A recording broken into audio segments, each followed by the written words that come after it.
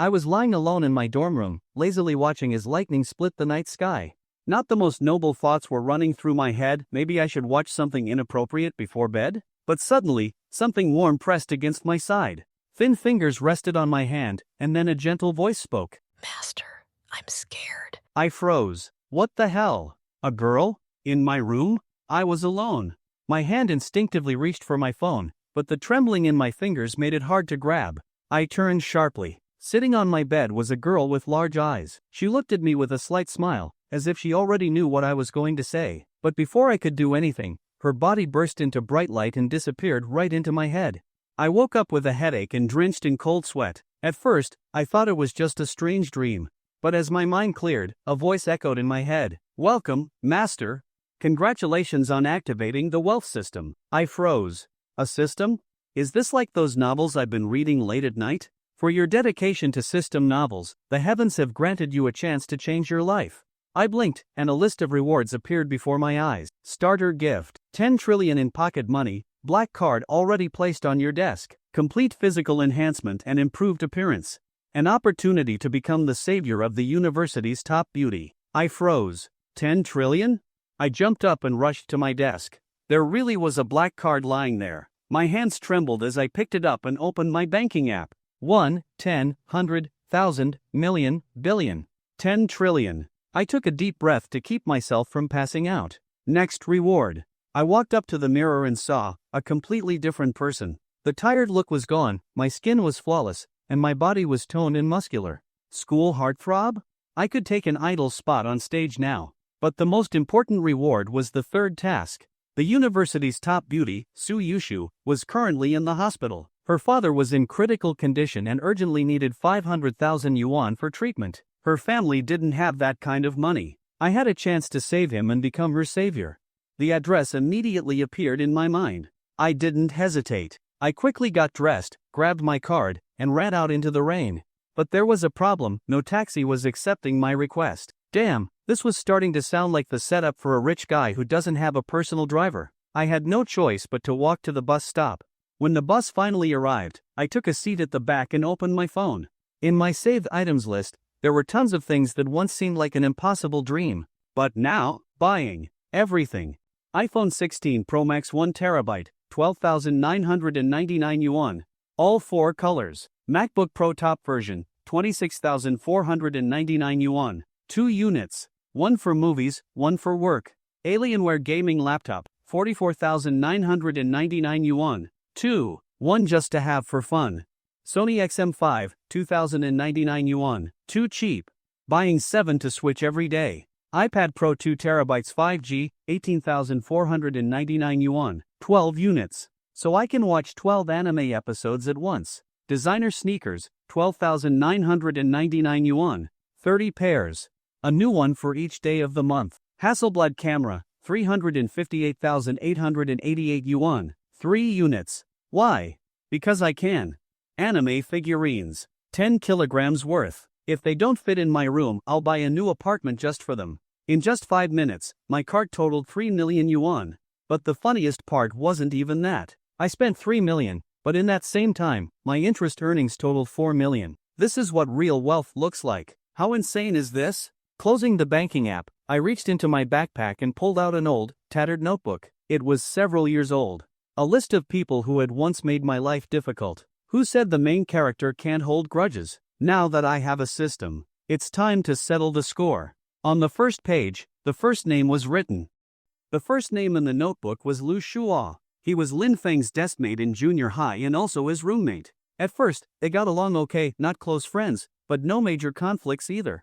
But Lu Shuo was a typical scumbag. The reason Lin Feng wrote his name in the grudge book was because of an incident involving a pair of shoes. Lin Feng's mother had bought him a pair of sneakers, but they were fake, and not even a good imitation. Later, these fake shoes became widely known, and people started calling them Seiko, a knockoff version of Nike. At the time, Lin Feng didn't know anything about sneaker brands. So when his mom bought him new shoes, he happily wore them to school. That day, when Lu Shuo saw Lin Feng's shoes, he put on an exaggerated smile, clapped his hands to get the whole class's attention, and dragged Lin Feng onto the podium. Everyone, quiet down. Look at Lin Feng's feet. There's even a swoosh on his shoes. Is this Nike? No, this must be Siaiku. Ha ha ha ha ha ha. This incident deeply traumatized Lin Feng, making him feel extremely self-conscious for a long time. Although, looking back now, Lin Feng felt like it wasn't a big deal. At that time in junior high, it had been a huge deal. So, revenge was inevitable. Lin Feng smirked and continued flipping through the notebook. The second name in the notebook was. Just as Lin Feng was turning the page, the system suddenly made a sound. Ding! Host, don't forget today's check-in. You have one check-in opportunity per day, and each check-in brings a different surprise. Lin Feng was momentarily stunned, then suddenly remembered the system was called the Wealth Sign-In system when it was first activated. Lin Feng focused his mind and entered the system space. Sign in. Ding! Congratulations, host. You have successfully checked in and obtained 51% of the shares and 100% voting rights of Huarong Group. You now have full control over Huarong Group. To help you manage Huarong Group better, the system has assigned you a personal secretary, Lu Xin, and a professional manager, Zhang Lei. Lin Feng snapped out of the system space, a grin forming on his lips. Huarong Group? Now that's a name I know all too well. As a local of Qizhou, Lin Feng was very familiar with Huarong Group. It was the leading company in the city and even the entire Shanbei province, covering multiple industries and worth over 100 billion yuan. For students at Qizhou University, the biggest dream was to land a job at Huarong Group after graduation. Lin Feng had also considered interning there, but after submitting his resume, it was like throwing a stone into the ocean. He never heard back. But now, in a sudden twist of fate, he had become the sole controller of Huarong Group. This world is just too crazy. Not long after, the next bus stop arrived. Route 25 bus reminder, next stop, International Trade Building. Please board from the front door and exit from the rear door. The next stop is Qizhou People's Hospital. As the bus doors opened, a wave of people rushed in. Beep. Senior citizen card. Beep. Senior citizen card. Beep. Student card. Beep. Please board. The bus quickly filled up, and the remaining few empty seats were all taken. The last person to board was an elderly lady, but she just barely missed the last seat. Seeing the old woman standing there, Lin Feng was about to offer his seat. But before he could move, a young man next to the lady stood up and waved at her. Ma'am, come sit here. I'm getting off at the next stop. The elderly lady smiled as she sat down and started chatting with the young man. How old is your child? 26. Oh my. Young man, you look so young. I thought you weren't even 40 yet, and your child is already 26. Lin Feng, sitting at the back of the bus, could clearly see the regret on the young man's face. Realizing he wasn't responding anymore, the elderly lady didn't press further. Well, thank you, young man. The young man's face darkened. You're welcome. I guess? Many passengers on the bus couldn't help but laugh. After about 5 or 6 more minutes, the bus arrived at Qizhou People's Hospital. Lin Feng and the young man with the blackened face got off together and entered the hospital. Following the system's directions, Lin Feng went straight to the 3rd floor ICU entrance. As soon as he arrived, he immediately spotted a familiar figure, Su Yushu. Lin Feng had seen her many times at school before. At this moment, Su Yushu's eyes were red and swollen, dark circles under them, and her face was pale. It was obvious she had been crying for a long time. Before Lin Feng could approach, a nurse walked up to Su Yushu. Are you the family of Su Xingue? The patient's condition is critical, and the surgery is not going well. We need to transfer equipment from the 2nd hospital. Have you gathered the surgery fees yet? Su Yushu's face filled with panic. I haven't yet. The nurse looked anxious. Why haven't you raised the money yet? When the patient was first brought in, we proceeded with emergency surgery without requiring upfront payment. But now, if you don't pay, we can't transfer the equipment, and the surgery can't continue. Your father. I already tried my best to borrow money, but I still don't have 500,000. Can't you give me more time? Please just do the surgery first. Su Yushu was on the verge of tears. The nurse shook her head. Miss, I also come from a poor family, so I understand. But this isn't something I can decide. Without payment, we can't get the equipment. If the money doesn't come in by this afternoon, your father's life. Despair filled Su Yushu's face. She had already asked every relative and friend she could think of. But she had only managed to gather less than 50,000, not even 1/10 of what was needed. Was she really going to watch her father die just because she couldn't afford the surgery? Just as hopelessness consumed her, a tall figure stepped in front of her. I'll pay for the surgery. Nurse, take me to the payment counter. Su Yushu froze for a moment, looking at the tall figure standing in front of her. Lin Feng turned his head, locking eyes with Su Yushu. You? Su Yushu wanted to say something, but Lin Feng gently covered her mouth with his finger. We'll talk later. Let me pay the fee first. Nurse, take me there. The nurse was relieved to see someone willing to help Su Yushu. She had felt sorry for this beautiful girl. Follow me, the payment counter is on the first floor. Before Su Yushu could react, Lin Feng had already followed the nurse away. The payment counter was on the first floor. But as Lin Feng passed the second floor, he saw someone familiar in one of the rooms, the young man from the bus who gave up his seat. A doctor in a white coat was pressing on his stomach. Young man, how do you feel now? The young man hesitated. I feel like someone's touching my stomach. Lin Feng didn't stay to watch what happened next. He followed the nurse to the payment counter on the first floor. The surgery fee for Su Xingwei is 500,000 yuan, plus the cost of bringing equipment from the second hospital, making it a total of 580,000 yuan. Please swipe your card here. Lin Feng took out his black card but asked before swiping. The patient won't be able to leave immediately after surgery, right? He'll need to stay for observation, which means there will be additional costs, right? The nurse was surprised by the question. Yes, Su Xingwei's condition is severe. He must stay under observation. Then let's pay extra. This will cover his hospital stay and post-surgery treatment. I'll pay 1 million, you can refund whatever isn't used, okay? Understood, sir. No problem. With a single swipe of the black card, 1 million yuan disappeared, and Su Xingwei's surgery could continue. Lin Feng returned to the third floor, back to Su Yushu's side. The surgery fee is taken care of. No need to worry anymore. By the way, let's introduce ourselves. I'm Lin Feng, also from Qizhou University. Lin Feng politely extended his hand. Su Yushu hesitated, then lightly placed her hand in his before quickly pulling away. You? Hello, I'm Su Yushu.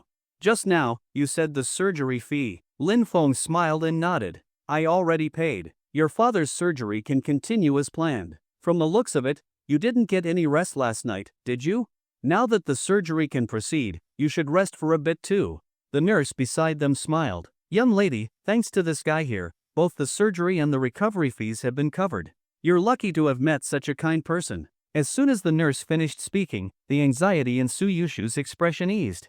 After so much tension, she finally felt relief. Nurse, my father, he really can have the surgery now? It's true. The second hospital has already sent the equipment over. If all goes well, he should be out of surgery by tonight. Hearing this, Su Yushu finally breathed a sigh of relief. But then, a sudden realization hit her. Why was Lin Feng helping her? Lin Feng noticed her red-rimmed eyes and dark circles and felt a bit of pity. Did you stay up all night? Su Yushu nodded. Last night, around 11 p.m., my dad suddenly collapsed and hit his head on the corner of a cabinet. He lost consciousness immediately, so I called 120 and got him to the hospital. After that, I spent the entire night making calls, trying to borrow money. Lin Feng pulled a tissue from his bag and gently wiped away the tears at the corner of her eyes. The money issue is settled now. Find a place to rest for a bit. Seeing Lin Feng wipe her tears and remembering how he had paid for the surgery, plus the way he kept telling her to rest, Su Yushu's thoughts started to drift. She misunderstood. She thought Lin Feng's rest for a bit meant going to a hotel together for that. This was the price she had to pay for his kindness. There was no such thing as unconditional love in this world. There was no reason for someone to help her for free. When Su Yushu was trying to raise money, she had considered borrowing from some guys who liked her. But she knew that if she took their money, she would have to give something in return, whether it was becoming their girlfriend or something even more direct. So she had never asked them for help. But earlier, when the nurse told her there wasn't enough time for her father's surgery, she had almost given in. She had even thought about taking the money and then ending her own life. Before she could act on it, however, Lin Feng appeared. Seeing her standing still, Lin Feng found it strange. He waved a hand in front of her face. Hey, are you sleepy? You can't sleep here. Let me find you a room. Hearing this, Su Yushu's misunderstanding deepened. Then, find me one. Her voice trembled. If one looked closely, they would see her legs shaking, a sign of extreme nervousness.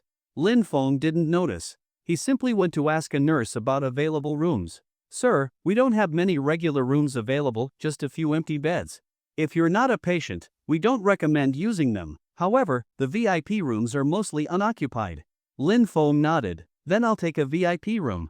Here's the room key, sir.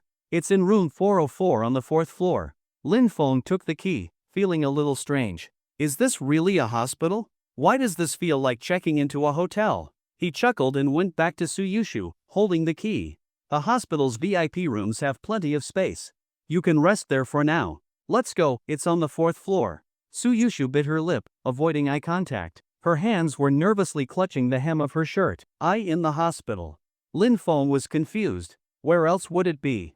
There's an empty hospital room, and you need to rest. By the time your dad's surgery is done tonight, you'll have gotten enough sleep. Suyushu's fists tightened, as if making an important decision. Tears reappeared in her eyes.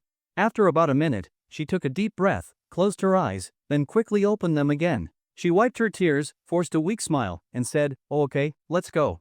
Lin Feng rubbed his chin, looking at her strangely. Something about her reaction felt off. His mind worked quickly, putting the pieces together. Then, his eyes widened in shock. "Wait, you're not thinking about sleeping with me, are you?" Lin Feng covered his chest with both hands. "Don't overthink it.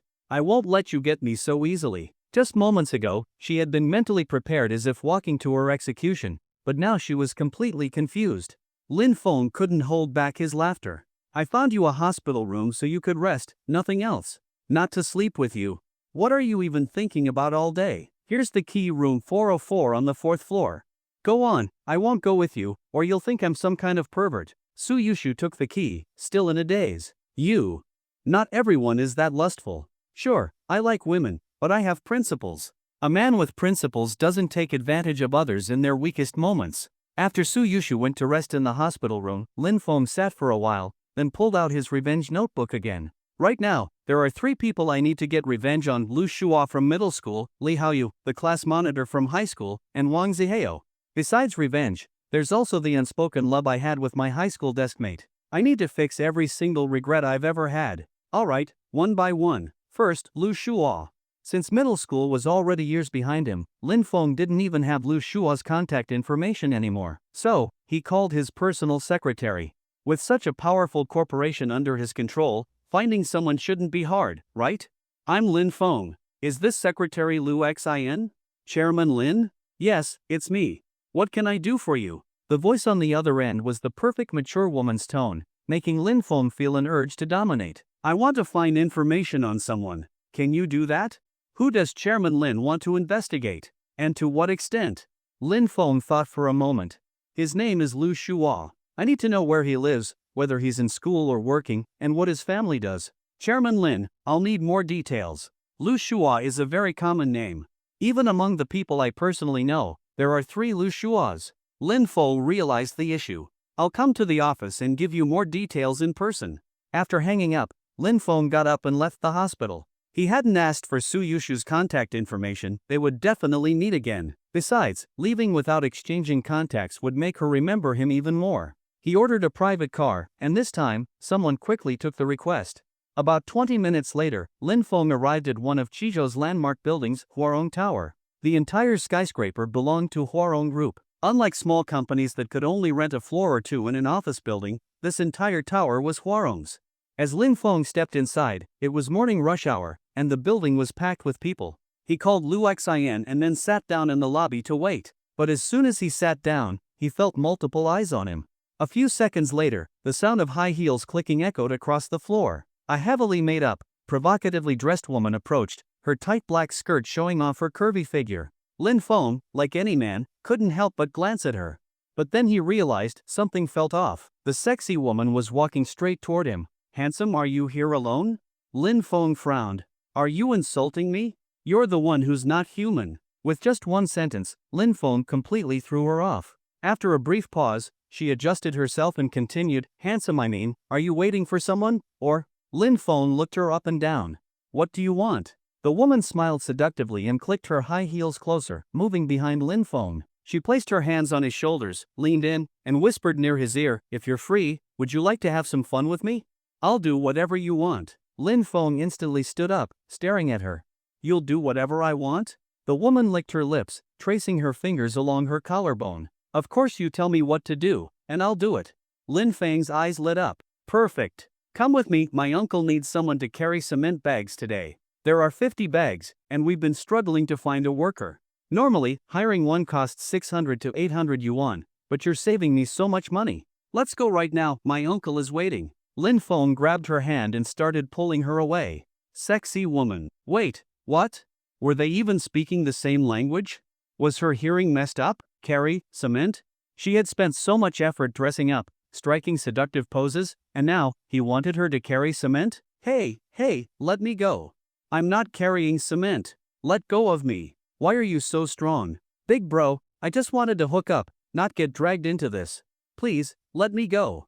My wrist is turning red. Lin Feng finally let go, grinning. Relax, I was just messing with you. With your tiny frame, you wouldn't be able to lift cement anyway. The woman sighed in relief, rubbing her sore wrist. She had almost been dragged off to do hard labor. But before she could calm down, Lin Feng's next words terrified her even more. Yeah, you're too weak for cement, but with those shoulders, arms, and legs, you'd be perfect for carrying buckets of manure. People like you are rare talents for manure carrying. If you don't do it, it's a crime against nature. The woman locked eyes with Lin Feng's grinning face, feeling a chill run down her spine. With a scream, she kicked off her high heels and bolted. Oh my god. Lin Feng watched her run off, rubbing his chin. TSK, with that build and speed, not carrying manure is a real waste of talent. He cupped his hands and called after her, hey, are you sure you don't want to reconsider? It's a rare opportunity. From a distance, her furious scream echoed back. Screw you. Lin Feng chuckled and sat back down. Meanwhile, on the second floor, a woman had been watching Lin Feng the entire time. Not long after, the manure-carrying talent returned to her side. Sister Wei, is that guy mentally okay? First, he told me to carry bricks for his uncle, then he said I'm a natural-born manure carrier and that it'd be a waste if I didn't do it. The woman tearfully recounted everything that had just happened downstairs. The woman called Sister Wei curled her lips into a playful smile. Interesting. This is really interesting. It's been a long time since I met such a cute and amusing young man.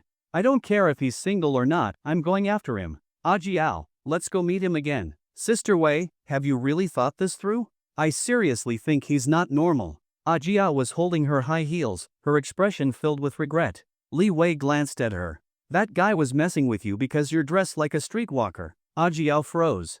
I look like a streetwalker? Li Wei pointed at the people around them. What do you guys think? Does she look like one? Of course. Not just any streetwalker, a premium roasted chicken. Even actual streetwalkers could learn fashion tips from you. At a very wide angle, Li Wei turned back to Jiao. See? The public opinion is very consistent. Now, let's go, I'll meet this little cutie myself. Lin Feng sat downstairs, checking the time. Why is Lu Xin taking so long? He wondered. Just then, Li Wei led a whole group of people toward him. Some people nearby noticed and shook their heads slightly at Lin Feng. Did you see that? Sister Wei has found a new target again. What a pity, such a handsome guy. I wonder which department he's from. Does it matter? He won't last long. Remember that guy, Xiao Zhang, from the marketing department? 2 days with Sister Wei and he quit. Left while cursing her out. Xiao Zhang? Everyone in the company knows about him. Lasting 2 days was already impressive. I heard Sister Wei used a steel wool scrubber on him. Shoo, lower your voice. If Sister Wei hears you, you're done for. Lin Feng watched as Sister Wei's crew approached. Among them, he recognized a familiar face. Well, if it isn't Miss Manure. Did you finally come to your senses? I told you, it's a waste for someone like you not to carry manure. Come on, let's go right now. Jiao flinched, hiding behind Li Wei, avoiding eye contact. She was terrified that Lin Feng would grab her and drag her off again. She didn't want to carry manure. Li Wei crossed her arms over her chest. Handsome, my friend was just joking around with you earlier. Don't take it to heart. Actually, I wanted to get to know you. Lin Feng glanced her up and down. She looked around 40 years old, but well-maintained, though she was probably older than she seemed. She wore a gray business suit, paired with a short skirt to seem younger, along with black stockings and high heels. And the most eye-catching part, her cleavage. Though nothing compared to Jiao's, it definitely wasn't keeping anyone warm. Lin Feng squinted at her suspiciously. Get to know me? Li Wei nodded. Yes. Let me introduce myself, I'm Li Wei, the Chief Financial Officer of Huarong Group. Are you an employee here? I don't recall seeing you before. Lin Feng shrugged. I guess you could say I'm part of Huarong. Just get to the point, what do you want? Li Wei chuckled. Straightforward. I like men who are decisive. As long as you're not too decisive in the important moments, everything else is negotiable. I'll be blunt, I noticed you as soon as you walked in. You're handsome. You've got a great physique. But most importantly, your earlobes. They're huge. I love that. As she spoke, she licked her lips, her eyes burning with desire. Lin Feng felt disgusted. Ma'am, how old are you? If I doubled my age, I still wouldn't be as old as you. Good thing I skipped breakfast, otherwise, I'd be throwing up right now. Even with Lin Feng's harsh words, Li Wei didn't care at all. Clearly, she had heard this kind of rejection many times before. Young man, I know you don't believe me now, but you'll regret it. Clap. Clap. She clapped her hands, and two people stepped forward, placing a briefcase in front of Lin Feng. When they opened it, stacks of cash. At a glance, at least several 100,000. Li Wei's smug smile grew. Handsome, making money is hard these days, isn't it? How much are you earning now? A few thousand? A few tens of thousands? This right here is 800,000 yuan. Think about how many years of work it would take to save that much. Prices and housing costs keep rising. By the time you've worked hard for decades, you might realize you still can't afford a house. This world is cruel and realistic. That's why you must use your strengths to your advantage. Like Ajiao here, she's bold. That's her strength, and she fully uses it. Ajiao, tell this handsome guy, how much do you make per month? Ajiao proudly stepped forward, shaking her curves. At least 70,000 to 80,000 yuan per month. If bonuses are high, I can make over 100,000. Li Wei smiled and turned back to Lin Feng. Handsome, to earn your first fortune, you must seize opportunities. And your opportunity is me. You're handsome and fit. Spend 1 month with me, and all 800,000 is yours. And if you perform well, I'll give you even more benefits. Think it over carefully. Lin Feng let out a deep sigh. He did some quick calculations. 800,000 yuan. His 10 trillion yuan earns 95,000 yuan per minute in interest. He had already talked to Li Wei for 2 minutes, which means he had earned 200,000 yuan just standing there. Now she was offering 800,000 for a whole month? Was she out of her mind? Li Wei didn't know what Lin Feng was thinking. She still looked confident, thinking she had one. You don't need to answer right away. Take 3 minutes to think about it.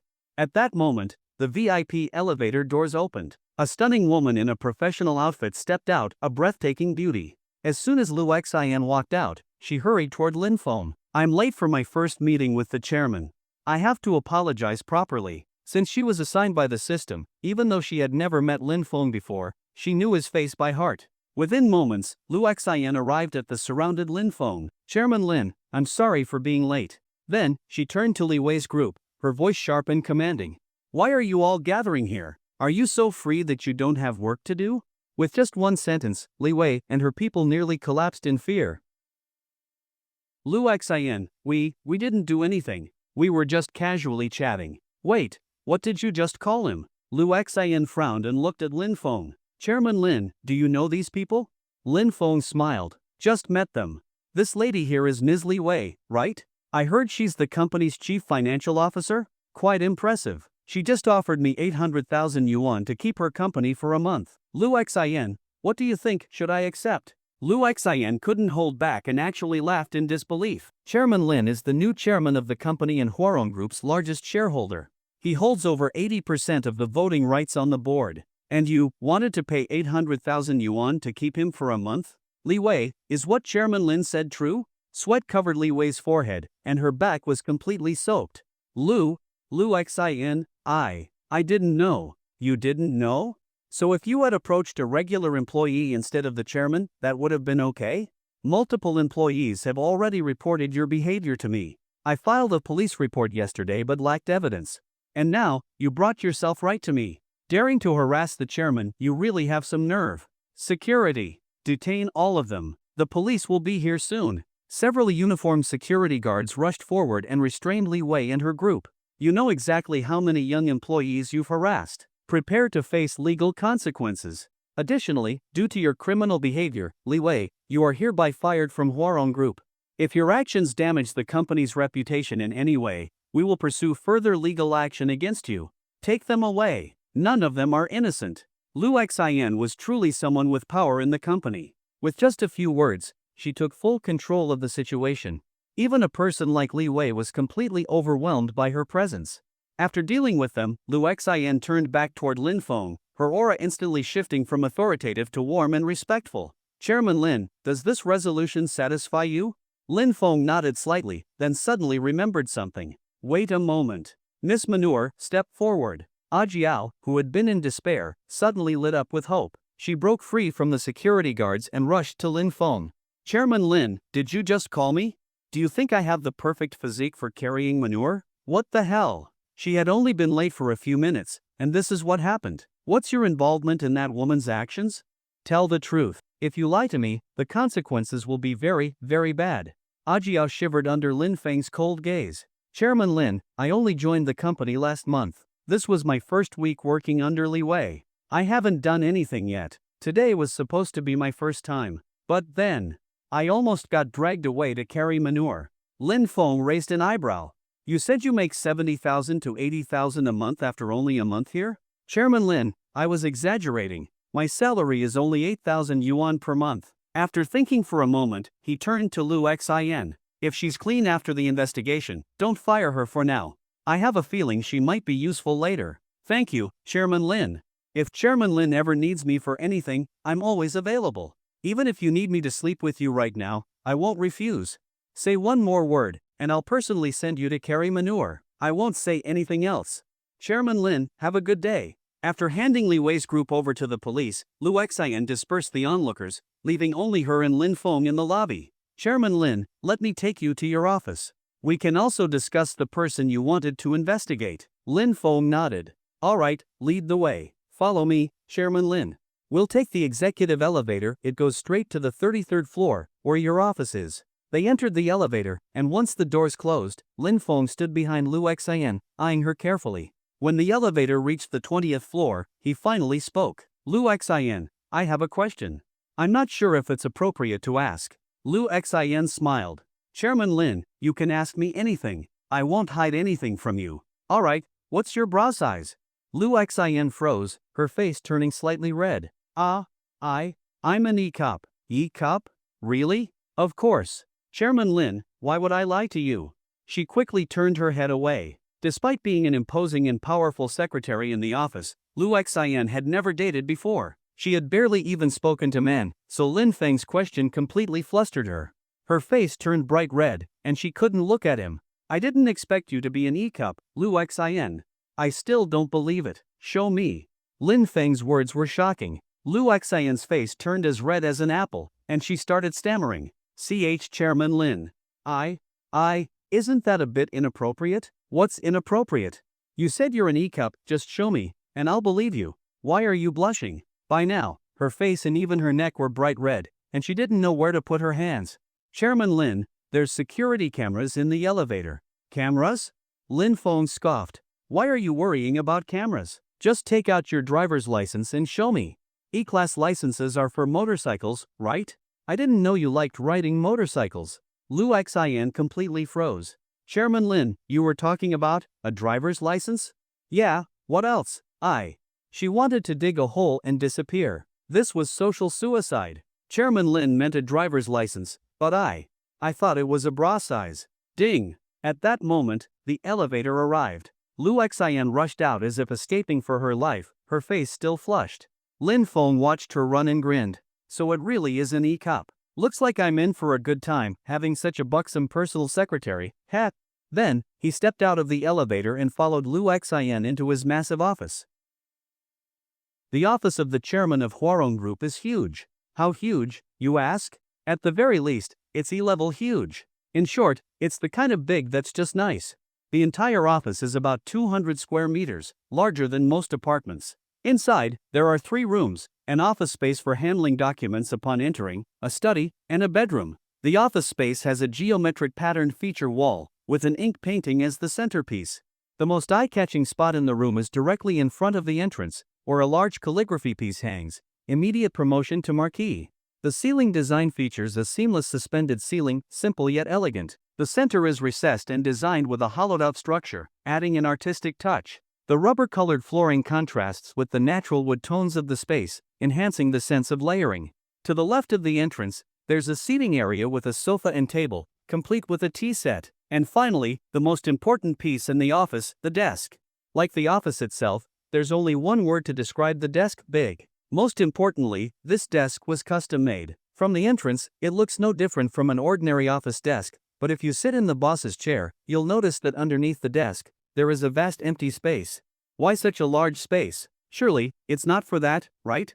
The author is just an innocent child. I have no idea what you're thinking. Moving deeper inside, there's a study. The bookshelves are packed with various books, world classics, martial arts novels, biographies of famous figures, and more. Lin Feng scanned the shelves and found his favorite book among them. Are you crazy? You call 10 trillion pocket money? Anyone reading this book must be a genius, right? Aside from the office and study, there's also a bedroom, allowing for rest after long hours of work. It includes a bathroom and toilet, fully equipped. Most importantly, the bedroom is very soundproof. Lu Xian led Lin Feng on a tour of the entire office. By now, the flush on Lu Xian's face had completely faded. As a professional corporate secretary, maintaining composure was part of her job. After the tour, Lin Feng sat down in the boss's chair. Glancing around, he deliberately ignored the stool and the sofa nearby. This office only has one chair? Lin Feng said. Secretary Lu, even though I'm the boss and you're my secretary, I never exploit my employees. So there's no way I can sit while you stand. But since there's only one chair, you should just sit on my lap. Lu Xian looked at Lin Feng, then at the stool nearby, amazed at his ability to spout nonsense. But even though Lin Feng was talking nonsense, Lu Xian didn't feel the slightest displeasure. After all, her character setting dictated that she trusted Lin Feng completely. Even if Lin Feng asked her to die right now, she wouldn't hesitate. Chairman Lin, you're truly considerate of your subordinates.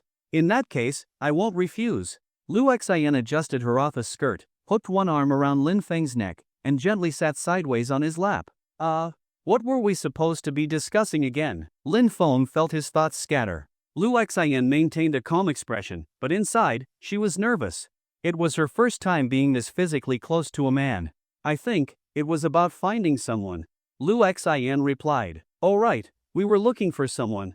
Who was it again? Chairman Lin, weren't you the one looking for someone? How could you forget? I'm already in my 20s. My memory isn't what it used to be, Lin Feng said casually. I remember you telling me that the person's name was Lu Shua? Yes, that's the name, Lu Shua. But then, Lin Feng suddenly changed the topic. Somehow, finding this person doesn't seem so urgent anymore. By the way, it's getting late. Are you tired?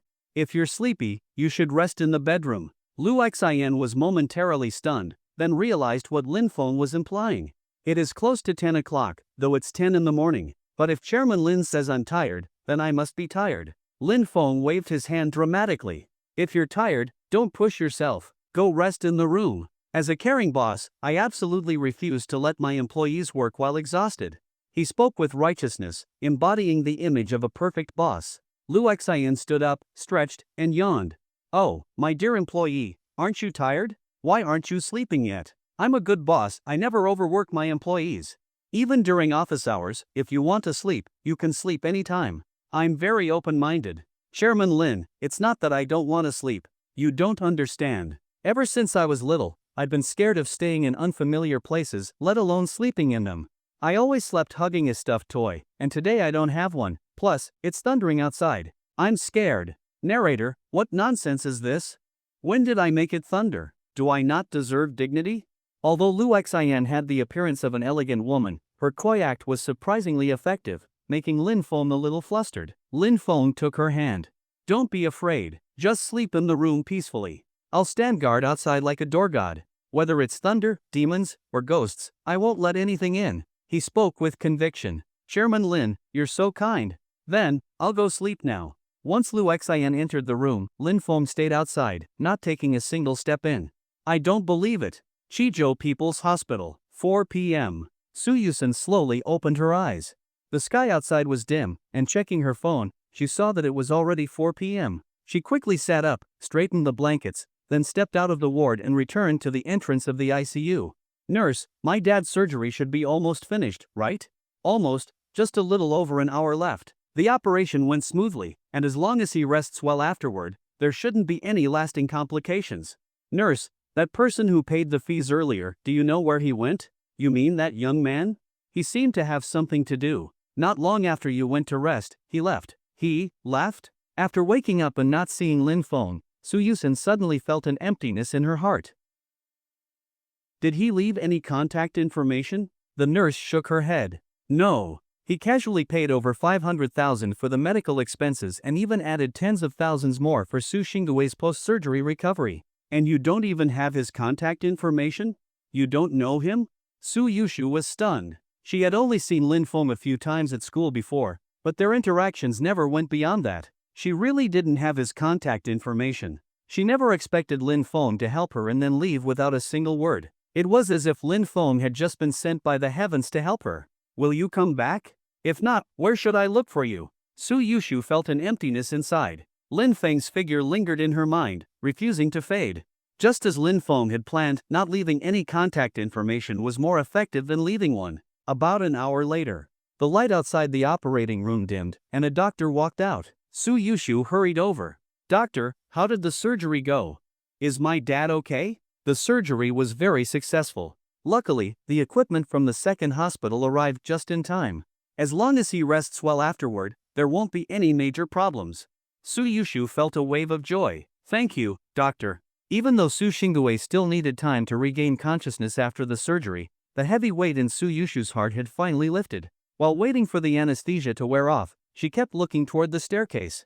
Every time someone passed by, she hoped to see that tall figure. But he never appeared. Huarong Tower, 33rd floor. Lin Feng was still standing at the door, while Lu Xian lay inside the room. Chairman Lin, I just took a nap, but I feel completely exhausted.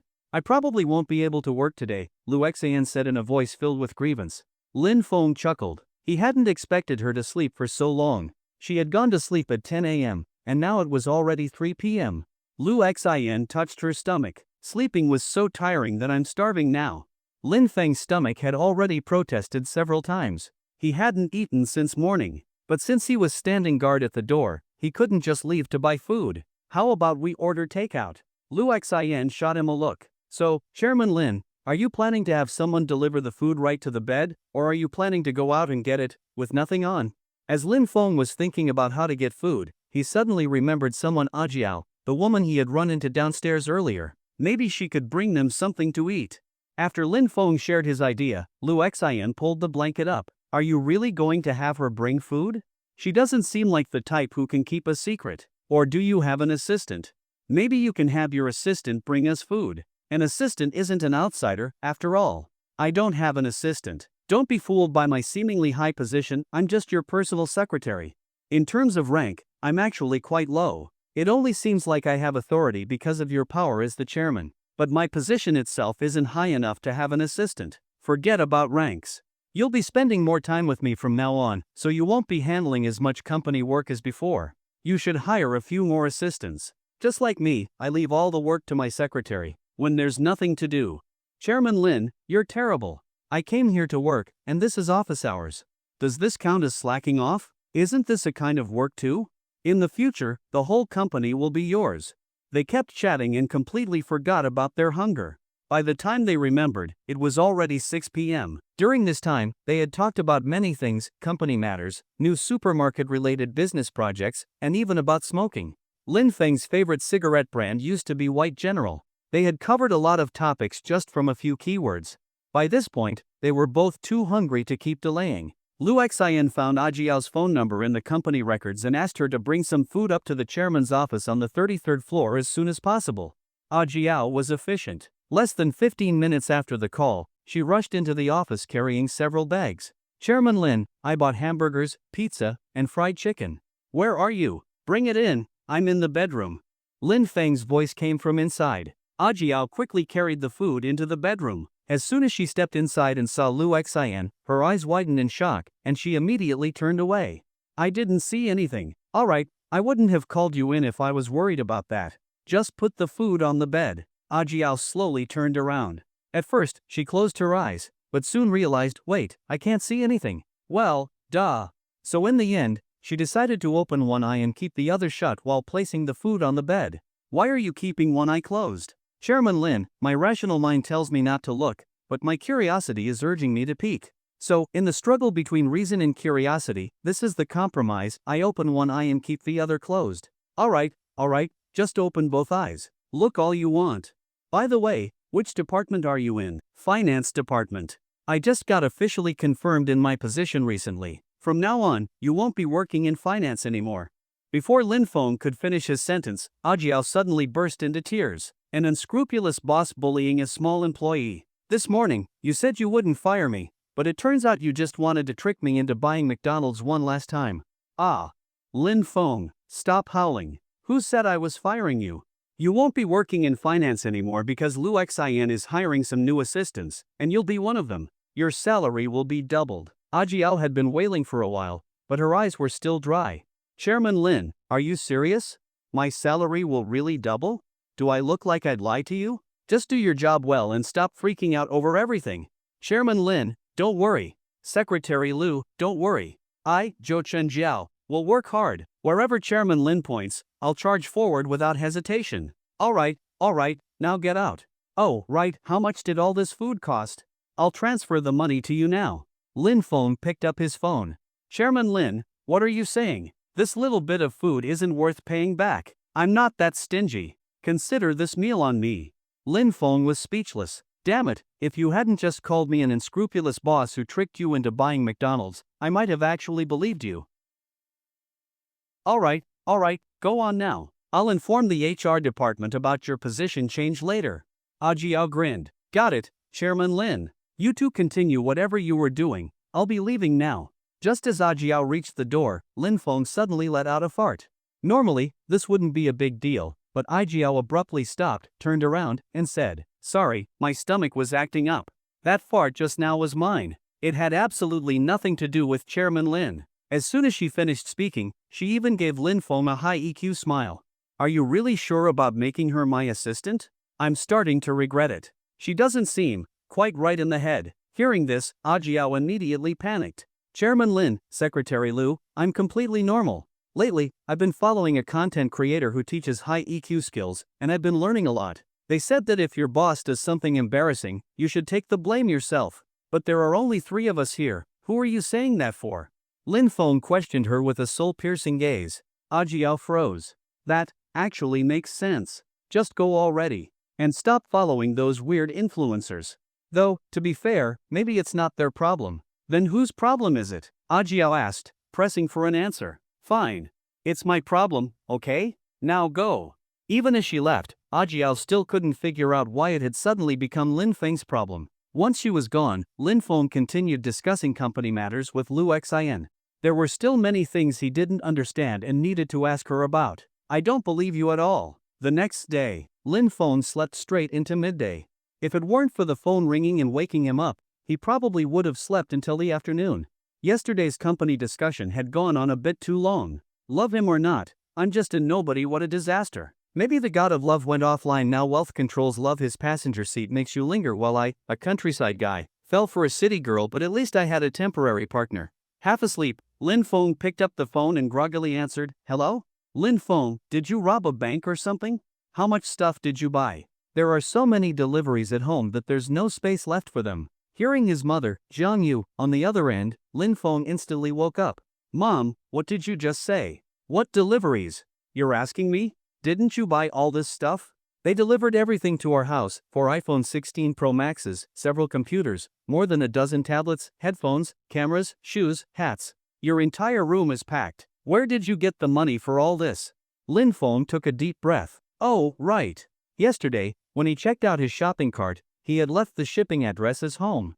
He hadn't expected the packages to arrive so quickly, just one day. Incredible efficiency. Wait, this wasn't the time to be impressed by delivery speed. Lin Feng rubbed his temples. Yesterday, he hadn't thought at all about how he was going to explain this to his family.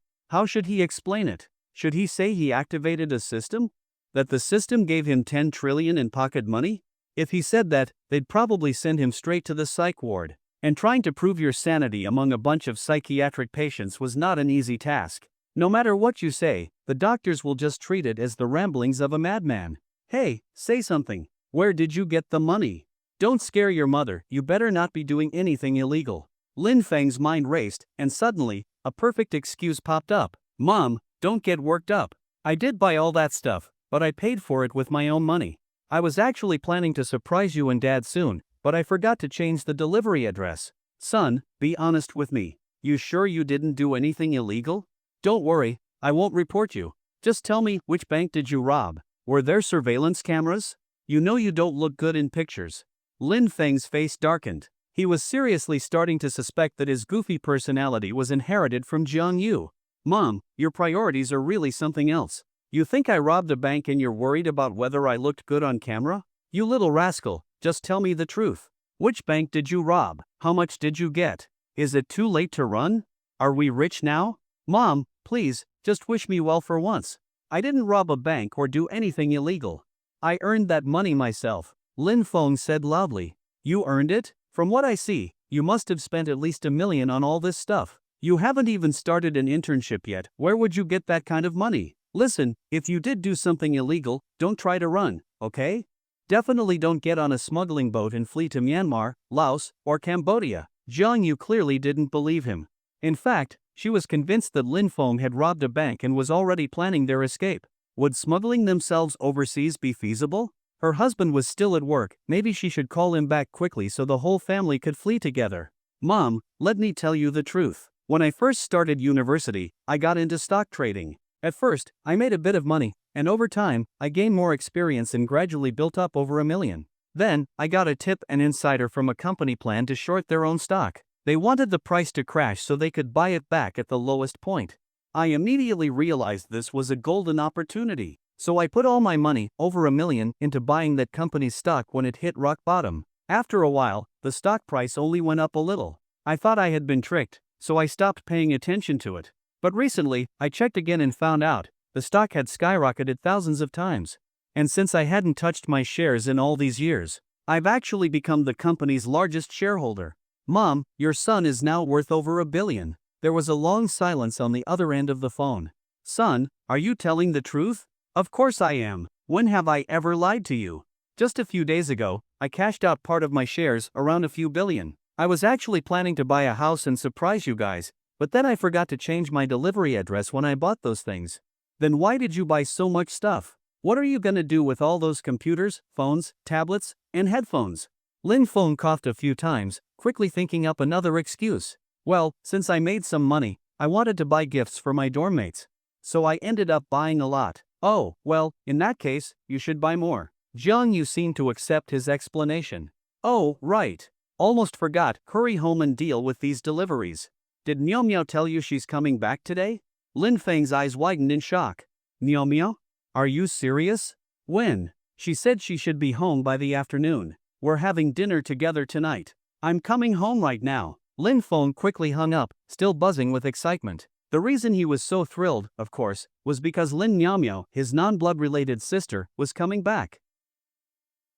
Lin Miao Miao was a child picked up from a trash bin by Lin Feng's uncle, Lin Yan, when he was 45 years old. Because of congenital infertility, Lin Yan had never married. After finding Lin Miao Miao, Lin Yan discovered that she was sick and needed surgery. This was probably the reason she had been abandoned. So, Lin Yan sold his house to pay for Lin Miao Miao's surgery. Fortunately, the operation was successful. At the time she was abandoned, Lin Miao Miao was not yet 4 years old, but she was old enough to remember things. So she had always known her true identity. But good times didn't last long.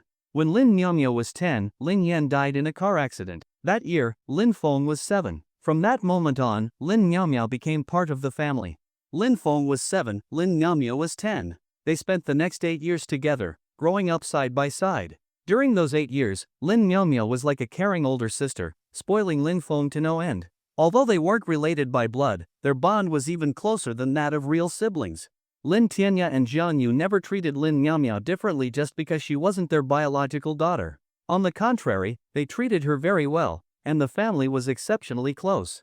Lin Miao Miao had thought she and Lin Feng would continue living like this forever, but everything changed the year she took the college entrance exam. After her exams, a group of people showed up at Lin Feng's home. They claimed to be Lin Miao Miao's biological parents and had come to reunite with her. The ones who had abandoned Lin Miao Miao were her grandmother's family. Back then, they hadn't known the truth and assumed she had gone missing. They had been searching for her all these years. It wasn't until her biological grandmother was on her deathbed that she finally revealed what had really happened. After discussions between both families, the final decision was that Lin Miao Miao would return to her biological parents. However, since she was already an adult, they couldn't prevent her from coming back to visit.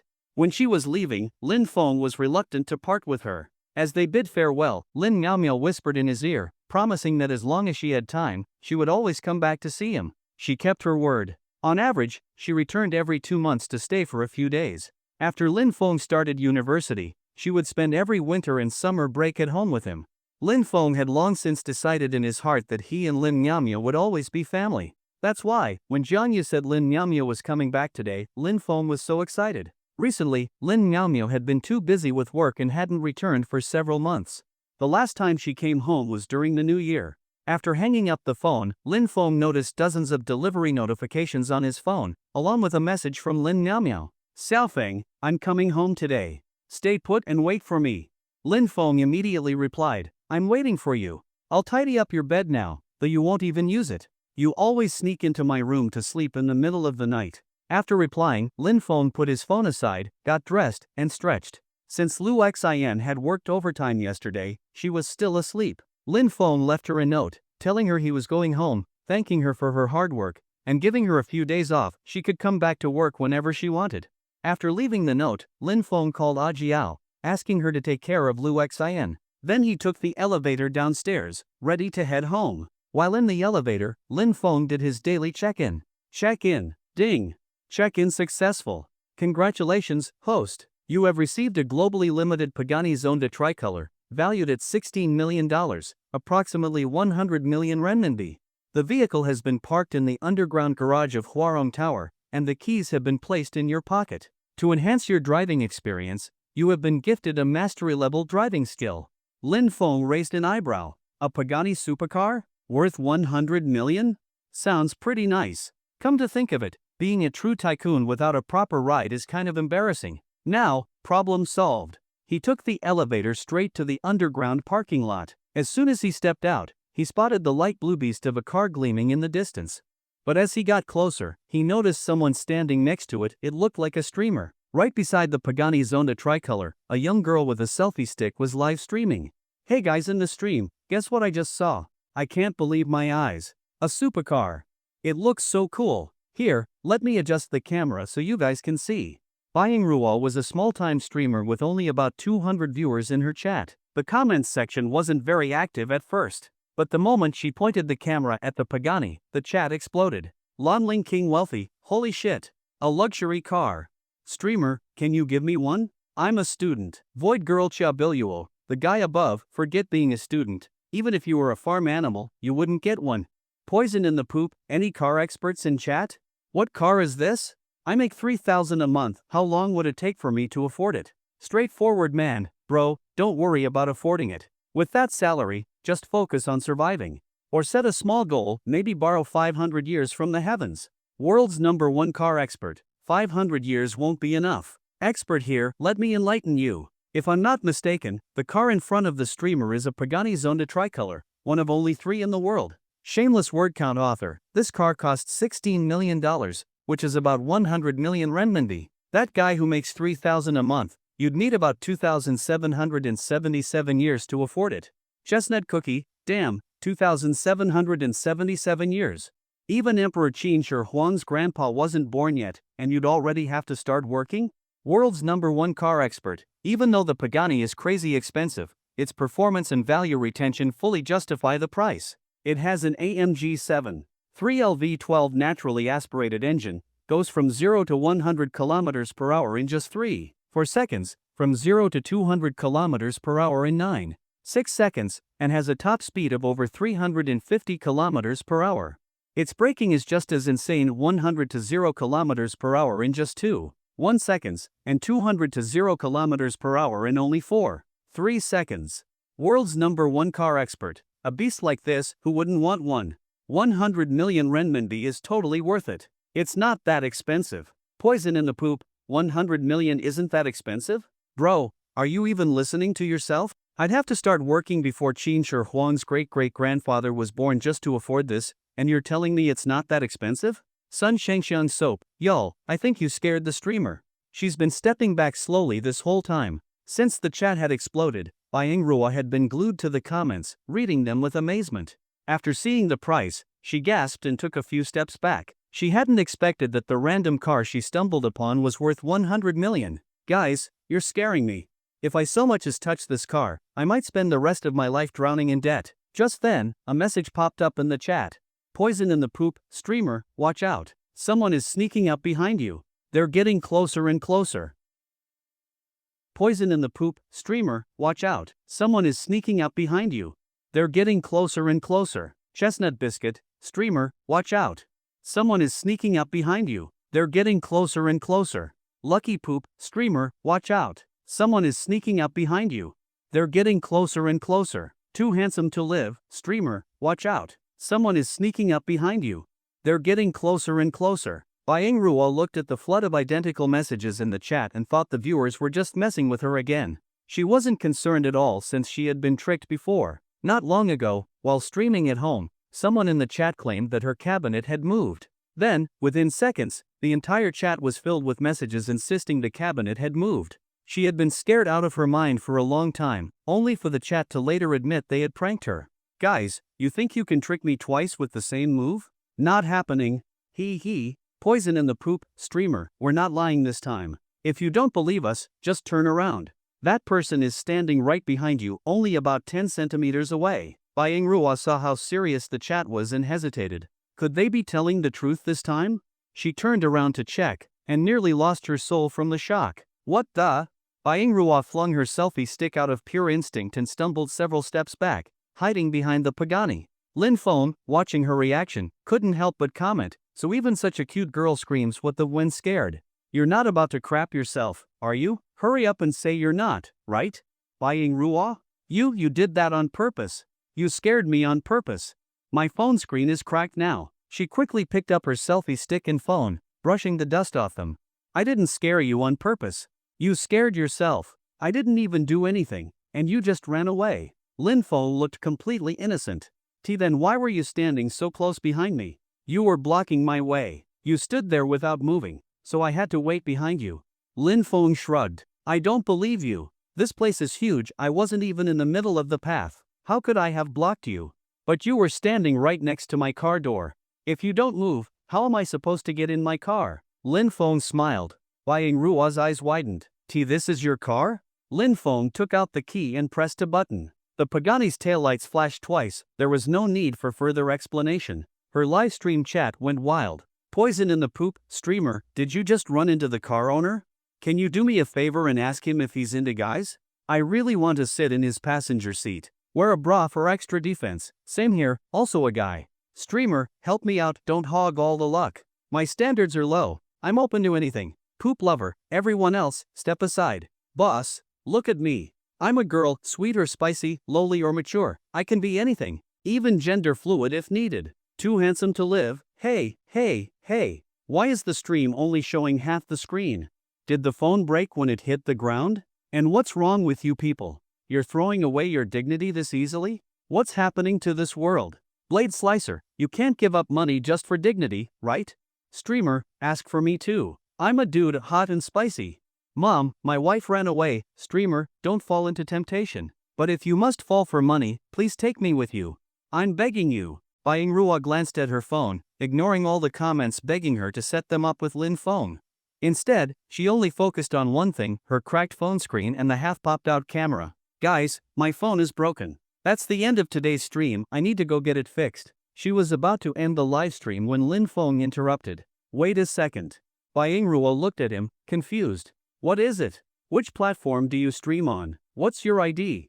Lin Feng leaned over and took a quick glance at her livestream ID. Xiao by classmate. My bad, I played a part in breaking your phone.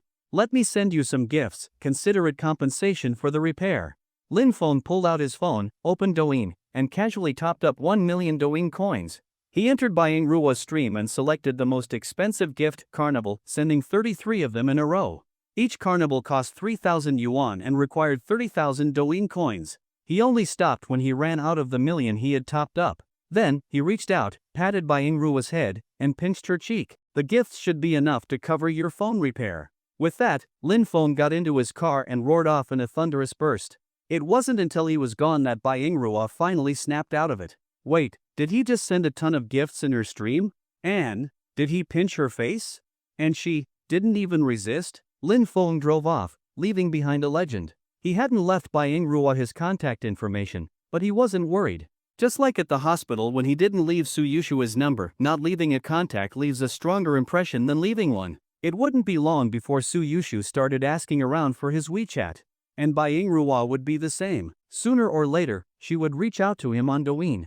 Lin Feng stroked his chin while driving. Am I starting to seem like a playboy? Host, you're not a playboy. You were just heartbroken before, and now different fragments of your broken heart love different people. You are fundamentally different from a playboy. Lin Feng raised an eyebrow. Damn, system, you're pretty good with words. Hey, I've been meaning to ask, can you materialize into a real person and step out of my mind? Host, what are you trying to do? No pervy thoughts. No pervy thoughts. Alright, I was just messing with you. Actually, the person you saw in your dream last night was my true form. But right now, you don't have the ability to make me materialize. When will you? That's for you to find out. Not that exciting. Whether you materialize or not doesn't seem that appealing. Tiny a cup, laughable. Lin Feng scoffed. Host, explain what you just said. What do you mean by tiny a cup, laughable? Why aren't you answering? System voice message, 60s. After successfully making the system furious, Lin Feng, completely unfazed, exited the system interface and continued driving. 3 sentences, just 3, and he made the system rage. What makes a good person? A good person is someone who does a kind deed, leaves without a trace, and doesn't even take credit for it. Surely, the system would be grateful to him, right? About half an hour later, Lin Feng drove into the familiar neighborhood he had called home for over 20 years, Yuanqing Community. After driving into Yuanqing Community, Lin Feng deliberately slowed down. As the saying goes, if wealth doesn't return home, it's like wearing fine clothes at night. Having money but not showing off is like sitting next to a naked beauty and only bragging about having clothes. As the Pagani slowly drove into the community, the sleek supercar instantly caught everyone's attention. Unknowingly, a crowd of at least dozens of people had gathered. When did someone in our community start driving a car like this? That looks like a sports car, right? It should be. The chassis is so low. But judging by the logo, it doesn't seem like a well-known brand. Do you recognize it? I don't either. Probably some off-brand car. Can't compare to Mercedes, BMW, or Porsche. Lin Feng, unaware of the discussions around him, parked his car and stepped out with a bright smile. He had imagined that as soon as he got out, the crowd would rush forward, showering him with praise, and upon realizing it was him, they would fight over who could marry their daughters to him. But when he stepped out, reality turned out different. Oh, it's Xiaofeng. I was wondering who it was. Turns out it's you. Lin Feng turned toward the voice. It was Aunt Zhao, someone he had known since childhood. She had lived in this community for decades. Aunt Zhao, out for a walk after dinner again? That's right. Xiaofeng, when did you buy a car? And a sports car at that. Though, it looks like some off-brand. Still, it's impressive that you could afford a car while still in school. The smile on Lin Feng's face froze. Off-brand, Pagani, and off-brand. Xiaofeng, don't blame me for being nosy, but young people like you sure love sports cars. I understand, but these flashy cars aren't practical. A sedan is much more comfortable. Yeah, and you were driving so slowly when you entered. The engine doesn't sound that powerful. If it's a new purchase, you might want to reconsider.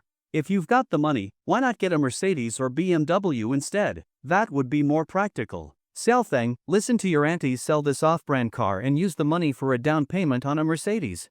My son-in-law drives a Mercedes, and it's super comfortable. Lin Feng scanned the crowd, searching desperately. But he couldn't find what he was looking for, a true car expert. Inside, Lin Feng screamed, why is it that whenever other protagonists drive supercars, there's always an expert around to identify the model and price? But when it's me, no one recognizes it? This is a 1 billion yuan Pagani, yet they're treating it like it's worse than a Mercedes? Forcing a smile, Lin Feng entertained the auntie's comments before heading upstairs, feeling utterly defeated. This attempt to show off had completely failed. Lin Feng's home was on the 5th floor, the top floor. At this time of year, in late March, the temperature was fine, not too hot or too cold. But in the peak of summer, around July or August, the place would be unbearable without air conditioning. It was hotter inside than outside, a literal oven.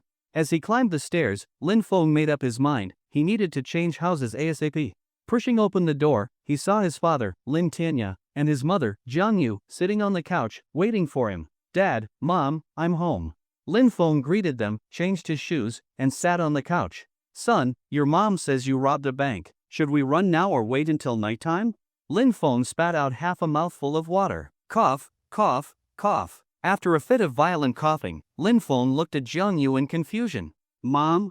What exactly did you tell Dad? Jiang Yu's face turned slightly red. When you called me earlier, I thought you had robbed a bank, so I immediately called your dad. Later, you explained everything to me, but I forgot to tell him. Lin Feng rubbed his temples. Not a single person in this family thinks normally. So, Mom, you just never explained it to Dad? Jian Yu guiltily nodded, then suddenly turned to Lin Tianya in surprise. Wait, you've been sitting here this whole time thinking our son robbed a bank, and you didn't even ask him about it? Both Lin Feng and Jian Yu turned to stare at Lin Tianya, waiting for an explanation. Lin Tianya spread his hands. When I got your call saying Xiaofeng robbed a bank, I rushed home immediately. I didn't waste even a second. But when I walked in, I saw you sitting on the couch, all calm and smiling, surrounded by a bunch of deliveries.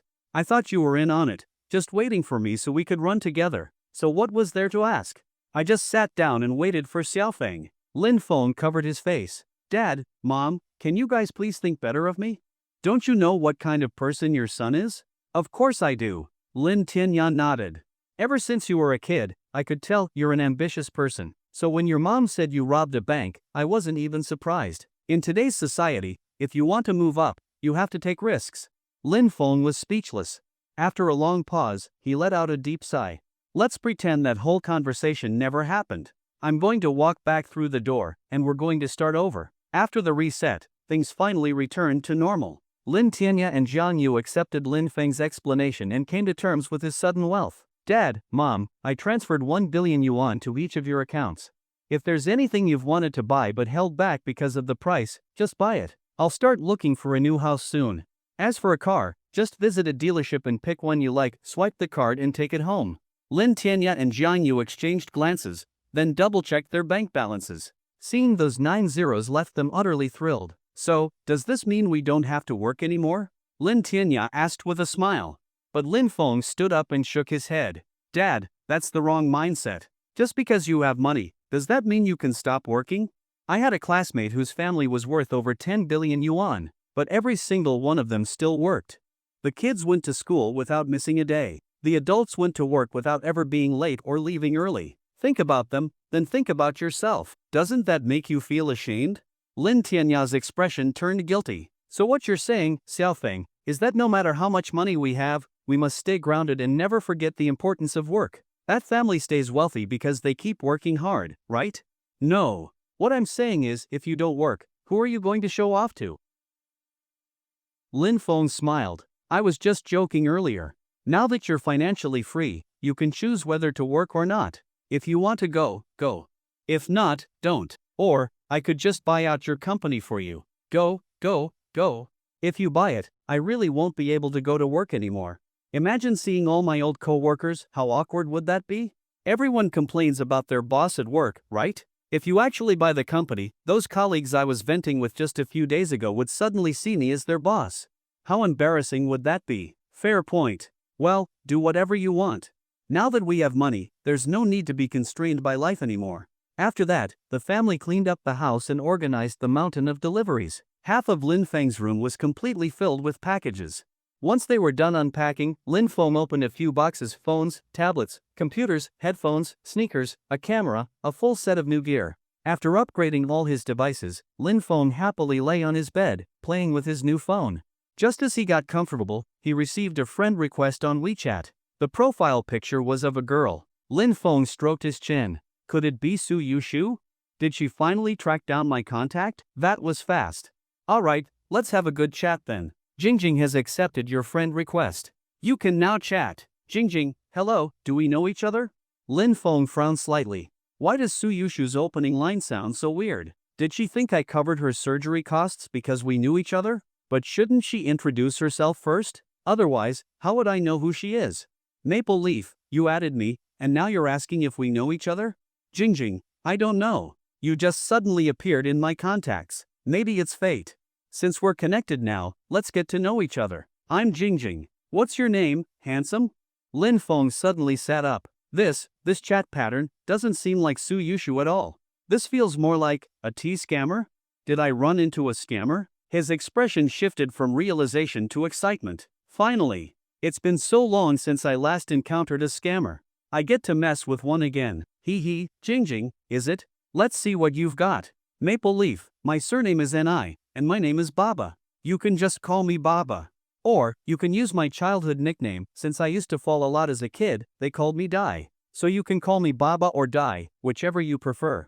The other side paused for a moment but quickly responded. Jingjing, wow, your name is so unique. If you don't mind, can I call you brother and I?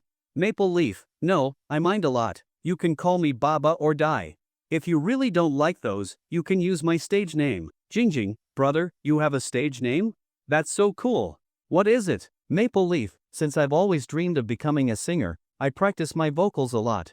Do you know which sound is best to practice with? Jingjing, wow. You must be really talented. I'm sure you'll be an amazing singer one day. Please tell me. Maple Leaf, when practicing, the best sound is Yi, so I gave myself the stage name Ye. From now on, just call me Ye. The other side went silent again, this time for much longer, about 2 minutes. But they must have felt that since they had already started chatting, they couldn't afford to give up on Lin Feng as a target. So after 2 minutes, Jingjing finally replied. Jingjing, then I'll call you Ye from now on. Maple Leaf, ah, good girl. Jingjing, Ye, what do you do for a living? Maple Leaf, my mom is the daughter of the village chief and owns 6 acres of land. She's also said to inherit my grandpa's fortune. Conservatively speaking, she'll get at least 2 10,000s. Maple Leaf, my dad is even more impressive, he's the only high school graduate in the entire village. His status is extremely noble. I'm sure you've heard of the dominant force in New Jiazwan, the Shidanli fertilizer factory? It generates at least 4 10,000s in profit every year. Maple Leaf, and me? I was born as the Prince of Shidanli. Just 2 days ago, I became the owner of the village's 3rd tractor. I wouldn't dare say I'm the richest person in the world, but my strength speaks for itself. You've seen everything I just said, the facts simply won't allow me to be humble. This time, Jingjing's silence lasted far longer than before, so long that Lin Feng thought they had given up. 15 minutes later, she finally responded. Jingjing, wow, Ye, you're so rich. I feel so pitiful in comparison. I've lived with my grandpa my whole life, and we survive off his tea plantation. Just now, my grandpa called me to pick tea leaves, and I only managed to reply when he wasn't paying attention. Lin Feng narrowed his eyes. How many grandpas do you have? If I call your grandpa, should I be calling him little bro? Chuckling to himself, Lin Feng continued chatting. He knew that since she had brought up the tea plantation, she was about to get to the real scam. Maple Leaf, so you're a tea picker? Jingjing, yes, I've been picking tea with my grandpa for years. Yay, you don't look down on me, do you? Maple Leaf, of course I do. Ha, not only do I look down on you, but I also want to mock you. So you live with your grandpa, does that mean you don't have parents? Your mom is dead? Your dad is gone too? Lin Feng had no sympathy for these tea scammers. Despite using names like Jingjing, the person behind the phone was likely some burly man with dirty feet. Or worse, a whole team of scammers. If anyone deserved pity, it was the people who actually got scammed by them. Surprisingly, as soon as Lin Feng sent that message, the scammer instantly replied, probably eager to get to the money part. Jingjing, I lost my parents when I was young, and I've lived in the countryside with my grandpa ever since. Yay, what you just said really hurt me. Maple Leaf, oh, so you've been an orphan since childhood? Then you're an orphan. Hello, orphan, orphan, orphan, orphan. Jingjing, if you keep talking like this, I'll get mad. Maple Leaf, even if you get mad, will your parents come back? Alright then, from now on, I'll call you Angry Orphan. Lin Feng even added a triggered meme to fully max out the mockery level. Jingjing, if you keep talking like this, I'll get angry. Maple Leaf, even if you get angry, will your parents come back? Fine, now I'll just call you an Angry Orphan. The other side fell silent again. Probably so angry they couldn't even respond. This time, they stayed silent for a full 30 minutes. After half an hour, Jingjing seemed to want to give it one last try. Jingjing, yay, do you have a girlfriend? Maple Leaf, yeah, why do you ask? Jingjing, I really envy your girlfriend. She was lucky to find such a good guy like you. Unlike me, I'm from the countryside, and no one has ever wanted me. Maple Leaf, see? Told you, you're an orphan. No one wants you. Ha ha ha ha ha. Lin Feng looked at the situation while 2 full 60-second voice messages. Even though he knew they were full of cursing, he was curious about whether the person he was chatting with was actually some burly middle-aged man. So he clicked to listen. Oh wow! He guessed it right, spot on. Judging by the voice, at least 40 years old. Sigh, can't these scammers put in more effort? At least hire a cute girl for voice messages. Someone might actually fall for it. Then Lin Feng decided to chat with them one last time. Maple Leaf, alright. After cursing you just now, I feel great. Following the principle of equivalent exchange, I'll buy a few boxes of your tea leaves. Jingjing, are you serious? Maple leaf, ha, of course not. And you actually believed it? With intelligence like this, how can you be a scammer? You'd make more money begging on the streets. Right after that, Lin Feng blocked them and felt incredibly refreshed. I love dealing with these scammers. Every time I engage in a friendly conversation with them, I feel so happy. I wish I could chat with them every day. Just as he blocked Jingjing, coincidentally, another friend request popped up. This time, it wasn't a scammer, it was Su Yushu. Lin Feng, hello, I'm Su Yushu. Yesterday, you helped pay for my father's surgery. I'm so grateful. By the time I woke up, you had already left. I asked around for a long time before I got your WeChat. Could you accept my friend request? I'll repay the surgery costs bit by bit. Thank you so much. The note on the request said exactly that. Su Yushu truly lived up to the reputation she had in college. If she were only beautiful, Lin Feng wouldn't have truly liked her, he'd only be interested physically, not emotionally. But now, he realized he wasn't wrong about her. Without hesitation, he accepted her friend request and sent her a long message. Su, you don't need to pay me back. If you really want to do something, then just live a good life. Actually, back in college, I noticed you. At first, maybe it was because you were beautiful. But over time, I realized that you weren't just beautiful, you have a pure heart. Even in a place like university, which is like a melting pot of influences, you've managed to stay true to yourself. I didn't help you because I wanted anything in return. As long as you live well in the future, I'll be at peace. Su Yushu, but the surgery fee wasn't a small amount. You didn't just cover the surgery, you even prepaid for my father's post-surgery recovery. How could I not repay such kindness? I must return the money to you. Seeing how determined she was, Lin Feng's mind suddenly sparked with an idea. Lin Feng, so you're really set on paying me back? Su Yushu, yes. I'll be starting an internship soon. Once I receive my first paycheck, I'll use everything beyond my living expenses to repay you each month. Lin Feng, have you found an internship yet? Su Yushu, not yet, but I plan to look once my father's condition stabilizes. Lin Feng, if you're interning, you should go to Huarong Group, right? With your grades, it would be a waste not to go there. Su Yushu, yes, my current plan is to intern at Huarong Group. Lin Feng, if that's the case, we could be colleagues. I'm also planning to intern at Huarong Group. Su Yushu, really? That's great. If everything goes well, we'll be working together. Using the internship as a topic, Lin Feng and Su Yushu chatted for a long time. Even during lunch, Lin Feng couldn't put his phone down. Their relationship grew closer through this conversation, but for now, it was still just a friendly closeness. Lin Feng didn't mind. A girl like Su Yushu wouldn't be won over by just one conversation. If she could, then she wouldn't be Su Yushu. As they kept chatting, Lin Feng eventually lay down on his bed and fell asleep. He had no idea how long he had slept when he turned over in bed and slowly opened his eyes, only to see someone standing by his bed. Ha?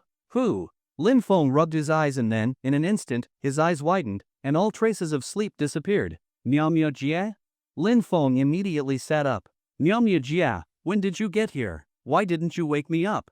Lin Miao looked at him with a doting smile. I just got here. You looked like you were sleeping so well, so I didn't want to wake you. No need to rush. If you're still sleepy, you can go back to sleep. Not sleepy. The moment I see you, I'm instantly wide awake. Lin Feng's face was full of joy. He and Miao had spent a lot of time together in the past, but they hadn't seen each other for months. Now that they finally met again, how could he not be happy? Miao straightened her chest proudly. Come on, take a look. Do you notice anything different about me compared to a few months ago? Lin Feng's gaze landed on her chest. Miao Jia, have you been eating papaya? Hee, for the past few months, I've been eating papaya for dinner every night. Well, did it work? It worked, but that's not the most effective method. Ha? Then what's more effective? Lin Feng smirked and leaned in to whisper in her ear. Miao rolled her eyes at him. Ugh, you're always so cheeky. After that, they reminisced about old times, teasing and joking around. Both of them were full of joy. Lying down, Lin Feng suddenly thought of something. Where are Mom and Dad? They're not home, are they? Our house isn't soundproof, and we were just talking about them earlier. Miao knocked on his head. What are you thinking? If they were home, do you think I'd dare talk about this stuff with you? When I got here, I suggested we eat out tonight, so they went to book a restaurant. Lin Feng let out a sigh of relief. Then he suddenly realized something. So that means, right now, it's just the two of us at home? Miao smiled slyly. What are you planning to do? Let's keep chatting a bit longer. About 2 hours later, Lin Feng and Lin Miaomia finally left the house after dawdling for a long time. Once outside, Lin Miaomia clung to Lin Feng's arm, looking very intimate. The people in the neighborhood were already used to their interactions. After coming downstairs, Lin Feng patted Lin Miaomia's perky backside. Wait here for a moment, I'll go get the car. Did you strike it rich recently? Bought a car? I saw that huge pile of packages in your room earlier, but I was too distracted to ask, did you really get rich? Lin Feng waved the Pagani car key in his hand. Of course. You used to support me, but now it's my turn to take care of you. Then, using a well-prepared excuse, Lin Feng explained to Lin Miaomia how he had gotten rich through stock trading. Lin Miaomia was stunned for a long while. Xiaofeng, are you serious?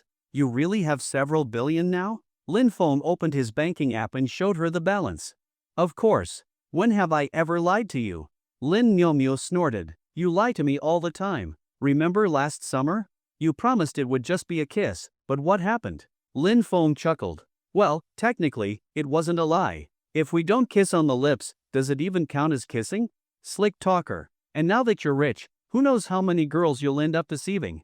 Lin Feng immediately raised one hand. I swear, if I'm going to deceive anyone, you'll be the first, meow meow. After all, a rabbit doesn't eat the grass near its own burrow, but it always comes back eventually.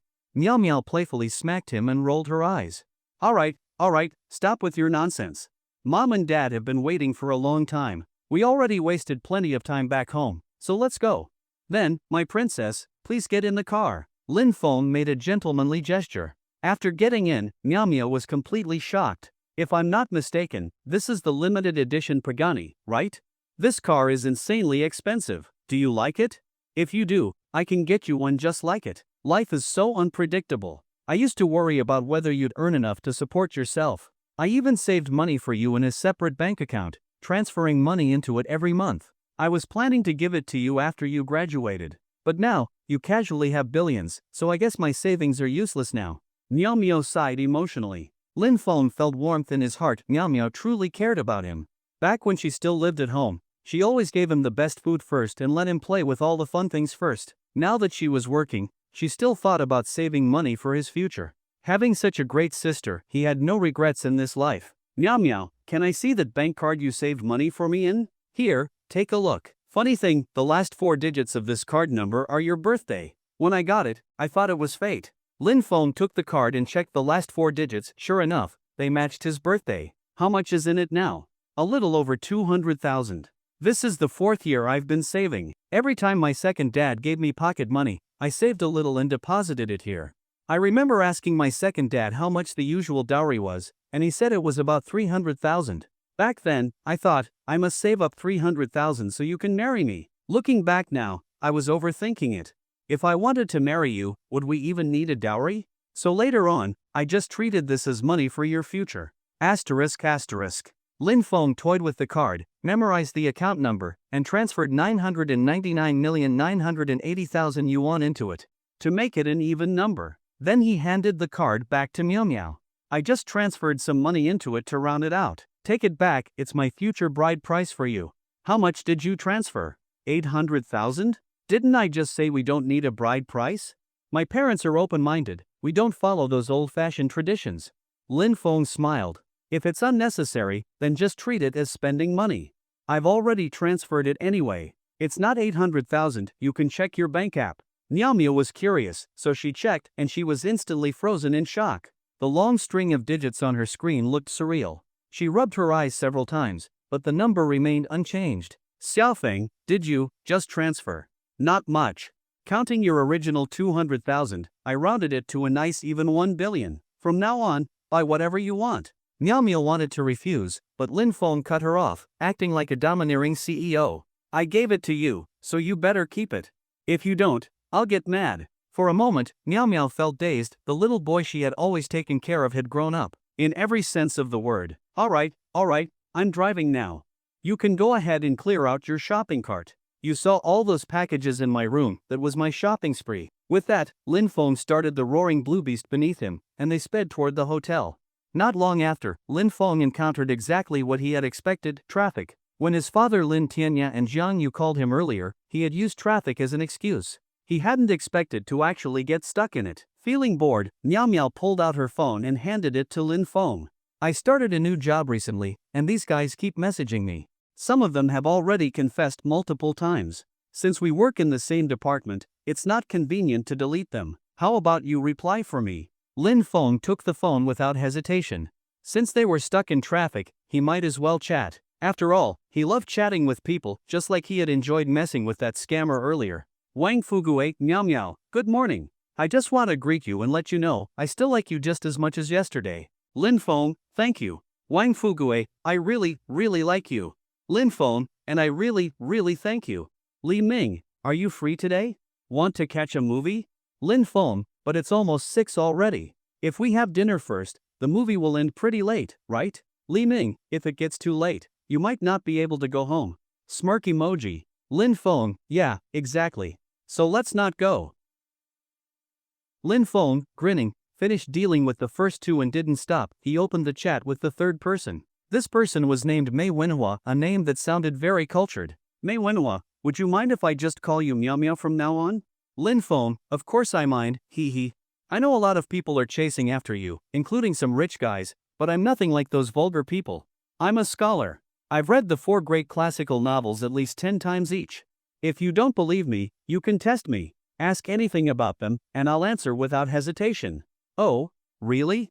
Of course. If I can't answer even one, I'll do a handstand and eat poop. Alright then. If Sun Wukong and Lin Daiyu had a child, would it be a human, a monkey, or a rock? Mei Wenhua, What did Cao Cao say to Tang Monk when he went to Liangshan? Did Sima Yi like Granny Lu? Why hasn't Wu Chang'an published any new books lately? When Liu Bei, Guan Yu, and Zhang Fei took their oath in the Peach Garden, what did they swear on? Was it Lord Guan? On which days of the month does Lin Daiyu have her period? Is Erlangshan's third eye single or double-lidded? Does the 8 trigrams furnace of the Supreme Lord run on coal or gas? What size is Tang Monk's cassock? Under Lin Feng's relentless questioning, Mei Wenhua silently deactivated his WeChat account, maybe out of shame. Next was a guy named Zhang Wei, who boasted that he had memorized the entire criminal and civil law codes and claimed he could answer any legal question. Lin Feng thought, wow, what a bold claim. If he didn't test him, that would be a lifelong regret. If a pig has kidney deficiency, is its kidney still considered nutritious? If someone is arrested on their way to turn themselves in, does it still count as voluntary surrender? If a pregnant woman hits someone, is it considered a gang fight? If my second uncle served in the army, will that affect my prison sentence? If someone's grandfather was a traitor, their maternal grandfather was a translator for the enemy, their third uncle was a bandit, and their second aunt's husband was a loan shark, can they still enlist in the army? Zhang Wei fell silent, and that was the end of that. After that, Lin Feng used the same method to deal with the rest of Meow Meow's admirers.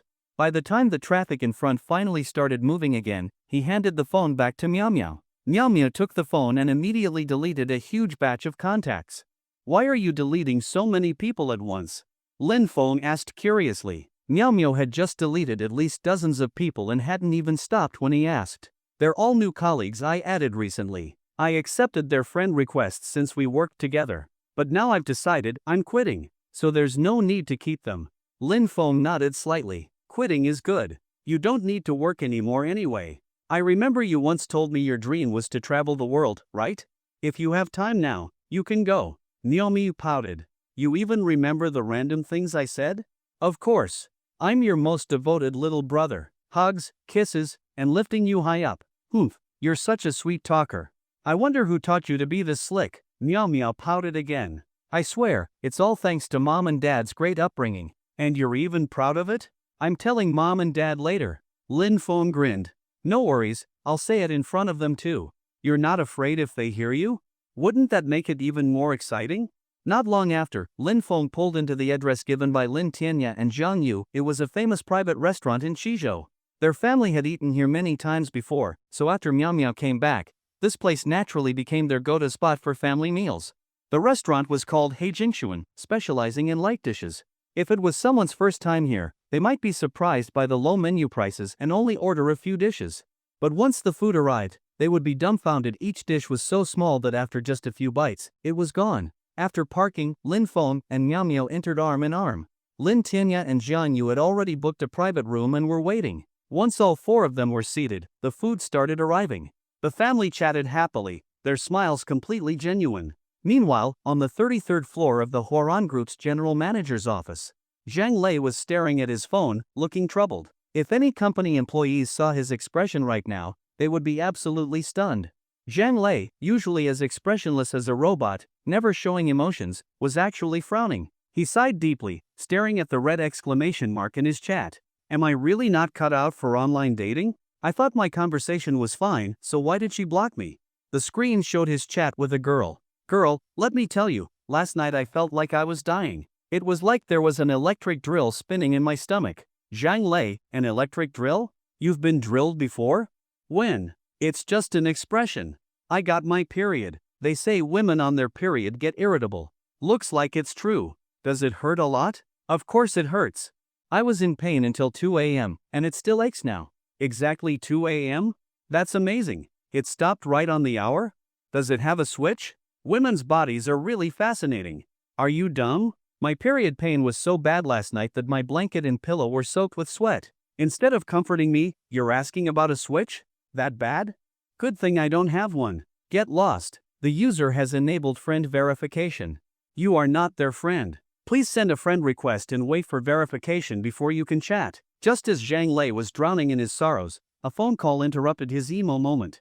In an instant, his expression changed like nothing had happened. He was back to his usual businesslike demeanor. Secretary Liu, what's the matter? I met with the chairman today. Chairman Lin wants an investigation on someone. Originally, I was supposed to handle it, but I have something else to do today, so I'm passing it on to you. I'll send you the chairman's number, contact him directly. Got it. Send me the number, I'll take care of it right away. After Lu Xian sent Lin Feng's number over, Zhang Lei immediately contacted him. Lin Feng, who was eating, stepped out of the private dining room and picked up the call. Chairman Lin, I'm Zhang Lei, the general manager of Huarong Group. Secretary Liu told me you're looking for someone's information. She's busy today, so she passed the task on to me. Who are you looking for? Lin Feng was slightly stunned. He had almost forgotten about investigating Lu Shuo. Yesterday, he had gone to the company specifically to have Lu Xian look into Lu Shuo, but once he got there, he got carried away and completely forgot about it. Luckily, even though Lu Xian was having trouble moving around in bed, she didn't forget about this. The person I'm looking for is named Lu Shuo. He attended Chunfeng Elementary School in Shizhou No. 2 Middle School. I think his family is from Lincheng, Shizhou. That's all the information I have. Can you find him with this? Zhang Lei immediately responded, Chairman Lin, that's not much information, so the search might not be precise. Do you have anything else, like his phone number, an ID number, or maybe a photo? Lin Feng thought for a moment. Phone number? Photo? Would a photo from 7 years ago work? Yes, as long as he hasn't changed too much, it will help with the search. Alright, I'll send you a photo now. It's a middle school graduation picture. Lin Feng didn't hang up the call. Instead, he searched through his QQ collection, found his middle school graduation photo, cropped out Lu Shuo, and sent it to Zhang Lei. I've sent it. Let me know if you received it. Got it. I'll start searching now. If all goes well, we should have results by tomorrow morning. Zhang Lei's efficiency pleased Lin Feng. Alright, get it done. Let me know as soon as you have results. After hanging up, Lin Feng returned to the private dining room. The family of four continued chatting and laughing, and time passed by unnoticed. After dinner, Zhang Yu and Lin Tianya headed to the mall. Zhang Yu said that she had seen a lot of clothes she liked before but didn't buy them at the time. Now she was going to buy them all. Zhang Yu knew that Lin Feng and Lin Nyamya were close, so this gave them some alone time. Shopping was something she and Lin Tianya could handle themselves. Young people should go wherever they want. After they left, Lin Feng checked the map and saw that there was a movie theater nearby. How about we go see a movie? I heard there's a good one out now. Afterward, we can continue chatting and discussing some things. Lin Miao tilted her head and looked at him. Discuss things? What kind of things? Is it the kind I'm thinking of? Lin Feng smiled. What are you thinking of? Miao stepped closer and grinned. The same thing you're thinking of. Then we're on the same page. What are we waiting for? I'll buy the tickets now. Forget it, let's not go to the theater. I'm tired. Let's find a hotel and watch there. The theater seats aren't comfortable. I prefer lying on a bed while watching. Alright, whatever you say. Without wasting time, they drove to a nearby hotel. However, midway, Miao got out of the car. She said she needed to buy something and told Lin Feng to go ahead first. Lin Feng asked what she was buying. but Meow Meow just gave him a mysterious smile. You'll find out soon enough. Her words made Lin Feng's heart itch with curiosity. With his mind full of questions, Lin Feng quickly drove to the hotel. But just as he was pulling into the parking lot, he noticed a suspicious-looking man and woman standing at the entrance, whispering to each other. Because Lin Feng's body had been enhanced by the system, his hearing was exceptionally sharp. He could hear them clearly even through the car window. Normally, he wouldn't care about other people's conversations, but when he heard them mention him as their target, his interest was piqued. He eased off the gas pedal, slowing the car down, and listened closely. Brother, are you sure about this? This 200 yuan is all we have left. Are you sure it'll work? If we just use it to eat, it'll be gone in a few meals. If we don't find a way to make money, we'll be completely broke in a few days. But, no buts. We don't have a choice anymore.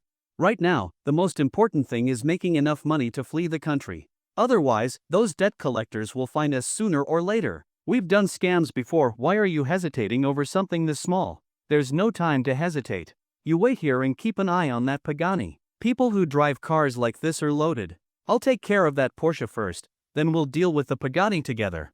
Alright, but be careful, bro. A smirk appeared on Lin Feng's lips. Are they planning a robbery or something? Through the car window, he saw the man holding 2 red banknotes, swaggering toward a freshly parked Porsche. The man knocked on the Porsche's window and said something, then tossed the 200 yuan inside as if mocking them. Moments later, a pile of cash was thrown back at him, hitting him square in the face. The people inside the Porsche cursed before stepping out and walking into the hotel. The man happily picked up the cash and signaled to the woman near the entrance. They regrouped and then headed toward Lin Feng's car. Lin Feng chuckled. He understood their game. Just as he finished parking, the two approached. The man draped his arm around the woman's shoulder, puffed up his chest, and knocked on Lin Feng's car window with an arrogant expression. Hey, who told you to park here? Didn't you know this parking spot belongs to me? Take this money and find another spot. I'm not short on cash, just take it and leave. With that, he threw a wad of cash into Lin Feng's car. Judging by the amount, it was all the money he had just gotten from the Porsche. The two of them stood there, looking at Lin Feng arrogantly, waiting for him to explode in anger and throw the money back at them. But to their surprise, Lin Feng remained calm. Oh, you want this spot? Sure, take it. There are plenty of empty spots anyway. Thanks for the money. The boy and girl were stunned, standing there dumbfounded. Even after Lin Feng moved his car to another parking spot, they still hadn't recovered. A moment later, Lin Feng parked the car, picked up all the money that had just been scattered, and counted it. There was nearly 2,000 in total. Before leaving, Lin Feng waved at the two of them. Thanks. You guys are really generous. The boy quickly ran after him. You, stop right there. Lin Feng turned back with a smile. What? Something else? Do you want to give me more money? The boy was silent for a moment, then forced a smile and gritted his teeth. No, nothing. After entering the hotel, Lin Feng no longer paid attention to those two little scammers. From their conversation earlier, it was clear they had scammed others before, so Lin Feng had no guilt about tricking them back. At the front desk, Lin Feng directly booked a presidential suite and sent the room number to Lin Miao Miao. Not long after, Lin Miao Miao arrived, carrying a suitcase. What's inside? You didn't go and snatch another wife for me, did you? Lin Feng asked as he stepped out of the bathroom, freshly showered. Lin Miao Miao rolled her eyes. What are you thinking? If you want a wife, go find one yourself. This is serious stuff in here. Lin Feng couldn't wait to open the suitcase to see how serious it was. As soon as he opened it, his eyes widened in shock. This, very serious indeed. Inside were all sorts of DVDs, classic films from the past, mostly from Japan. These were Lin Feng's favorites. Some of the actresses were ones he always supported the moment a new film was released. This was art. True masterpieces of art. Seeing Lin Feng's surprised expression, Lin Miao Miao smiled. Pretty complete collection, huh? You like it, right? I remember you used to love watching all kinds of movies. These should last you a long time. Lin Feng excitedly hugged Lin Miao Miao. Miao Miao, I love you to death. I spent a long time collecting these. Consider it a late New Year's gift. I love this gift. When we watch tonight, we'll pick from these. They're all classics. Any one of them can be watched over and over again. Alright, let's start with the one by teacher Mamanoji. I like that one. Okay, whatever Miao Miao says. I'm going to shower first. You go put in the DVD, don't mess it up. And remember to call and say we're staying out all night at an internet cafe. Lin Miao Miao instructed. Got it. I'm an expert at this. Also, if you need help scrubbing your back, just call me anytime. Lin Miao rolled her eyes again and shut the bathroom door. You and your nonsense. I don't need help. They were used to teasing each other, so Lin Feng didn't mind. He sat down and started arranging the DVDs. The DVDs could be roughly categorized into two types, this type and that type. Lin Feng smoothly played a classic motion picture on the hotel TV, then sat on the bed to admire these cinematic masterpieces. About half an hour later, Lin Miao came out of the bathroom. Hey! Why didn't you wait for me? Weren't we supposed to watch together? Pause it. Rewind it. I want to start from the beginning. Alright. Rewinding now. Lin Feng, for once, acted like a doting boyfriend. The two of them watched movies deep into the night, only falling asleep from exhaustion. The next day, the movie was still playing on the TV. They had ended up watching 4 classic films, thoroughly enjoying themselves. At nearly 3 a.m., they had dozed off mid-watch, not even turning off the TV. When Lin Feng woke up, it was already 1 p.m. He glanced at his phone and saw a few messages from Su Yushu, as well as 2 missed calls and texts from Zhang Lei. Skimming through them, he saw that Su Yushu was asking when he would come to intern at Huarong Group. Her resume had been approved, and her interview was today. Zhang Lei had sent him information on Lu Shuo. Lin Feng didn't reply immediately. He got out of bed, stretched, and called out, Miao Miao, still not getting up, little lazy pig? No. I'm not getting up. I'm sleeping all day. I'm exhausted, Miao Miao mumbled. Well, do you want to eat? Yes. I'm starving. She sat up instantly. Food came first. Sleep was less important. Lin Feng called the hotel front desk and ordered meals for 2. They quickly refueled. As they ate, Lin Feng's mind entered the system space. His daily sign-in had refreshed. Sign in. Ding. Congratulations, host. You have successfully signed in and obtained the poisonous milk skill. Poisonous milk, anything the host says will have the opposite effect. Lin Feng's lips curled into a smirk. This was a good one. Finally, a sign-in reward worth something. Anything money could buy, Lin Feng didn't care for. He already had 10 trillion, wealth beyond nations. What he wanted now were things money couldn't buy. And this poisonous milk skill was just that. With this, anyone who pissed him off would get a heartfelt blessing from him. May your family be happy and safe forever. And anyone who helped him? Hope you have the worst luck every day. It sounded a little weird. Lin Feng's eyes landed on Miao Miao, who was eating beside him. He just happened to want to test his new skill, so he silently thought, activate poisonous milk. After eating, Miao Miao will get more and more exhausted, completely drained, unable to even walk. While eating, Lin Miao Miao suddenly felt the fatigue in her body slowly fading away. The soreness in her waist from earlier was completely gone. Just as she swallowed her last bite of rice, all of her exhaustion vanished. Her waist wasn't sore anymore, her hands didn't hurt, and she felt completely energized. After moving around a bit, Lin Miao Miao was full of amazement. That meal was incredible. I don't feel tired at all after eating it. Did you add some kind of magical elixir to it? I was planning to go back to sleep after eating, but now it looks like I don't need to. Lin Feng was shocked. Was it really this effective? Could he really become invincible just by casually saying things? But just as Lin Feng was getting ahead of himself, the system chimed in.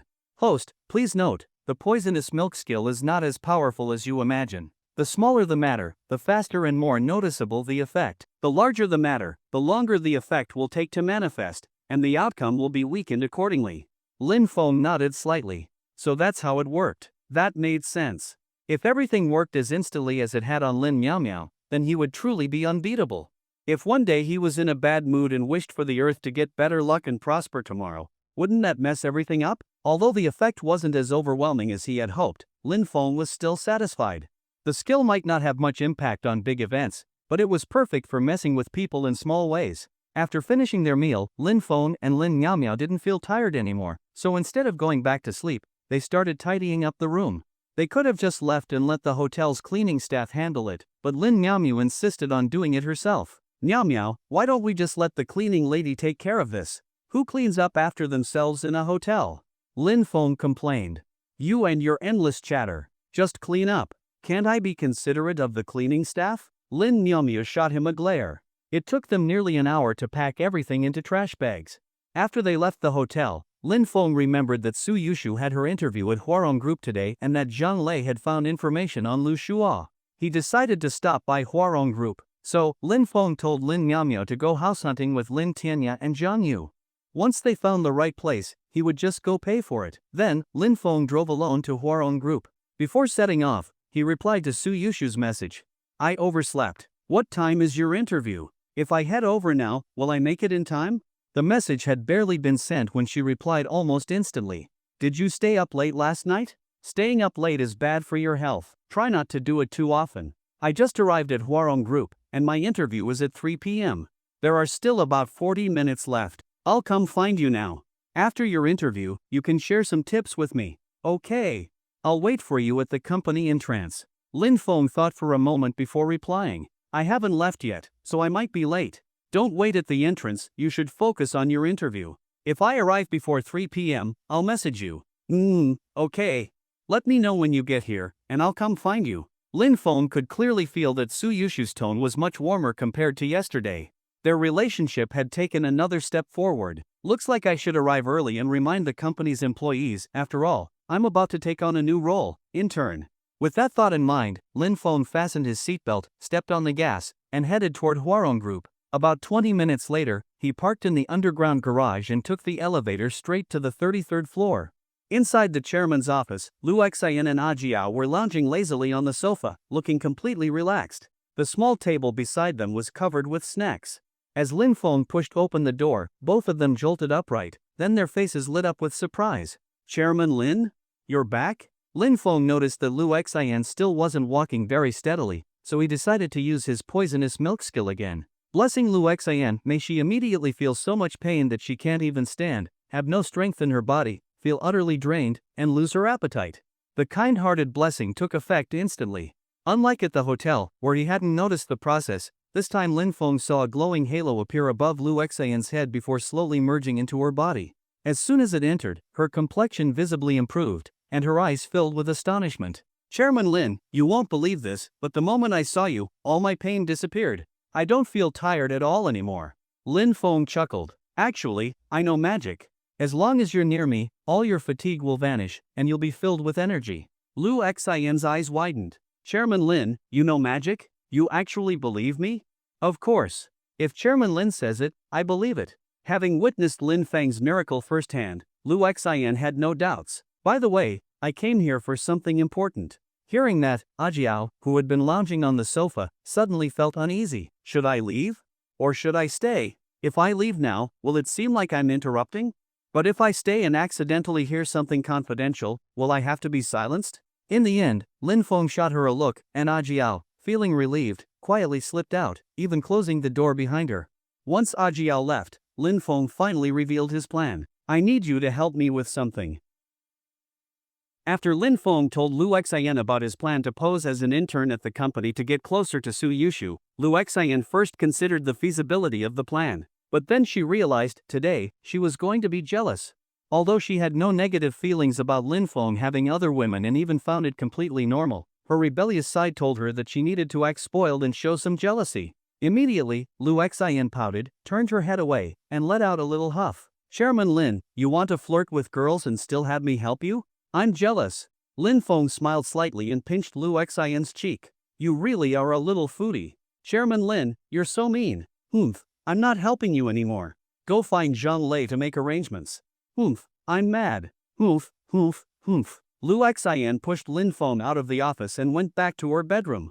Lin Feng pursed his lips and had no choice but to sulkily head to Zhang Lei's office. However, just as he opened the door, he saw Zhang Lei staring at his phone with a troubled expression. He was so focused that he didn't even notice Lin Feng coming in. Lin Feng quietly walked behind Zhang Lei and suddenly patted him on the shoulder. Zhang Lei jumped up in shock. When he saw it was Lin Feng, he quickly calmed down. Chairman Lin? When did you come in? Just now. What were you looking at so intently? Zhang Lei chuckled awkwardly. Nothing important, not work-related. Chairman Lin, are you here to see Lu Shua's information? Lin Feng waved his hand. No rush. I actually came to talk about something else. He quickly explained his plan to Zhang Lei. Zhang Lei nodded slightly. Chairman Lin, you want me to issue an order across the company so that everyone pretends not to recognize you? Giving the order is easy, but with so many employees, it's hard to guarantee that no one will leak the news. Lin Feng stroked his chin. Huarong Group's headquarters had several thousand employees. The more people there were, the harder it was to keep things a secret. After a moment of thought, Zhang Lei continued, I suggest that we don't spread your intern identity widely within the company. Only a small number of people should know. The fewer people who know, the lower the risk of exposure. When you come to work, try to cover your face, wear a mask and a hat to avoid drawing attention. Most employees don't personally know what you look like anyway. Asterisk asterisk. Lin Feng nodded. Good idea. Go ahead and arrange it. Oh, by the way, is there an interview happening today? Zhang Lei was taken aback. I'll ask HR now. No need. Just tell HR that there's a candidate named Su Yushu interviewing today. Tell them not to make things difficult for her and to hire her immediately. Also, once she joins, raise her salary and benefits by 1 level. To avoid making her stand out, apply the same standard to all interns in her batch. Understood, Chairman Lin. I'll handle it right away. While Zhang Lei was making arrangements, Lin Feng checked his phone. It was already 2:55 p.m., so he sent Su Yushu a message, telling her to prepare for her interview. He might be late due to traffic. Su Yushu replied instantly. She must have been staring at her phone, waiting for his message. Be careful on the road. I'm going in for the interview now. 9th floor, Huarong Group. Looking at the chat with Lin Feng, Su Yushu smiled softly. She clenched her fists as if giving herself a pep talk. I have to do this. I have to pass the interview. Then she turned off her phone and walked into the interview room. Zhang Lei was efficient as always. He quickly relayed the message to several department heads and informed HR to directly hire Su Yushu without any hassle. After finishing his tasks, Zhang Lei returned to his office. Lin Feng was sitting in his chair. Chairman Lin, I've taken care of everything. Lin Feng nodded. Good. Tomorrow, I'll go through the interview process, and the day after that, I'll start working. Where did you place my position? Chairman Lin, your position is an intern secretary in the secretary department, under Zhou Chunxiao. This was Secretary Lu's suggestion. The secretary department is a newly established division that she just proposed. It's on the 32nd floor, and you can use the executive elevator to avoid too much exposure. Lin Feng raised an eyebrow. Lu Xin really is soft-hearted. She said she was mad, but she still made arrangements for me. Jiao is going to be my direct supervisor? I wonder what her reaction will be when she finds out. Alright, let's go with that plan. Then, Lin Feng suddenly changed the subject. By the way, when I came in earlier, you looked really troubled. What happened? I think I saw you get blocked by someone? Zhang Lei's face showed a hint of embarrassment. Yes, Chairman Lin, I won't hide it from you, I've been trying online dating. But this time, I just started talking to someone, and she already blocked me. Lin Feng's interest was piqued. Online dating? You, the general manager of Huarong Group? You're only 30, good-looking, and you still need online dating? Chairman Lin, you don't understand. I've had relationships before, but aside from the one in high school, all the others were driven by ulterior motives, either for money or favors. That's why I've always wanted to experience a relationship without any hidden agendas. About 6 months ago, I started trying online dating. So how's that been going for you? Zhang Lei looked like he had eaten something bitter. Not a single success. The longest one lasted only a month and a half before she blocked me.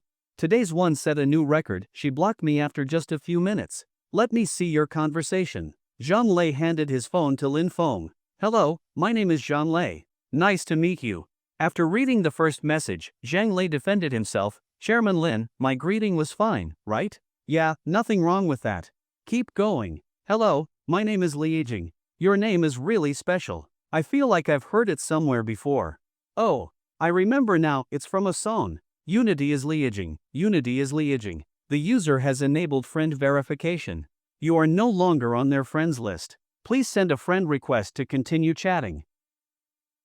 Chairman Lin, I was just trying to make a joke to break the ice since we just met, but she deleted me right away. Zhang Lei looked as aggrieved as a 150-pound child, completely different from his usual decisive and capable general manager self. Lin Feng struggled to hold back his laughter. How many times have you been deleted now?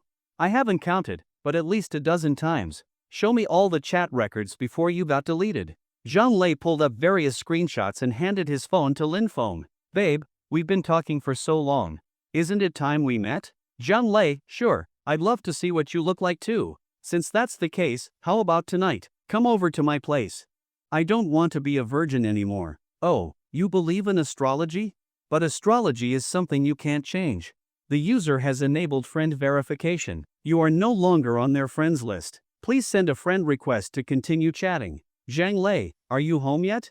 You must be exhausted after your trip. Still on the train. Ugh, I hate sleeping on trains. Makes my whole body ache. Next time, I'll buy you a standing ticket. That way, you won't be able to sleep. The user has enabled friend verification. You are no longer on their friends list. Please send a friend request to continue chatting. We've been talking for nearly a month now, and we're in the same city. Want to meet up? There's a really good movie playing. Zhang Lei, sure. That sounds great.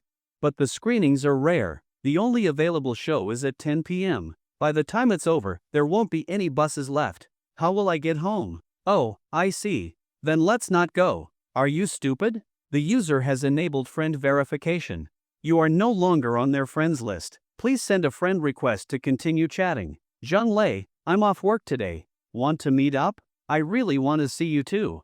But I'm busy tonight. I have to eat with my daddy. With your dad, competing to eat? Your dad probably can't beat you. You told me last time you can eat 3 big bowls of rice in one meal. Ha!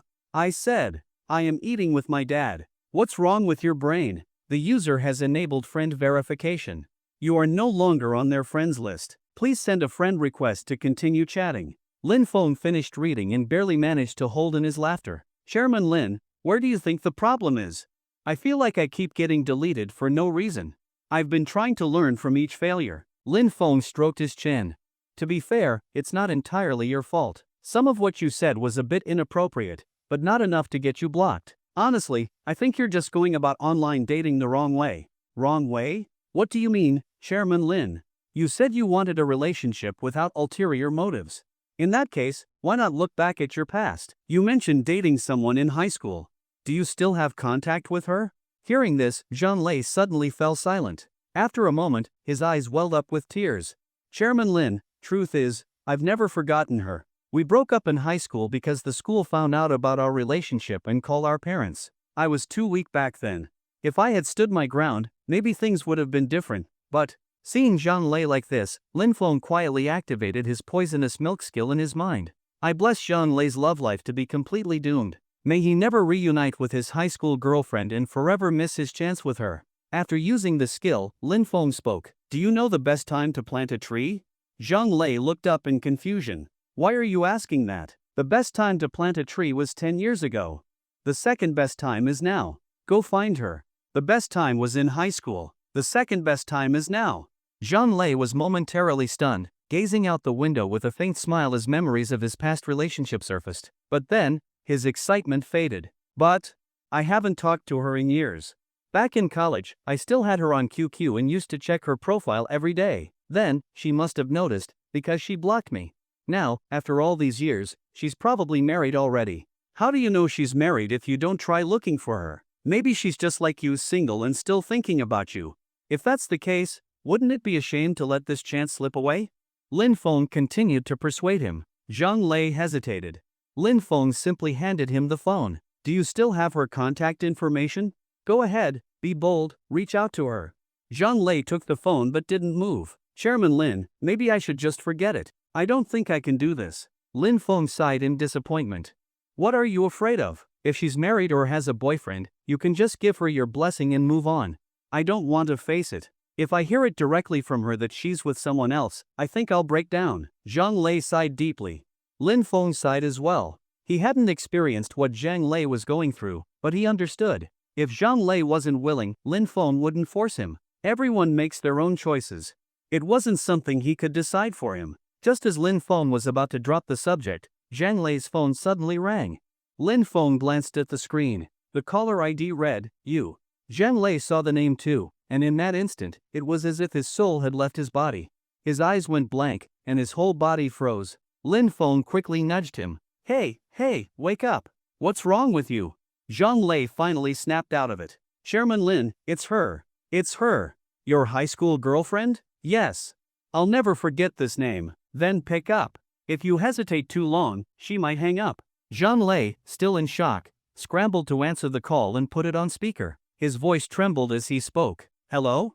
From the other end of the line, a voice came through, tinged with the sound of tears. I need to borrow some money. Can you help me? Can you lend me some money? I really have no other way. The voice on the other end of the phone was clearly trembling with sobs, hoarse from crying. Zhang Lei felt as if his heart was being squeezed tightly. After taking a moment to calm himself, Zhang Lei spoke. What happened? How much do you need? My dad got scammed in business. Over 1 million yuan was taken, and now the debt collectors are staying at our house and refusing to leave. I've already contacted everyone I could, but I truly have no other options. Where are you now? Did those debt collectors hurt you? Zhang Lei asked anxiously. I'm fine for now. My whole family is staying in my uncle's basement. No one has found us yet, but those debt collectors have too many connections. Every time we move, they manage to track us down. Honestly, I can't even blame them. They trusted my dad and invested a lot of money, some even put in over 800,000 yuan. I'm really desperate, so I thought of asking you for help. Don't worry about the money for now. Just send me your address, and I'll be there right away. With tears in her voice, Zhang Yu gave him the address.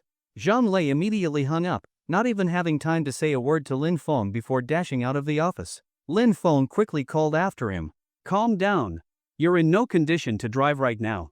It'll take at least an hour to get there. Let your driver take you. If something happens to you on the way, what will she do? Safety first, got it? Zhang Lei nodded firmly and bowed deeply to Lin Feng. Chairman Lin, thank you. Why are you thanking me? Remember, the best time to fix a regret is before it happens. The second best time is now. Go to her, don't make her wait too long. I'll cover the money, I'll make up for all the losses from those who were scammed. No, Chairman Lin, I have to pay this money myself. Zhang Lei insisted. We'll talk about money later. Just go. I'll be waiting for your wedding invitation. Zhang Lei said nothing more. He turned and rushed into the elevator. Lin Feng watched his departing figure with a smile. Helping two people reunite after missing their chance, what a good deed. Not long after Zhang Lei left, Lin Feng received a call from Su Yushu. Her voice was full of excitement. I passed the interview. And HR said I can start work tomorrow. Really? That's great. I have some good news too. I just got a notification to come for an interview tomorrow. If it goes well, we'll be colleagues. Really? You got an interview too? Are you at the company right now? I can tell you what questions they asked me. Which floor are you on? I'll come find you. Lin Feng took the executive elevator from the 33rd floor down to the first floor, then switched to the regular employee elevator. Inside the elevator, he put on a hat and mask to avoid being recognized. Although not many people in the company knew him personally, some had seen him. The Daily Way tried to keep him in the lobby. Now that he had decided to work at the company as an intern, he needed to reduce the chances of being recognized. There weren't many people in the elevator, just two small groups of women. A woman standing in front of Lin phoned to the left side to her friend. People are so weak these days. Yesterday, I was playing with my friends, and I accidentally hit someone on the back with a ball. He actually passed out. He's still in the hospital now.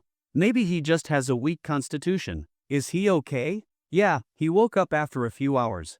The doctor said he's fine. Luckily, the ball hit a little off-center. That's good. But wait, I don't remember you playing basketball. Do you play soccer? No, I was playing shot put. Meanwhile, the two women in front of Lin Feng on the right were also promising comedy talents. Xiaobei, you're smart. Help me analyze something. Just now, I asked my supervisor if I could leave work early because I was sleepy. He told me to dream on. Do you think he meant yes or no? Xiaobei patted her friend's head. Xiaojia, I think he'll be able to sleep early every day from now on. Really? So the supervisor meant yes? Lin Feng held back his laughter as he stepped out of the elevator. With so many employees, you really need all kinds of people. Just like the saying goes, when the bird is big enough, it can enter any forest. Wait, that saying didn't sound quite right. Oh well, time to go meet Su Yushu. Turning a corner, Lin Feng took off his mask and hat. From a distance, he spotted Su Yushu, undeniably the most dazzling person in the crowd. Today, she was wearing a women's business suit. Although the fabric looked a bit cheap, her beauty gave it a much classier vibe than it deserved. She had put on makeup for the interview, her hair neatly tied up.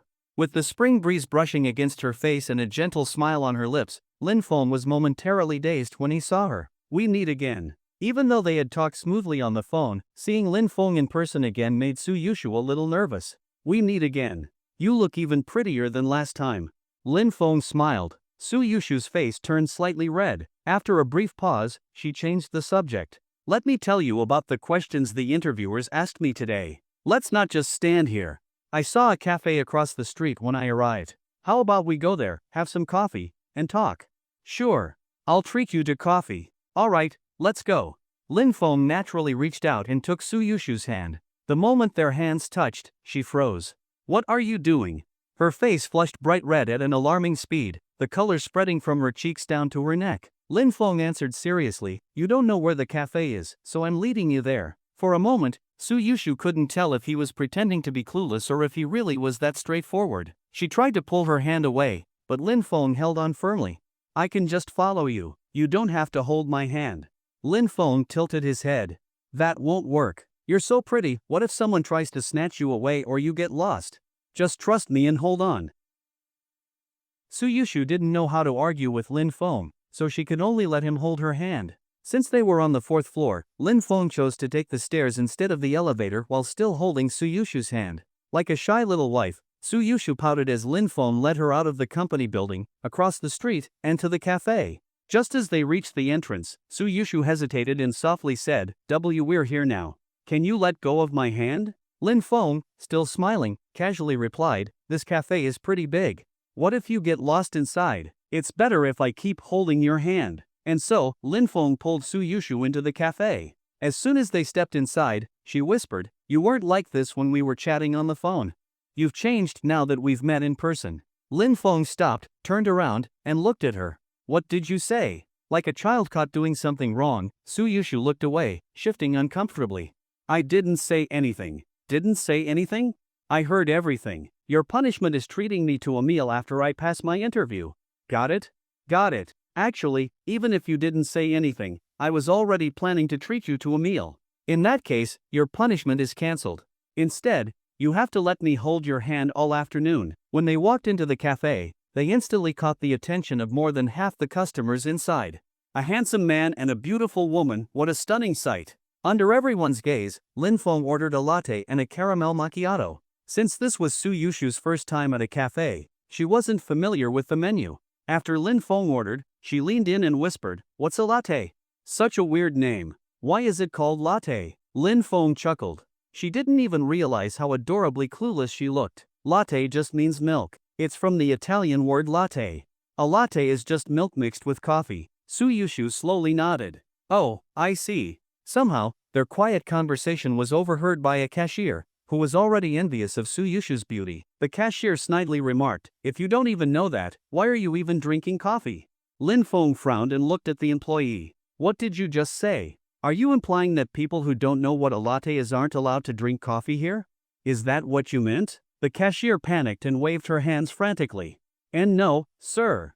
You misunderstood me. That's not what I meant." "Then what did you mean? Explain it to me." Lin Feng's expression darkened. The cashier stammered, unable to find an excuse. Lin Feng placed both hands on the counter. "Call your manager over. Since you can't explain, I'll have your manager do it for you." The cashier was terrified. She knew that if the manager came, she wouldn't get away with it. "Sir, I apologize. I'll waive your bill today. You can have your drinks for free. Just please don't call the manager. I really need this job to support my family." She was making things up on the spot, blatantly lying. Lin Feng smirked. "Oh, so your family is struggling? All right, then I won't call your manager. Instead, I wish you a smooth and prosperous future. May wealth and good fortune always flow your way." The cashier sighed in relief. "Thank you, sir. You're such a kind person. I really appreciate your generosity." "No need to thank me. There's nothing to thank me for," Lin Feng said flatly. Indeed, there was nothing to thank him for, because he had just used his poisonous milk skill on her. At that moment, Lin Feng's coffee was ready. The cashier forced a smile and handed over the drinks. "Sir, here are your coffees. Please, let me treat you." "No need. Since your family is struggling, you should save your money for them instead." Holding Su Yushu's hand, Lin Feng started walking toward an empty corner table. But after a few steps, he suddenly stopped and turned back. "Oh, by the way, has anyone told you that you look beautiful today?" The cashier's eyes lit up in surprise, thinking that Lin Feng had fallen for her looks. She even imagined the scene from a romantic drama. Maybe such things really happened in real life. Blushing, she covered her face and shyly said, "No, no one has." Lin Feng grinned. "Guess that means no one was willing to lie. I hope you find someone tomorrow who will." With that, he turned and walked to his seat, leaving the cashier standing there, her face shifting through a mix of emotions. Once seated, Lin Feng finally let go of Su Yushu's hand. They started talking about the interview, then moved on to hobbies, music, movies, food. Before they knew it, they were chatting like a normal couple, aside from the lack of physical intimacy. Happy times always pass quickly. Is that why you're rushing this part? Before they realized it, it was already 5 p.m., and the sky outside was starting to darken. Seeing the time, Su Yushu knew it was time to head home. Lin Feng offered to drive her, but she refused. Besides, he quickly realized that driving a Pagani while pretending to be an ordinary employee didn't quite add up. In front of Su Yushu, Lin Feng had built the image of a kid from a regular family who had recently made some quick money from a business deal with friends, just a few million, nothing too crazy. That was also why he had helped her pay for the surgery. But an ordinary kid driving a Pagani? Yeah, that wouldn't look right. After watching Su Yushu board a bus, Lin Feng was about to return to the company when his system suddenly chimed. Ding! Zhang Lei and his first love have met. Would the host like to watch their reunion? Lin Feng was stunned. How do I watch? Do I have to fly over there? No.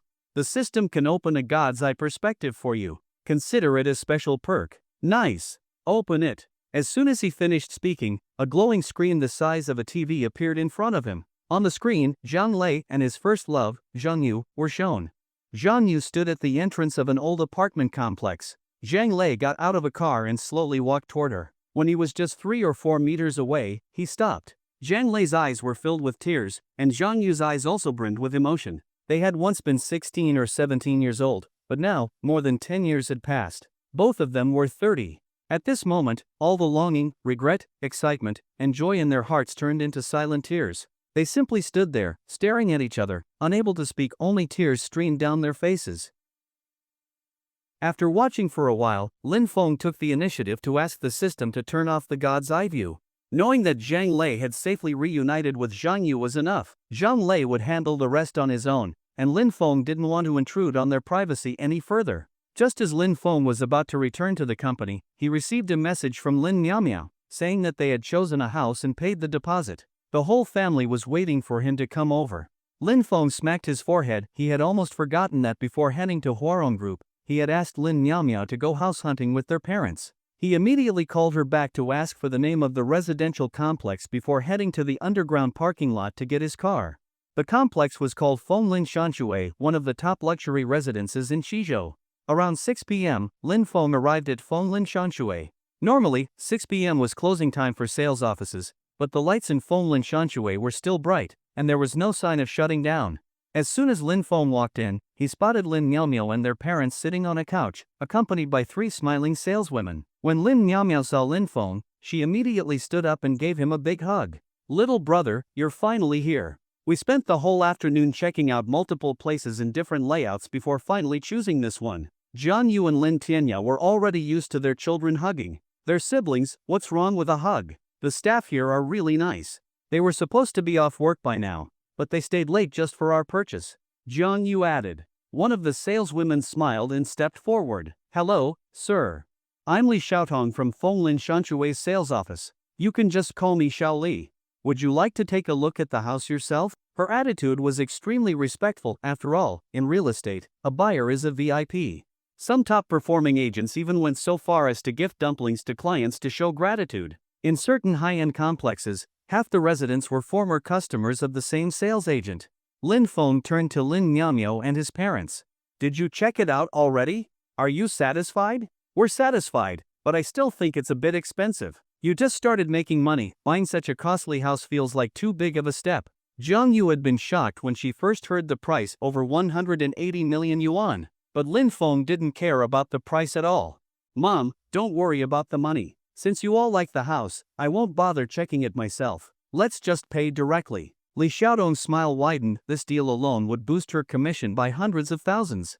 Sir, this house is currently the best in Fenglin Shanshui, priced at 180 million yuan. The lady here has already placed a 10 million deposit. Would you like to pay the full amount now? We do have a special offer. You can stay in the house for 2 weeks after the deposit is paid before settling the rest. Lin Feng waved his hand. No need. It's just a little over 100 million. Let's pay in full now. Understood. Please wait a moment while I prepare the contract. Beaming with excitement, Li Xiaotong left to get the paperwork ready. She also instructed her team to bring tea, coffee, and snacks for the family. Just as she left, the system suddenly chimed. Ding! The system has detected that the host once had a childhood dream of becoming a landlord. A new mission has been triggered. Fulfill your childhood dream. Mission: buy all the remaining available properties in Fonglin Shanshui and rent them out. Reward: a double property cashback card. Every yuan spent on these properties will be refunded twice. Lin Feng nodded slightly. The system really understood him well. As a kid, he had dreamed of owning dozens of rental properties, never needing to work or study, just enjoying life every day. And now, he had the opportunity to make it happen. Not only would he become a landlord, but he'd also get double the money back. Two great things happening at once. Coming out of his thoughts, Lin Feng turned to Lin Miao Miao and his parents. Mom, Dad, Miao Miao, I have a new idea. I think buying just one house isn't enough. How about we buy more? That makes sense. One house might not be enough. If you get married in the future, you can't still live with us. Let's get another one for you and your future wife. Jian Yu said. Mom, that's not what I meant. I'm not talking about just one more house. How many do you want? What for? To rent them out? Lin Feng smiled. I want to buy the entire complex. What? All three were stunned. Are you kidding? You want to buy the whole complex? Jiang Yu stared at him in disbelief. Of course not. Let me be honest with you, the value of this complex is going to skyrocket soon. I'm not just buying houses, I'm making an investment. Lin Feng made up a reason. Without a convincing excuse, his parents wouldn't agree. Where did you hear that? How reliable is this information? Lin Tianya eyed him suspiciously. At first, they didn't believe him, but then, Lin Feng convinced them with one simple argument. Real estate is a fixed asset. Even if the value doesn't increase, it won't crash. Worst case, if I ever run out of money, I'll still own an entire complex. Don't you think that's a smart backup plan? With this logic, the family finally agreed to Lin Feng's crazy idea. Not long after, Li Xiaotong returned with the contract. Sir, here's the purchase contract. Please review it, and if everything looks good, you can sign. Lin Feng didn't take the contract immediately. Actually, I've changed my mind about the purchase. Li Xiaotong froze, thinking he wasn't going to buy the house anymore. Is there a problem, sir? Or were you dissatisfied with our service? Please let us know, we'll do everything we can to improve. Every unit here is highly sought after. If you give up today, someone else might reserve it tomorrow. Her attitude remained respectful, showing strong professionalism. Lin Feng, however, shook his head. No, I'm not saying I don't want this house anymore. I want to buy more. I want to be a landlord. Li Xiaotong's emotions went from disappointment to pure excitement in just seconds. Sir, you want to buy an extra unit? Lin Feng smirked. How many units are still available in this complex? Ha? Li Xiaotong was full of confusion. Sir, what did you say? I asked how many unsold properties are left in this complex. A strange feeling crept into Li Xiaotong's heart, but she couldn't believe something this absurd was actually happening. Sir, please come with me. This model here shows all the available units in Fonglin Shanshui. She led Lin Feng to a large display model of the complex. Underneath it, she pressed a hidden button, and the lights on the model suddenly turned off. 2 seconds later, scattered lights began to illuminate again. Since the villa section had only recently opened for sale, many of the units were still available. In the high-rise apartment section, the number of available units wasn't as high as in the villas, but still, over half of them were lit up. Sir, all the lights you see are units that don't have owners yet. Lin Feng nodded slightly. All right, I'll take them all. Go prepare the contract. Understood, sir, I'll. Halfway through her sentence, Li Xiaotong froze. Her shocked expression lasted for over a minute. Sir, what did you just say? I said I'll take all the units that are still available. What, don't you want to sell them? No, sir, that's not what I meant. It's just, this isn't something I can decide on my own. Please wait a moment, I'll call the manager. She let out a deep breath. At first, she instinctively thought Lin Feng was joking, but the 10 million yuan deposit he had just paid for the penthouse had already been processed. Would someone who could casually put down 10 million really be making a joke like this? Still, if she had to choose between believing that Lin Feng was playing around or that he was actually buying every unsold unit, she would without a doubt pick the first option. Fonglin Shanshui wasn't just any residential complex, it ranked among the top-tier luxury properties in both Qizhou and the entire Annan province. When it first launched, the starting price for units was already over 30,000 yuan per square meter, and the newly released villas section had reached record-breaking prices. The lowest-priced villas were going for 150,000 yuan per square meter, a true high-end luxury development. Yet now, this man was saying he wanted to buy all the remaining units? If that's not messing around, what is? If it had been anyone else, Li Xiaotong would have called security to throw them out. But since Lin Feng had already paid 10 million up front, he was obviously not an ordinary buyer. She had no choice but to let the manager handle this. A few minutes later, a middle-aged man in a suit and gold-rimmed glasses hurried into the sales office. Panting, he followed Li Xiaotong over to Lin Feng. By the time he reached Lin Feng, he was completely out of breath. Huff, huff, huff. It took several minutes for him to catch his breath before he finally spoke. Sir, I'm Song Xian, the sales manager for Feng Lin Shanshui. Please tell me directly what you need. Lin Feng calmly repeated his request to buy every remaining unit in Feng Lin Shanshui. A faint, almost imperceptible smirk crossed Song Xian's face. Clearly, he also assumed Lin Feng was here to mess around. Sir, let me confirm again. You really want to buy every available property in our complex? Lin Feng's brows furrowed slightly. Yes. How many times do I need to say it? Do you not understand my words? Sir, perhaps you don't fully understand Feng Lin Shanshui's market position. We are one of the most prestigious residential complexes in Annan province. Currently, our high-rise apartments are priced at around 30,000 yuan per square meter, while the villas start at over 200,000 yuan per square meter. We still have several hundred units left. Are you absolutely sure you want to do this? Lin Feng was starting to get impatient. Are you assuming I'm just here to cause trouble?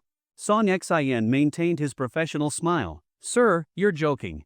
I just want to remind you that purchasing all the remaining units would require an enormous amount of money. Even if you were to take out a mortgage, banks wouldn't approve a loan of that scale so easily. You should reconsider. His meaning was clear, he simply didn't believe Lin Feng had that kind of money. Even if he wanted to take out a loan, no bank would approve it. Lin Feng smirked. He wasn't surprised by Song Xian's and Li Xiaotong's skepticism. After all, if someone suddenly said they wanted to buy an entire residential complex, who wouldn't think they were bluffing? Without concrete proof, no one would believe him. It's like those novel protagonists who go to luxury stores wearing cheap clothes, claiming they just prefer comfort. Yeah, right.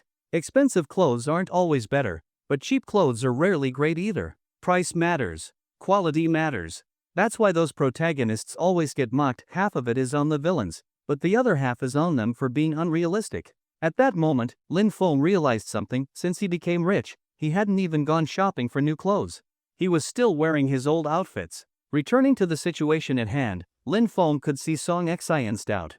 Without proof, arguing was pointless. So, he took out a card. Not the 10 trillion yuan black card, he never used that directly. Instead, he had several different cards with preset amounts.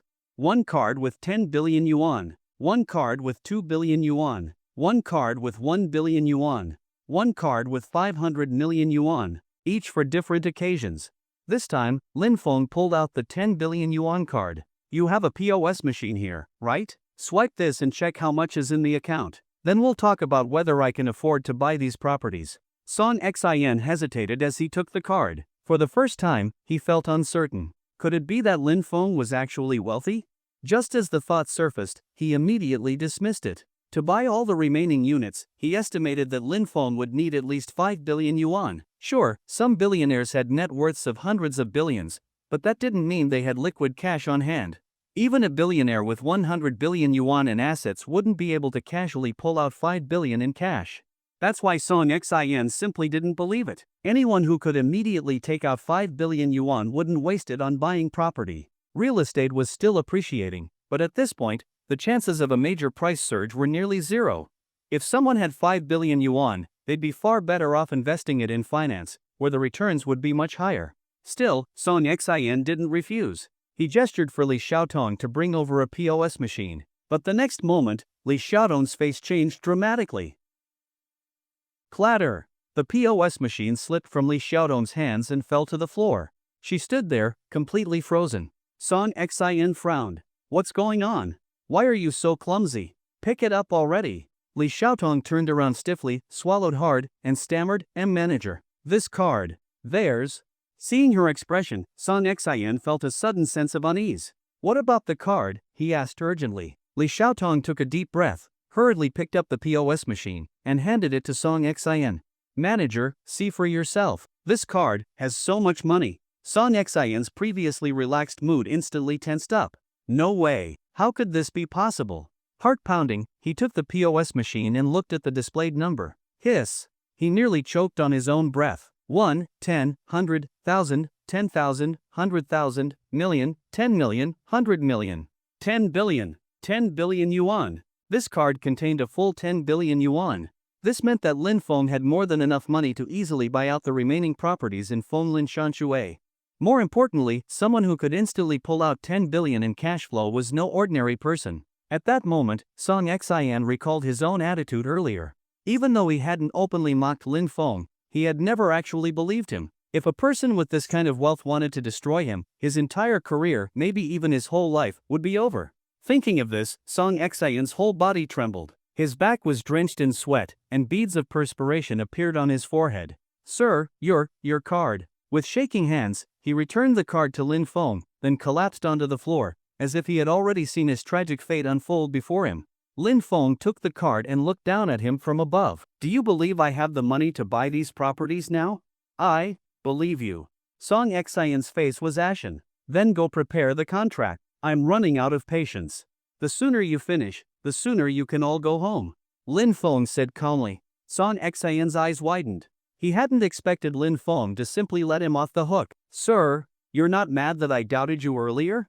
Even though you didn't believe me, at least your attitude was respectful. Besides, if anyone suddenly claimed they were buying an entire luxury complex, no one would believe it. You simply did your job. Lin Feng wasn't the type to hold grudges over trivial matters. If Song Xian had actually insulted him, Lin Feng would have been angry and wouldn't have let him handle the purchase. But since Song Xian had done nothing offensive, there was no reason to punish him. Song Xian let out a deep sigh of relief and wiped the sweat off his forehead. The sheer emotional roller coaster he had just experienced was insane. Sir, thank you. Truly, thank you. A man like you is destined for great wealth. I'll go prepare the purchase contracts immediately. Just as Song Xian turned to leave, the sales office doors swung open, and two people walked in. Seeing them, Song Xian quickly stepped forward and bowed apologetically. Sirs, I'm sorry, but our property sales are now closed to new customers. Closed to new customers? What? Are you afraid I can't afford it? Is this how you treat potential buyers? The doors are still open, yet you're turning me away. Are you looking down on me? Song Xian hurriedly tried to explain. Sir, you misunderstand, it's actually because. Before he could finish, the man's eyes landed on Lin Feng. Lin Feng? What are you doing here? Then, he turned back to Song Xian. Didn't you just say you weren't accepting customers anymore? Then what about him? He's not a customer? Or is he working here as a salesman? The commotion at the entrance caught Lin Feng's attention. He turned to look at the man, narrowing his eyes slightly. Zhang Haowen? Interesting. A smirk curled at Lin Feng's lips. What a small world. Lin Feng raised a hand, gesturing for Song Xian to step aside, then walked over to the entrance. What, am I not allowed to be here? Zhang Haowen sneered. Lin Feng, do you think you can afford a place here? The cheapest units in this complex are at least 5 million yuan. With the money your parents make, you'd have to beg the heavens for 500 more years to afford a house here. With his head held high, Zhang Haowen looked down at Lin Feng as if he were nothing. Standing next to him was a woman in a light blue short dress, her face caked with a thick layer of makeup. Lin Feng recognized her immediately, Chang Wanwan. Just like Zhang Haowen, she was one of Lin Feng's high school classmates. Back then, Chang Wanwan had confessed to Lin Feng, but he had rejected her. Out of embarrassment and anger, she got together with Zhang Haowen simply because he was a well-known school bully. Her plan? Have Zhang Haowen teach Lin Feng a lesson. However, fate had other ideas. Zhang Haowen had been just a low-level punk under Feng Zhan, one of the biggest troublemakers at their school. And Feng Zhan? He was one of Lin Feng's closest friends. Since middle school, Feng Zhan and Lin Feng had been practically inseparable. So, when Chang Wanwan and Zhang Haowen came looking for trouble, they ended up humiliating themselves instead. From that day on, Zhang Haowen was completely invisible to Lin Feng. After high school, rumors spread that Zhang Haowen's family got incredibly lucky. Their house had been demolished for redevelopment, and they received multiple properties and a few million yuan in compensation. Yet, even after getting rich, Zhang Haowen hadn't dumped Chang Wanwan. Surprising. At least he was loyal. Lin Feng stood in front of Zhang Haowen and smiled faintly. So, sounds like you're planning to buy a house here? Zhang Haowen sneered. That's right. I came here today to buy a house. Lin Feng, did you think knowing a few gangsters in high school made you a big shot? Now that we're out in the real world, you're nothing. Back in school, you acted all high and mighty, but now that we've graduated, all those so-called connections of yours are worthless. In society, money is the only thing that matters. I have money. You don't. That means you're beneath me. Zhang Haowen's face twisted with arrogance as he ranted endlessly, venting years' worth of frustration. Beside him, Chang Wenwen joined in, her voice full of disdain. Thank goodness I never dated you. Look at you now, what do you have besides a pretty face? Even if you graduated from Qizhou University, so what? Haowen is already managing his family's business and is buying a house in Fonglin Shanshui. And you? You're nothing. Listening to their endless bragging, Lin Feng simply spread his hands. You too. At least ask what I'm doing here first. Aren't you afraid you'll embarrass yourselves like in high school? I'm saying, at least ask what I'm doing here first. Aren't you afraid of getting embarrassed again, like in high school? Lin Feng sighed helplessly. Just a moment ago, he had been mocking the dumb villains from ridiculous web novels.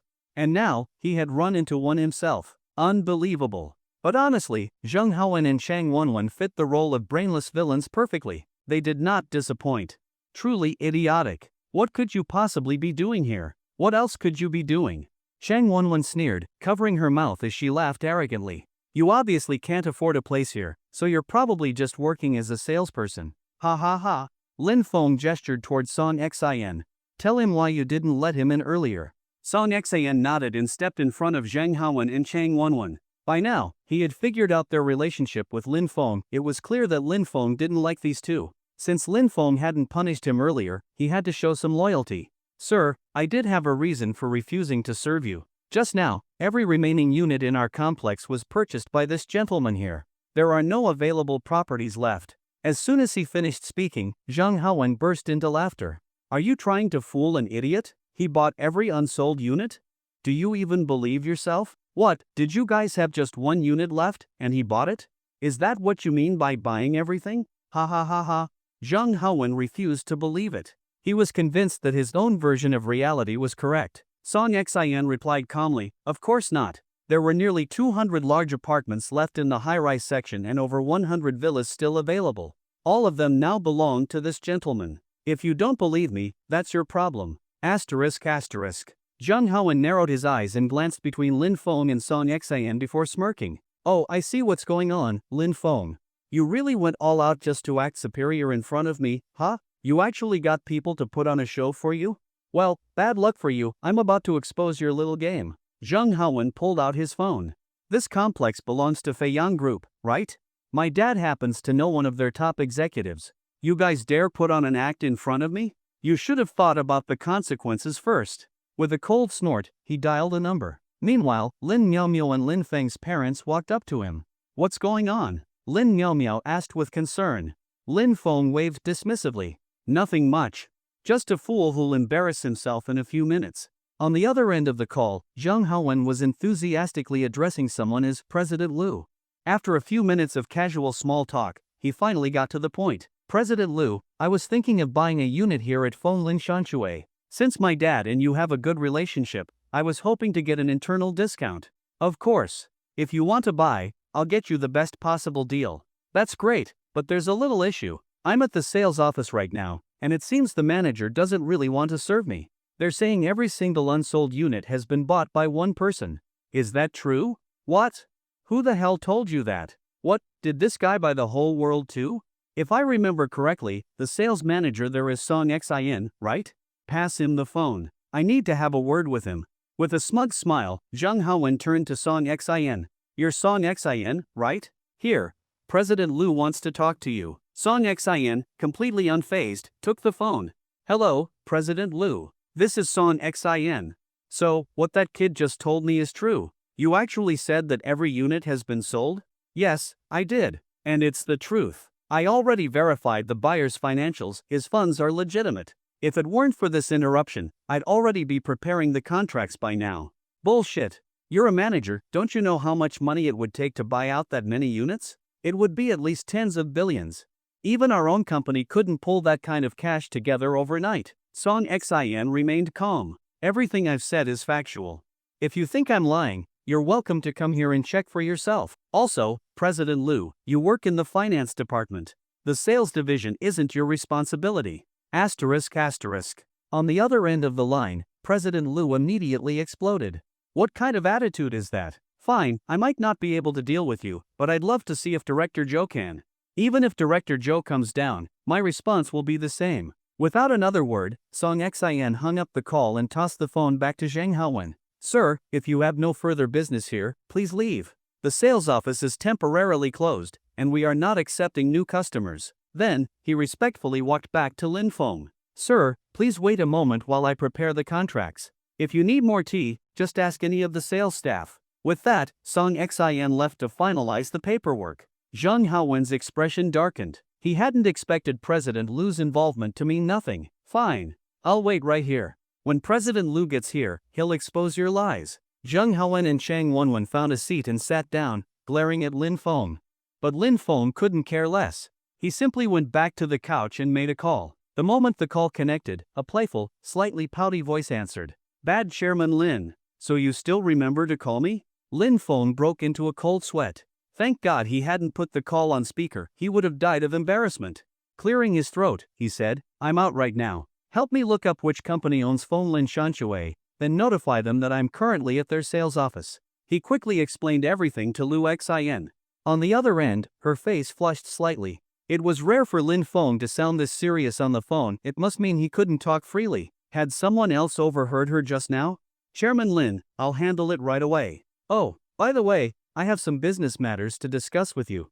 Will you be free tonight? Lu Xin asked in a softer voice. Lin Feng glanced at Lin Miaomiao and his parents before answering without changing expression. Yes, I'll come over later, but it might be a bit late. Then I'll wait for you tonight, Chairman Lin. Lu Xin giggled and hung up. Feeling cheerful, she left her office and ran into a Jiao in the hallway. Jiao curiously leaned in. Xin Jia, why do you look so happy? Lu Xin lifted her chin smugly. Humph, you wouldn't understand, single dog. Jiao looked at Lu Xin leaving with a resentful expression, then pouted and said, only the weak call themselves single dogs. I should be called a lone wolf. Woo woo woo, but even a lone wolf is still single. Woo woo woo. Inside the sales office, Lin Feng's family of four was chatting and laughing, while Zhang Haowen and Chang Wenwen frowned as they stared at them. Brother One, why are they still so relaxed? Aren't they afraid that President Lu will come and expose them directly? Chang Wenwen asked in confusion. They're just forcing themselves to keep up the act. Since they've already started pretending, they have to see it through, even if it means crying on the inside. He's probably already thinking about begging us to let them go. Zhang Haowen remained confident. While waiting, Lin Feng received another call from Lu Xin. After looking into it, he found out that Phone Lin Shanshui belonged to Feiyang Group. Moreover, after Zhang Lei learned about this and combined it with what Lin Feng had said about President Lu from the finance department, he discovered something interesting. People from Feiyang Group, along with Lu Xin, were also heading to the sales office. About an hour later, Song Xin reappeared, holding a contract in his hand. Sir, the contract is ready. Can we sign it now? Lin Feng nodded. All right, let's sign it now. After a while of busy work, Lin Feng finally completed all the procedures and became an official future landlord. Mr. Lin, congratulations. And thank you for your hard work. It wasn't hard at all. This is my job, and serving you is my honor. The total cost of all the houses was more than 5.6 billion. Song Xin rounded off the smaller digits, so the final price was exactly 5.6 billion. Just after completing the payment, a notification sounded in Lin Feng's mind. Ding! Task completed. Congratulations to the host for successfully completing the task and spending 5.6 billion. Double cashback is being processed. Ding! Cashback of 11.2 billion has been deposited into the host's black card. Lin Feng smiled slightly. He had easily made tens of billions. Not long after signing the contract, a car suddenly stopped outside the sales office, and two people stormed in angrily. Zhang Haowen hurried forward with a smile. Uncle Lu, you're here. Lu Ha, along with a thin man beside him, walked up to Zhang Haowen. Where's Song Xin? How dare he talk to me like that on the phone? Is he looking for trouble? Song Xin slowly approached Lu Ha, but instead of acknowledging him, he walked straight past him and greeted the thin middle-aged man behind him. Hello, President Zhou. Song Xin's actions made Lu Ha even angrier. Old Zhou, look at your subordinates. Is this how they treat their superiors? He was rude to me on the phone and even hung up on me. Now he won't even acknowledge me. Song Xin, you don't need to come to work tomorrow. Zhou Rui's expression was unreadable. Song Xin, what exactly happened?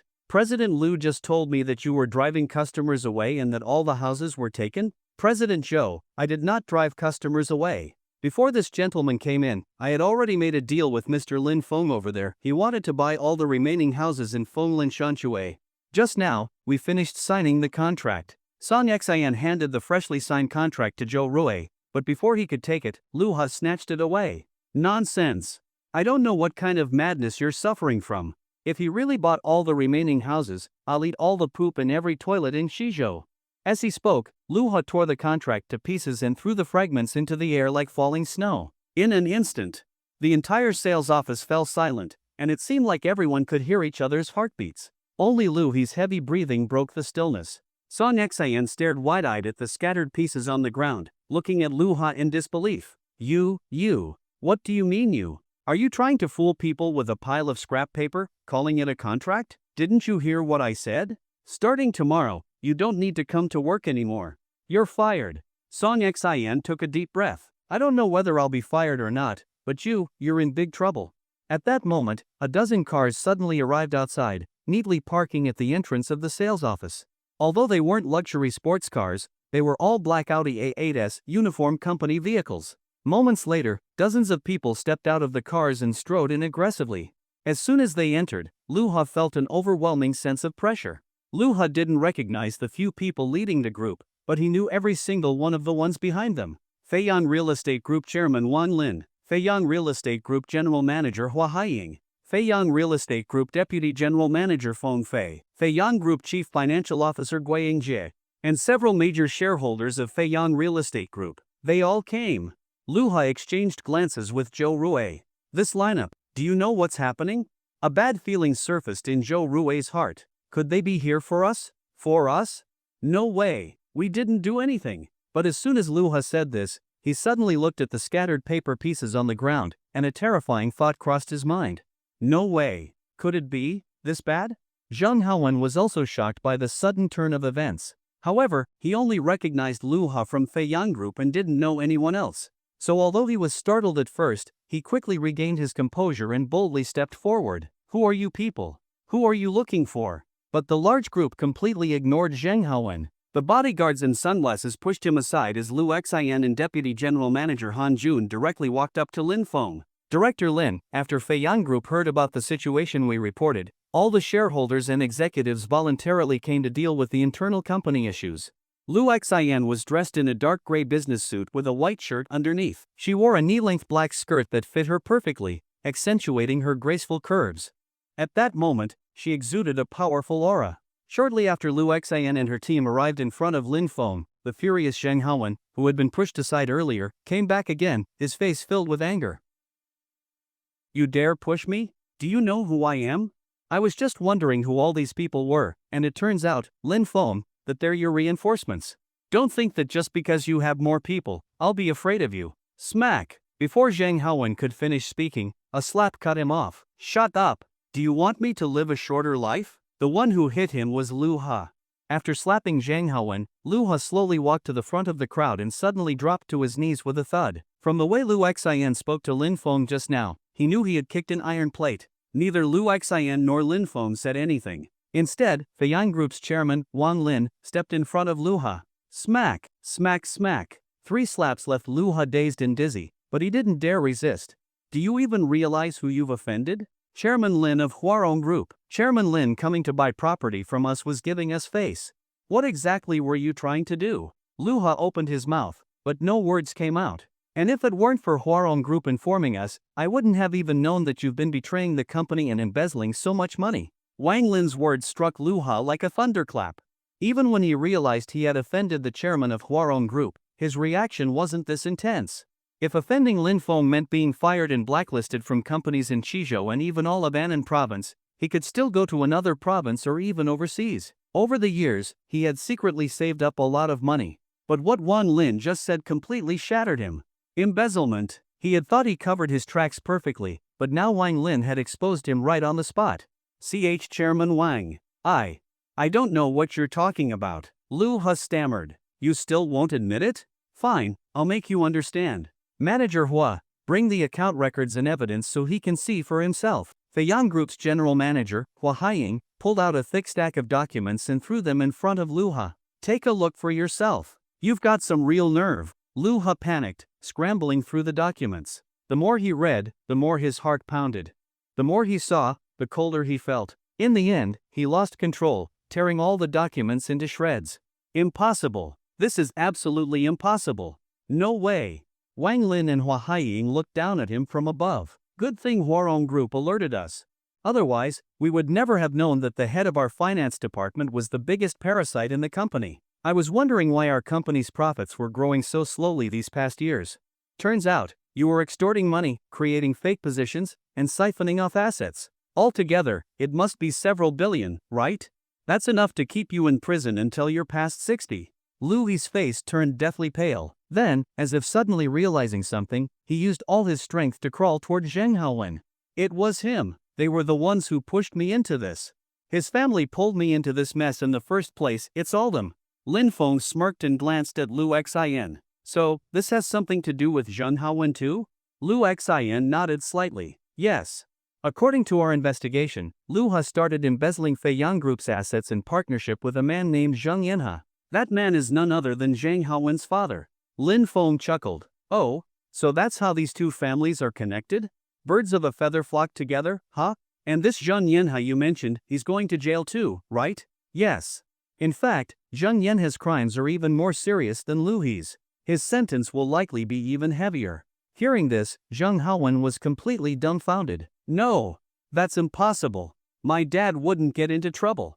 "If you don't believe me, you can call and confirm it yourself," Lin Feng said with a smirk. "But you'd better hurry, police are probably already on their way to pick him up." Zheng Haowen fumbled for his phone with trembling hands, hurriedly dialing his father's number while muttering to himself, "No. No way. Impossible. Impossible." The phone rang for a long time before someone finally picked up. But the voice on the other end wasn't Zheng Yanha's. "This is Wei Yu, deputy captain of the Qizhou Public Security Bureau. Zheng Yanha has been lawfully arrested. His personal belongings will be confiscated. If you are a family member, you will be notified when you can collect any approved items." Zheng Haowen felt like he had been struck by lightning. His eyes went blank. His family was finished. Beside him, Chang Wenwen's expression suddenly changed. "I can't believe your whole family is like this. I must have been blind to waste so many years with you." She turned to leave, but Zheng Haowen snapped, "You damn bitch. Now that my family's in trouble, you're showing your true colors? Fine, you can go. But all the money I spent on you over the years, you'd better pay it all back. Otherwise, don't even think about leaving." Zheng Haowen roared hysterically. "What do you mean? That money was given to me willingly. It wasn't a loan, why should I pay you back? If you try to stop me, I'll call the police and have them arrest you too. Then you and your father can have a nice reunion in prison." Chang Wenwen shot back. Her words completely infuriated Zheng Haowen. "You damn bitch. You're asking for it." Without another word, he threw a punch at Chang Wenwen. Thud! Chang Wenwen, not one to back down, transformed into a wildcat, throwing herself at Zheng Haowen. Although Zheng Haowen was stronger, Chang Wenwen had sharp nails, making it an even fight for a moment. Just as the two were entangled, another figure rushed over and joined the fight. It was Lu Ha. Clenching his fists, he charged at Zheng Haowen, cursing, "You motherfucker. If your father hadn't dragged me into this, I wouldn't be in this mess. My life is ruined anyway, so I might as well take someone down with me." In an instant, the scene turned into complete chaos. Originally, it was a fairly even fight.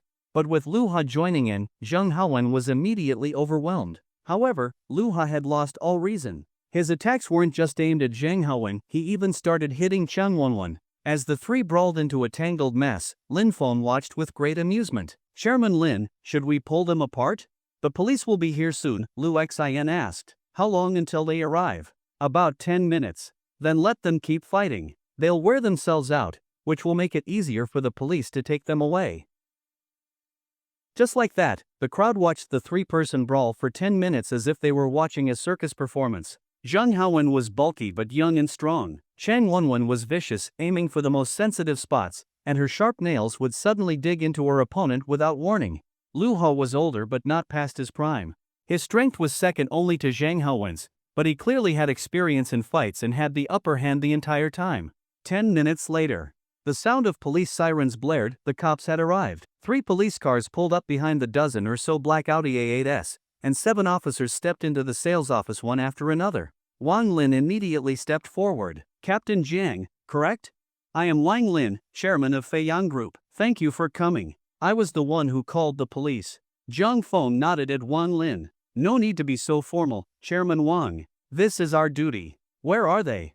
Wang Lin pointed with his chin. Over there, the one on top of the pile of 3. Only then did the police notice the ongoing brawl. The 3 of them were completely consumed by the fight, so much so that they didn't even stop when the police arrived. Hey, hey, hey! Stop fighting! Let go!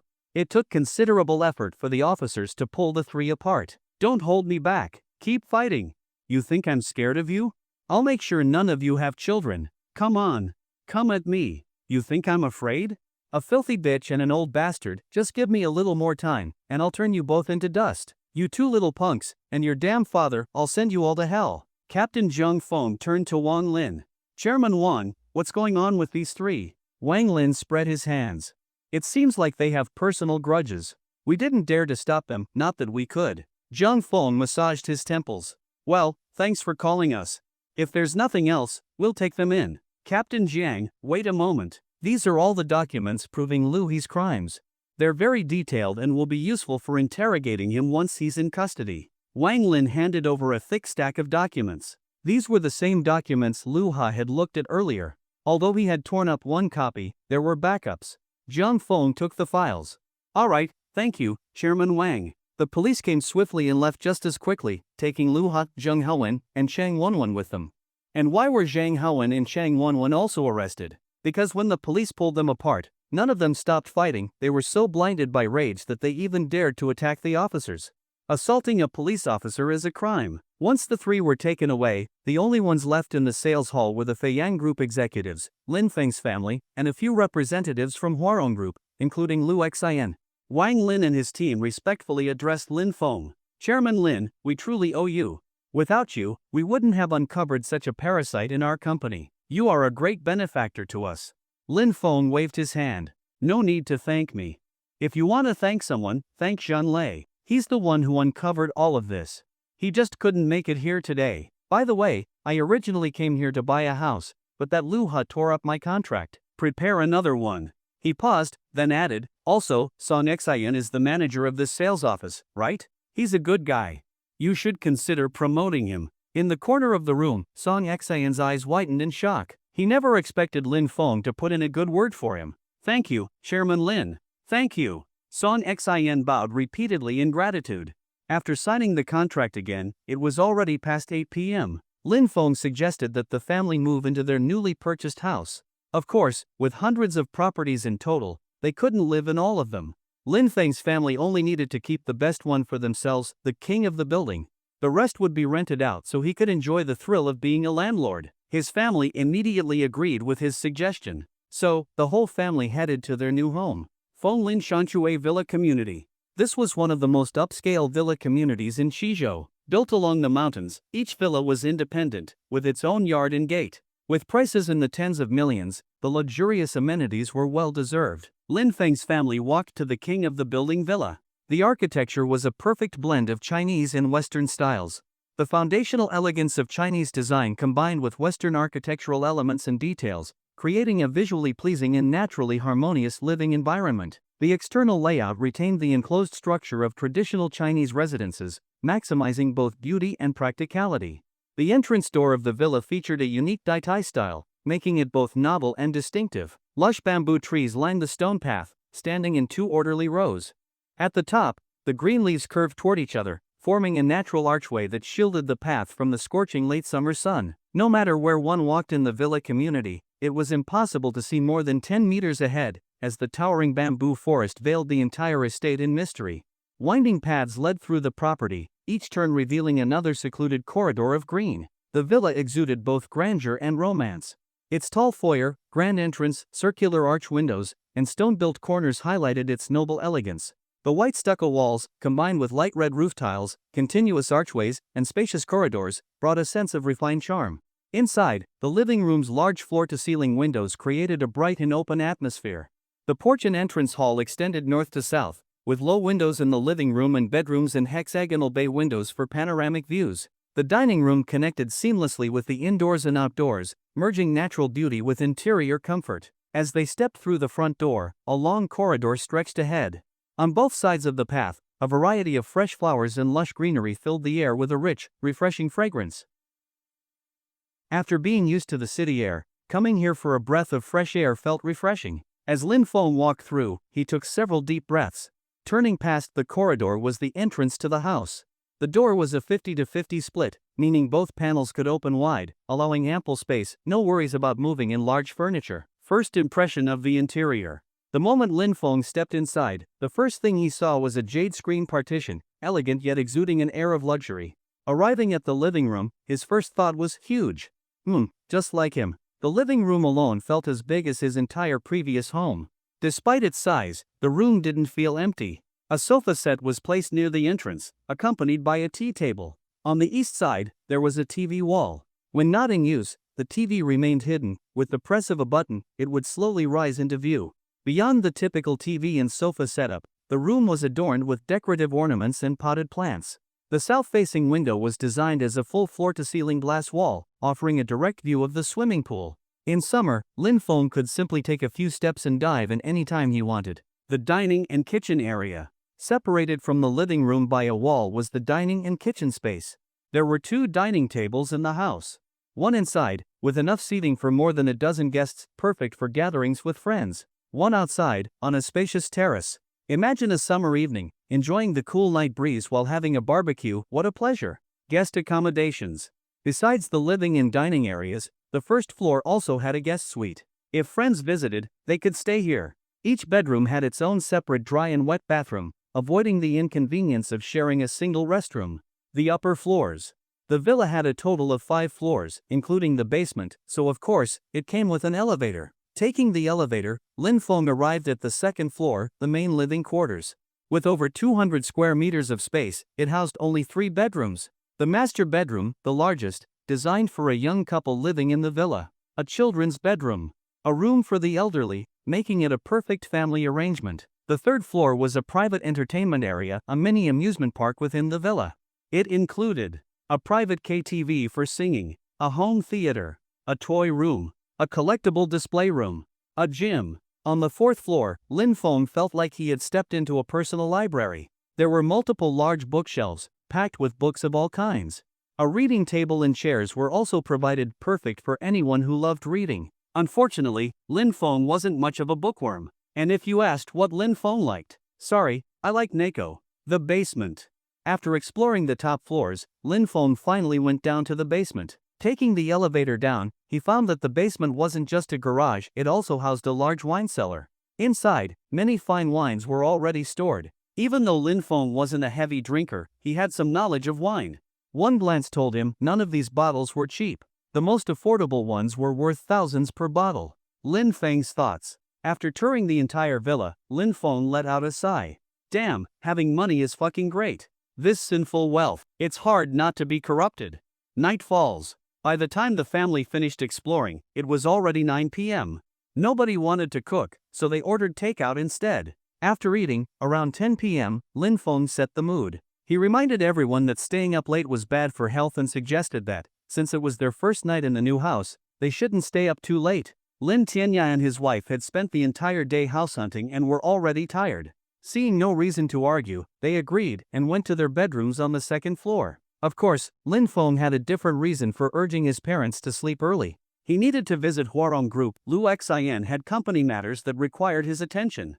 Since it was an urgent issue, Lin Feng had to go. After making sure his parents were settled, Lin Feng finished up some matters with Lin Miao, then drove away from Fenglin Shanshui, heading toward Huarong Group. Huarong Group, chairman's office, 33rd floor. Lu Xian was lying lazily on the bed, waiting to report work matters to Lin Feng. Glancing at her phone, she checked the time, 12 a.m. She picked up the giant teddy bear on her bed and punched it a few times. Stupid Chairman Lin. He clearly said he'd come tonight. The company's issues are urgent. Liar. I'm mad. Next time, I won't even bother talking to him. I won't be his secretary. I won't report work to him. He promised, and then he ghosted me. Next time, I won't even come to this office. Yeah, I'm not waiting anymore. I'll leave right now. But just as she was about to get up, her phone buzzed with a new message from Lin Feng. Got held up by something. I'll be at the office in about half an hour. Have you been waiting long? The moment Lu Xian saw the message, the corners of her mouth lifted uncontrollably. She quickly replied, I'm already in the office waiting for you. Ready to report work. I didn't want to reply to him, but he texted me first. Who can resist responding to Lin Feng? Just like that, her full-blown resentment vanished in an instant. Lu Xian sat there, foolishly smiling, her gaze fixed on the office door, eagerly waiting for Lin Feng to arrive. Half an hour later, right on time, Lin Feng pushed open the office door. Lu Xian, unable to contain her excitement, ran over and threw herself into his arms. Lin Feng could feel her soft embrace. Ref, I'd like to report she's charging with the ball. Chairman Lin, you're finally here. I've been waiting forever. The company's matters are really urgent. Lu Xian pouted, pretending to be annoyed. I got held up, but I'm here now, aren't I? As the chairman, I can't ignore company affairs. Alright, let's discuss it inside. The night was long. The work report took a very long time. And that night, it wasn't just Lin Feng who stayed awake. Somewhere else, Zhang Lei and his first love, Zhang Yu, also stayed up all night. Of course, they weren't discussing work. After Zhang Lei resolved everything for Zhang Yu, the two had dinner in the evening and then lay on the hotel bed, reminiscing about their past memories. The first time they spoke was in class. Zhang Yu had asked Zhang Lei a question, but later, she admitted that while Zhang Lei was explaining the problem, she wasn't listening at all. The whole time, she was just looking at him. The first time their relationship deepened was when they became deskmates. Later, Zhang Lei told Zhang Yu that he had actually requested the teacher to be assigned as her deskmate. Their first time holding hands happened before they even started dating. During class, Zhang Lei would deliberately take Zhang Yu's belongings and put them inside the desk compartment. When she reached in to retrieve them, he would grab her hand and refuse to let go. Since they were in class, Zhang Yu could only glare at him, and just like that, they held hands for an entire lesson. Warning, use this method cautiously. It only works between people who already have mutual feelings. Otherwise, you might get exposed in front of the whole class as a pervert. Their official confession happened while running on the school track. As they ran, it suddenly started raining. But after exchanging a glance, neither of them stopped. They just kept running. The rain got heavier, soaking their clothes. They shared a single school uniform over their heads like idiots, sprinting through the downpour. Zhang Yu, can I be with you? What did you say? I said, this rain is really heavy. I'm willing. What? I said, the rain is really heavy. Then, they looked at each other and laughed. Perhaps that moment was the happiest, most carefree time of their lives. Zhang Lei and Zhang Yu laughed and cried, as if all those memories had just happened yesterday, as if they had merely gone home after school and hadn't seen each other for one night. Meanwhile, a few other people also had a sleepless night. Those people were Zhang Haowen, his father, and Lu He. As soon as they were thrown into the police station, they were severely beaten by the prison bullies, a special arrangement by Wang Lin. After the beating, all three of them lay on their bunks, clutching their butts and staring blankly at the ceiling. The next day, Lin Feng slept until noon. He had stayed up late handling company affairs, so waking up late was understandable. Lu Xian also worked overtime last night, staying up late to report everything, very dedicated. Lin Feng woke up because he was hungry. After such high-intensity work, he needed to recharge. Stretching, he turned to Lu Xian. Are you hungry? Should we have A Jiao bring up some food? Still half asleep, Lu Xian murmured instinctively, eat, hungry, so hungry. Without hesitation, Lin Feng called A Jiao, asking her to buy some fried chicken and coffee. A Jiao, having experience from last time, confidently patted her chest and agreed. Shortly after, A Jiao knocked on the door, carrying a mountain of food. Chairman Lin, A Jiao has arrived with fried chicken. Am I amazing or what? She lifted her chin proudly, expecting praise. Lin Feng raised an eyebrow. Amazing? Of course. I ran all the way back, and I didn't spill a single drop of coffee. If you're that capable, then come here. Are we even talking about the same thing? Relax, I was joking. Just hand me the food. Lin Feng took the large bag of fried chicken. A Jiao pouted. Chairman Lin, you got my hopes up for nothing. So boring. I'm leaving. Post-breakfast laziness. After eating, Lu Xian rubbed her eyes and yawned. Chairman Lin, I'm going back to sleep, taking the day off. Not handling any company matters today, she said lazily. Lin Feng chuckled. No problem. Don't work if you don't want to. I approve your leave. After Lu Xian went back to sleep, Lin Feng called A Jiao to take care of her, then left the office. Checking his phone, which had been on silent mode all night, Lin Feng saw a barrage of missed calls and texts from Su Yushu. 8 missed calls. Over a dozen messages. Lin Feng slapped his forehead.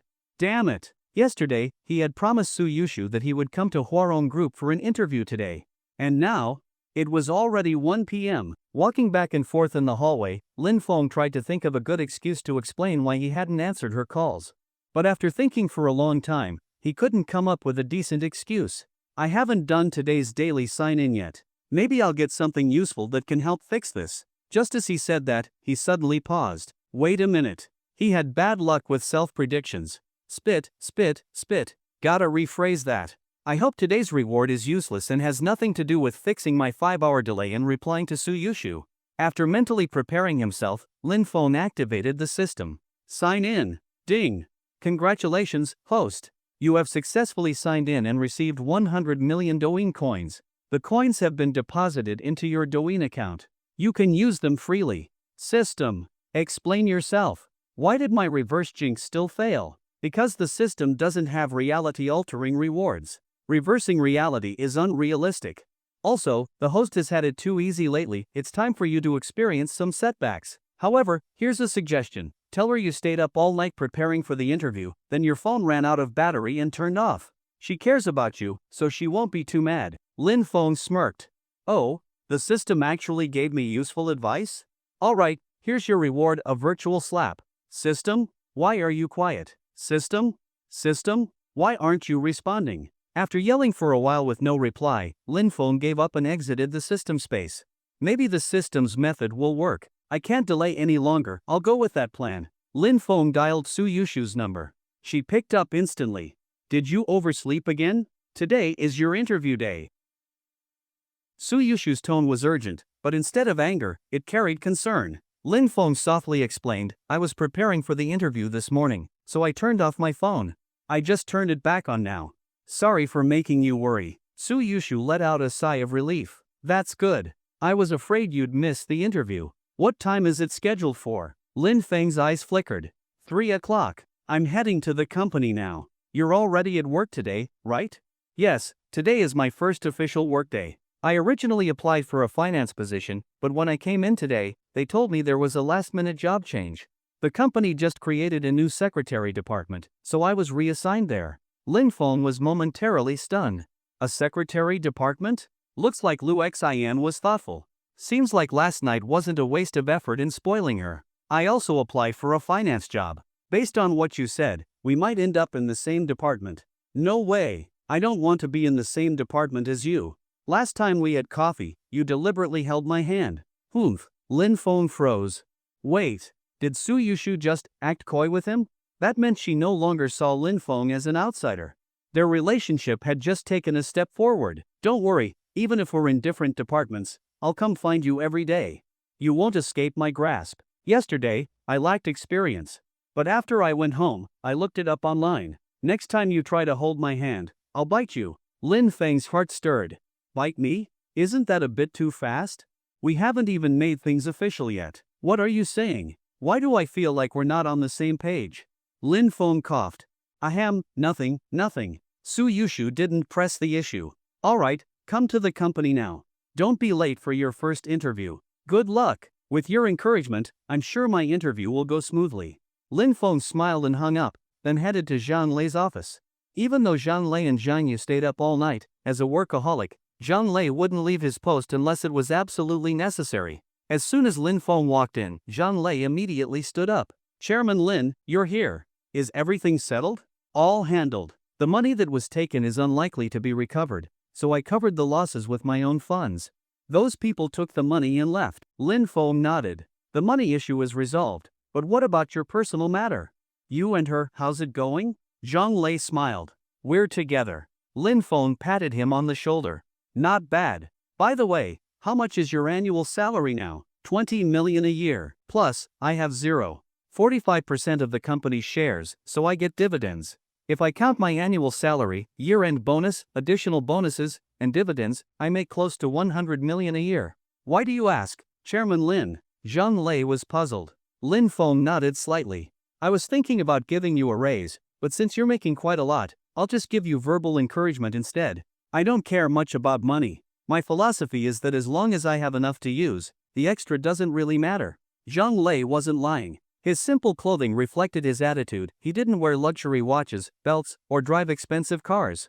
It wasn't that he couldn't afford them, he just had no interest. You could think that way before, but from now on, your life includes another person. Money may not be everything, but having enough money can solve 999% of life's problems. If you and her get married, I assume you don't have a house yet, right? You can't get married and live in an old house. I recently bought some properties. I'll gift you a villa in Fenglin Shanshui. Just go there and pick one you like. Since you're offering, Chairman Lin, I won't be polite. Oh, by the way, you never looked at this. It's the information you asked me to investigate on Lu Shua. Lin Feng smacked his forehead. Damn, he had completely forgotten. Ever since he first got the system, he had wanted to look into Lu Shua's background. But with all the distractions, he had never gotten around to it. Honestly, his attitude toward Lu Shua had changed over the past few days. At first, when he activated the system, he was determined to take revenge. But now, thinking about it, it didn't seem as important anymore. Still, since Zhang Lei had already investigated it, he might as well take a look. Whether or not to seek revenge would depend on his mood. Where's the file? Let me see. Zhang Lei returned to his computer and pulled up a document. Chairman Lin, take a look. Lin Feng scanned the file. Lu Shua's current situation. Lu Shua was just drifting through life now. Back then, with his poor grades, he barely made it into a vocational college. However, his father used connections to get him into a second-tier university with a guaranteed postgrad program. But Lu Shua rejected the opportunity, saying it was too boring. According to the report, another reason he didn't go was that his reputation at university was too terrible. Lu Shua had 5 known cases of getting girls pregnant, countless instances of brawls and fights. He had reached the point where everyone wanted to beat him up. After graduating, Lu Shua tried starting his own business but failed miserably. He was completely incompetent. Now, he was just wasting time at his father's company. Lin Feng initially felt generous, thinking revenge wasn't necessary. But after reading the report, his generosity disappeared. This piece of trash was getting off too easy. Lin Feng didn't even feel sympathy for the girls Lu Shua had impregnated. They weren't necessarily innocent after all. After his first scandal, many still chose to be with him. Were they really in love? Or were they after money?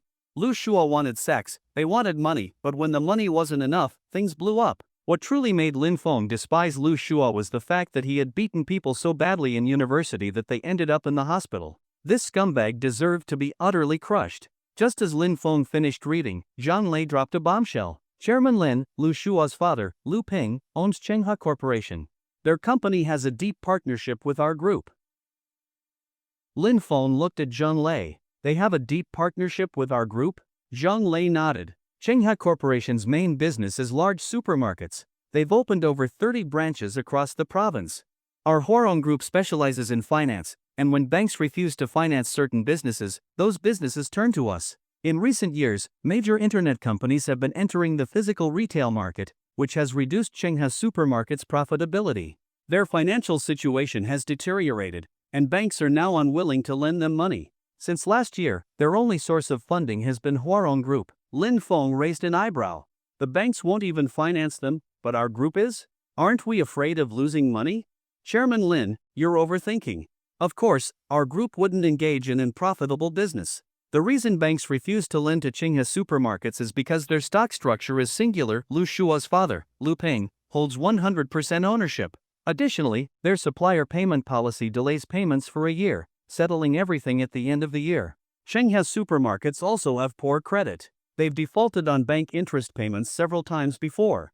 After multiple evaluations, the banks decided to stop lending to them, but we agreed to provide funding on the condition that Huarong Group acquires equity in Chenghua Supermarkets and takes over some of their suppliers and stores. That way, even if Lu Ping takes the money and runs, our losses would be minimal. The main reason I decided to take on this hot potato was to expand Huarong Group's business into supermarket retail. Lin Feng listened to Zhang Lei's detailed explanation and nodded. As expected from a professional, since Lu Shua's family business has a deep connection with our group, let's find a way to acquire Chenghua Supermarkets for Huarong. Didn't you say you wanted to enter retail? Here's the perfect opportunity. All right, I'll start working on a plan right away. If we want the Lu family to surrender their shares, We need to destroy Qinghe Supermarket's reputation first. No rush. By the way, I see you have some serious dark circles under your eyes. Didn't sleep well last night? I stayed up all night talking with Xiaoye, but it's fine, I'm not tired. I can still work. How can you work well without proper rest? I'm not some evil capitalist who exploits his employees. Take the day off. It's your first day back together with your girlfriend, you should properly reunite with her. Lin Feng emphasized reunite, making his meaning very clear. Zhang Lei wasn't a clueless kid. He immediately understood what Lin Feng was implying. Chairman Lin, actually, we already. That was yesterday. Today is a new day. It's settled. You're taking the afternoon off. You're literally getting paid to be in love. Other people would be jealous, and yet you don't want it? Then I'll humbly accept your generosity, Chairman Lin. Just as Zhang Lei was about to call Zhang Yu, Lin Feng suddenly remembered something. Almost forgot the main reason I came to find you. Before you go off to, have fun, schedule me an interview. I'm officially joining Huarong Group as an employee. Oh, that's easy. One phone call will take care of it. After arranging the interview, Zhang Lei happily left for his paid romance session. After some time, Lin Feng checked the clock, 2:20 p.m. He took the exclusive elevator downstairs, then switched to a regular elevator to go back up. After chatting with Su Yushu for a while, Lin Feng once again tried holding her hand. Even though over the phone, Su Yushu had threatened that if he held her hand again, she would bite him, in reality, she completely chickened out. She could only let Lin Feng grasp her soft, delicate fingers without resisting. Your interview is soon. It's already 2:45 p.m., she said weakly, trying to pull her hand away. But Lin Feng's grip was stronger. No rush. Let me hold, let's chat for 5 more minutes. 5 minutes later, Lin Feng reluctantly let go and pretended to head to his interview. Of course, the so-called interview was just him sitting in a room for a while. Zhang Lei had arranged for the interviewers to be people who already knew Lin Feng's identity. After about half an hour, Lin Feng checked his watch and called A Jiao to escort him to the secretary department. For now, A Jiao was technically Lin Feng's superior. Not long after the call, A Jiao came running excitedly. Chairman Lin! Chairman Lin! From now on, don't call me Chairman Lin in public. My official identity is an intern in the secretary department. Just call me Xiao Lin. If people hear you calling an intern Chairman Lin, they'll get suspicious. A Jiao gave him a strange look. Chairman Lin. I really have to call you Xiao Lin? You won't be mad? Do I look like someone that petty? It's just a nickname. Then if we're in public, can I boss you around? Like, order you to do things? You're my superior now. Isn't it natural to give orders? Lin Feng replied indifferently. Alright then. Can I start now? Go ahead. Hearing Lin Feng's confirmation, a mischievous smile appeared on A Jiao's face. She raised her palm high and smacked Lin Feng right on the butt. Xiao Lin. Let me check if your development is normal. He stood frozen, staring at A Jiao in shock. For a long time, he couldn't process what just happened. Finally, he snapped out of it. What are you doing? Chairman Lin, didn't you say I could call you Xiao Lin? Are you mad? A Jiao looked a bit nervous. This isn't about Xiao Lin or not. Why did you slap my butt? And what was that about checking my development? Are you Jega or something? A Jiao clasped her hands in front of her and lowered her head slightly. Is that not okay? Of course not. Just treat me like a normal subordinate. A Jiao nodded. Oh, okay. I understand now. You really get it? Then show me, pretend you're my superior giving me instructions. A Jiao's expression instantly turned serious. She folded her hands behind her back and said coldly, Xiao Lin, go get me a glass of water. Lin Feng nodded with a smile. Now that's the right attitude. Good. What are you smiling for? Hurry up and get the water. Stop grinning like an idiot. A Jiao scolded. Alright, she's the boss. Got it, Sister Jiao. Wait here, I'll get your water. A moment later, Lin Feng returned with a cup of water. Sister Jiao, here's your water. A Jiao took it, then frowned. Why is it hot? It's the middle of summer, who drinks hot water? Lin Feng clenched his fist, taking deep breaths. You're my superior. I'll endure this. Okay, I'll get some cold water. After another trip, Lin Feng handed her a cup of cold water, but A Jiao still frowned. It's too cold. Drinking this will give me a stomachache. Lin Feng gritted his teeth. Then what temperature do you want? Hot is too hot. Cold is too cold. Can't you mix them? Half hot, half cold, balance it out. Lin Feng grabbed A Jiao's wrist and dragged her into an empty conference room. Come here. You're driving me crazy. We need to have a little chat. Smack. Lin Feng spent nearly an hour in the conference room teaching A Jiao a proper lesson on how a real superior should act. After finishing, Lin Feng looked at her and asked, "Do you understand now? What a normal superior should do?" A Jiao nodded. "I think I get it." "Think? Looks like you still don't fully understand. Let me explain it again." Close the door. After over an hour of training, A Jiao finally understood how a proper superior should behave. "Chairman Lin, I still don't understand many things about the company. Can you teach me more?" She looked at Lin Feng with expectant eyes. Lin Feng rolled his eyes. "You sure think big. Next time, when I have time. Right now, I have work to do." "Don't worry, Chairman Lin. When it's time to work, I'll be on my best behavior. I definitely won't let anyone discover your identity," A Jiao said seriously. "Let's go, then. Take me to the secretary department and introduce me as a new employee. And don't mess up the cover story." Lin Feng tapped her forehead lightly. A Jiao giggled.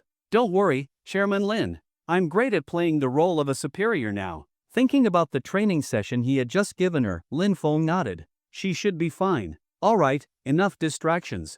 Time to get to work. Move. Together, they headed to the 23rd floor, which had been converted into the secretary department. Just before entering, A Jiao suddenly stopped in her tracks. "What's wrong? Why aren't we going in?" Lin Feng asked curiously. "Chairman Lin, no, Xiao Lin, I just remembered something. Sister Xin told me to tell you that the benefits you gave the secretary department are too generous. They're much better than what employees in other departments get. She's worried that if word gets out, other departments will be unhappy." Lin Feng waved it off. "Oh, that? Just increase the benefits for all departments to match the secretary departments. The company makes plenty of money anyway. Spending more on employees is the right thing to do." A Jiao's eyes widened in admiration. "Chairman Lin, you're so generous." Lin Feng shrugged. "As long as I have enough to spend, that's all that matters. Besides, I have more money than I can even use." "Alright, enough chit-chat. Let's go. You walk in first." Switching into leader mode, A Jiao strode ahead confidently, with Lin Feng following behind like an obedient employee. Inside the secretary department. Since the department was newly formed, there weren't many people yet. Lu Xian had transferred a few experienced employees from other departments, plus 2 interns who joined alongside Su Yushu. Including Lin Feng, there were fewer than 10 people in total. Standing before the entire department, A Jiao clapped her hands to get everyone's attention. "Everyone, pause your work for a moment. I'd like to introduce a new colleague. Since our department is understaffed, I selected one of the company's newest interns to join us. From now on, we'll all be colleagues. Xiao Lin, introduce yourself." With a smile, Lin Feng scanned the group. When his gaze met Su Yushu's, he raised an eyebrow at her. "Hello, everyone. My name is Lin Feng. Feng, as in maple leaf. Please take care of me in the future." "Oh, a handsome guy. Do you have a girlfriend? If not, consider me. We're all colleagues now. If you ever need help, just ask us. Especially you, handsome, I'll be happy to help." "Wait, I just realized Lin Feng is the only guy in our department. Looks like you've hit the jackpot." Hearing that last comment, Lin Feng finally noticed he was indeed the only man in the entire secretary department. It made sense, though. Secretarial work typically leaned towards hiring women. Plus, Lu Xian had deliberately ensured it was an all-female team. Lin Feng was only here by accident, otherwise, it would have been a completely female department. "Lin Feng, you and Su Yushu both graduated from Qizhou University, and it looks like you know each other, right? Then we'll assign your desk next to hers. Work hard from now on." A Jiao spoke with a calm and professional tone. If Lin Feng didn't know she was acting, he would have thought she was completely serious. She definitely deserved a reward later. After finishing her announcement, A Jiao left, and Lin Feng sat down beside Su Yushu. Su Yushu's excitement. The moment Lin Feng sat down, Su Yushu eagerly leaned over. "You actually joined the secretary department? And you came straight here right after your interview? How did you do it?" Lin Feng spread his hands. "After my interview, HR told me the secretary department was newly formed and needed more people. They asked if I was interested. The pay was better here, so of course, I agreed. I even requested to start work today." A smile spread across Su Yushu's face. "That's great. Now we can see each other every day." After chatting for a bit, A Jiao suddenly returned, holding a box in her hands. "Everyone, listen up. Since the secretary department was just established, Sister Xin applied for extra employee benefits. Starting today, all of you will receive the following perks. 1. Meal allowances, 50 yuan per meal, 3 meals a day. 2. Taxi reimbursements, 100 yuan per day, including weekends and holidays. 3. Housing subsidies, 4,000 yuan per month. 4. Overtime pay calculated at triple the standard hourly wage. The moment she finished speaking, deafening cheers erupted. Was this real life? 50 yuan per meal, 3 times a day, 4,500 yuan per month just on food. Taxi reimbursements, 3,000 yuan per month. Housing subsidies, 4,000 yuan per month. That was already over 10,000 yuan in allowances. People always said Huarong Group had great benefits, but this was beyond imagination. Some of them were just interns. Someone quickly raised a question. Sister Jiao, do these benefits apply only to full-time employees? Of course not. Interns receive the same benefits. Plus, all interns will become full-time employees next month. You don't have to wait 3 months. No way. This company is heaven. I knew I made the right choice. Sister Jiao, pinch me. Am I dreaming? If there's a hidden rule behind this, I'll accept it. Sister Jiao, please roll me. The entire department descended into chaos. They all felt like joining Huarong Group was the best decision of their lives. Jiao clapped her hands again. Everyone, quiet down. I have one more thing to announce. The room instantly fell silent, all eyes filled with anticipation. Sister Xin has also decided to personally raffle off a private apartment. One lucky person will win the 5-year usage rights to a 95 square meter apartment in Anxia residence, near the company. This apartment is worth nearly 2 million yuan. For 5 years, you can live in it, rent it out, or do whatever you want with it. The utility and maintenance fees have already been paid in advance. At that moment, the entire secretary department exploded in excitement. As soon as Jiao finished speaking, the employees let out shocked gasps. A 95 square meter apartment in Anxiao residence for 5 years? Anxiao residence was a high-end apartment complex. Although its property rights differed from regular residential buildings, making it slightly less valuable, the price was still nearly 20,000 yuan per square meter. If rented out, the monthly rent would be at least 5,000 yuan. 5 years of rent would be worth over 300,000 yuan. Whoever won this would be set. Sister Jiao, how do we enter the draw? No rush, everyone. See this box in my hands?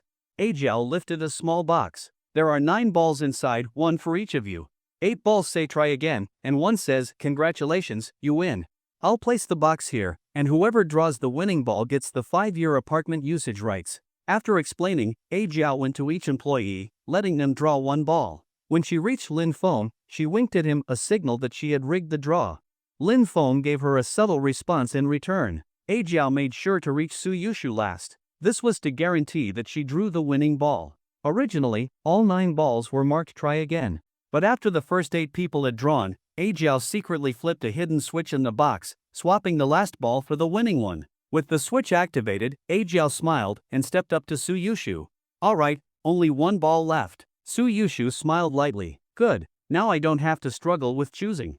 After taking the last ball, Jiao set the box aside. Alright, everyone, open your balls and see who the lucky winner is. Opening the results. I knew it. I've never won a prize in my life. Mine says try again. Same here. A bit disappointing, but with all these benefits, I'm already more than satisfied.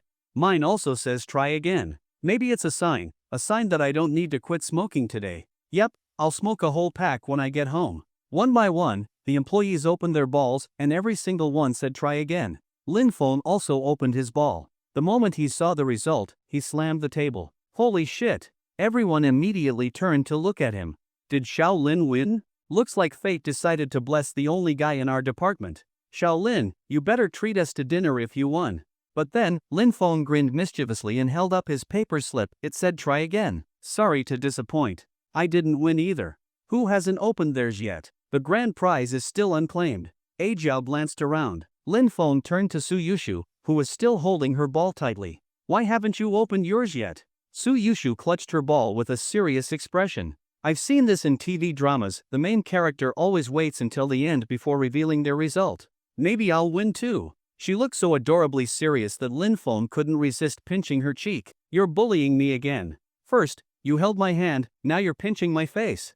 Humph, I guess my hand found you too cute and acted on its own. Don't worry, I'll scold it properly when I get home.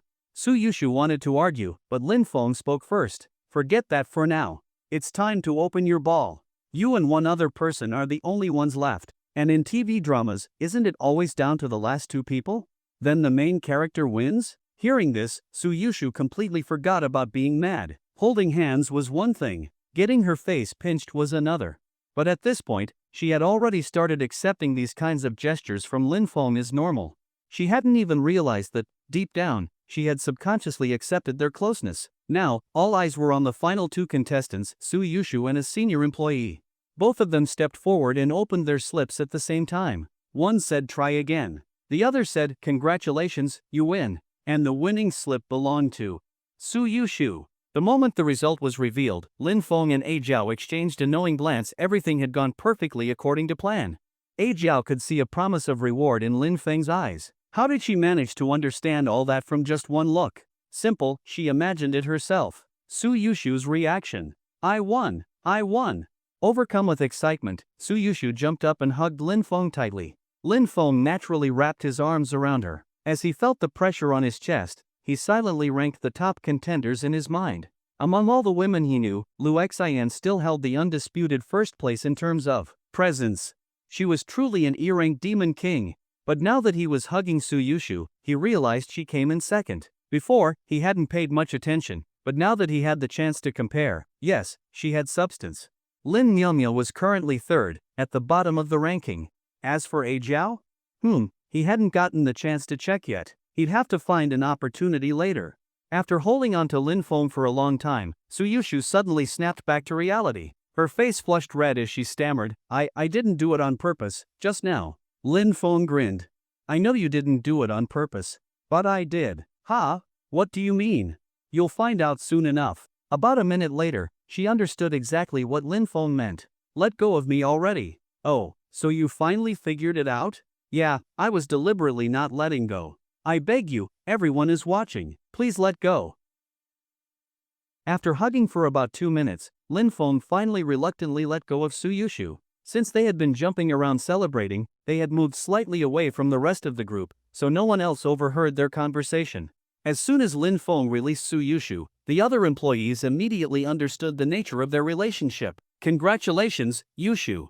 Don't leave right after work, I'll give you the apartment keys then, A Zhao said calmly. The others also congratulated Suyushu. Some of them were a little envious, but not to the point of jealousy. After all, the company benefits were already amazing. People shouldn't be too greedy. After that, A Zhao took the lottery box and left, and the office returned to normal. Back at their desks, Lin Feng nudged Suyushu with his elbow. You won the lottery, so don't forget to treat me to a meal. Suyushu smiled. Alright, how about after work? I'll take you to a place I used to visit often. It's not fancy, but the food is really good. Lin Feng grinned. Sure, I'm not picky. But since you say the food is good, should we have a standard for comparison?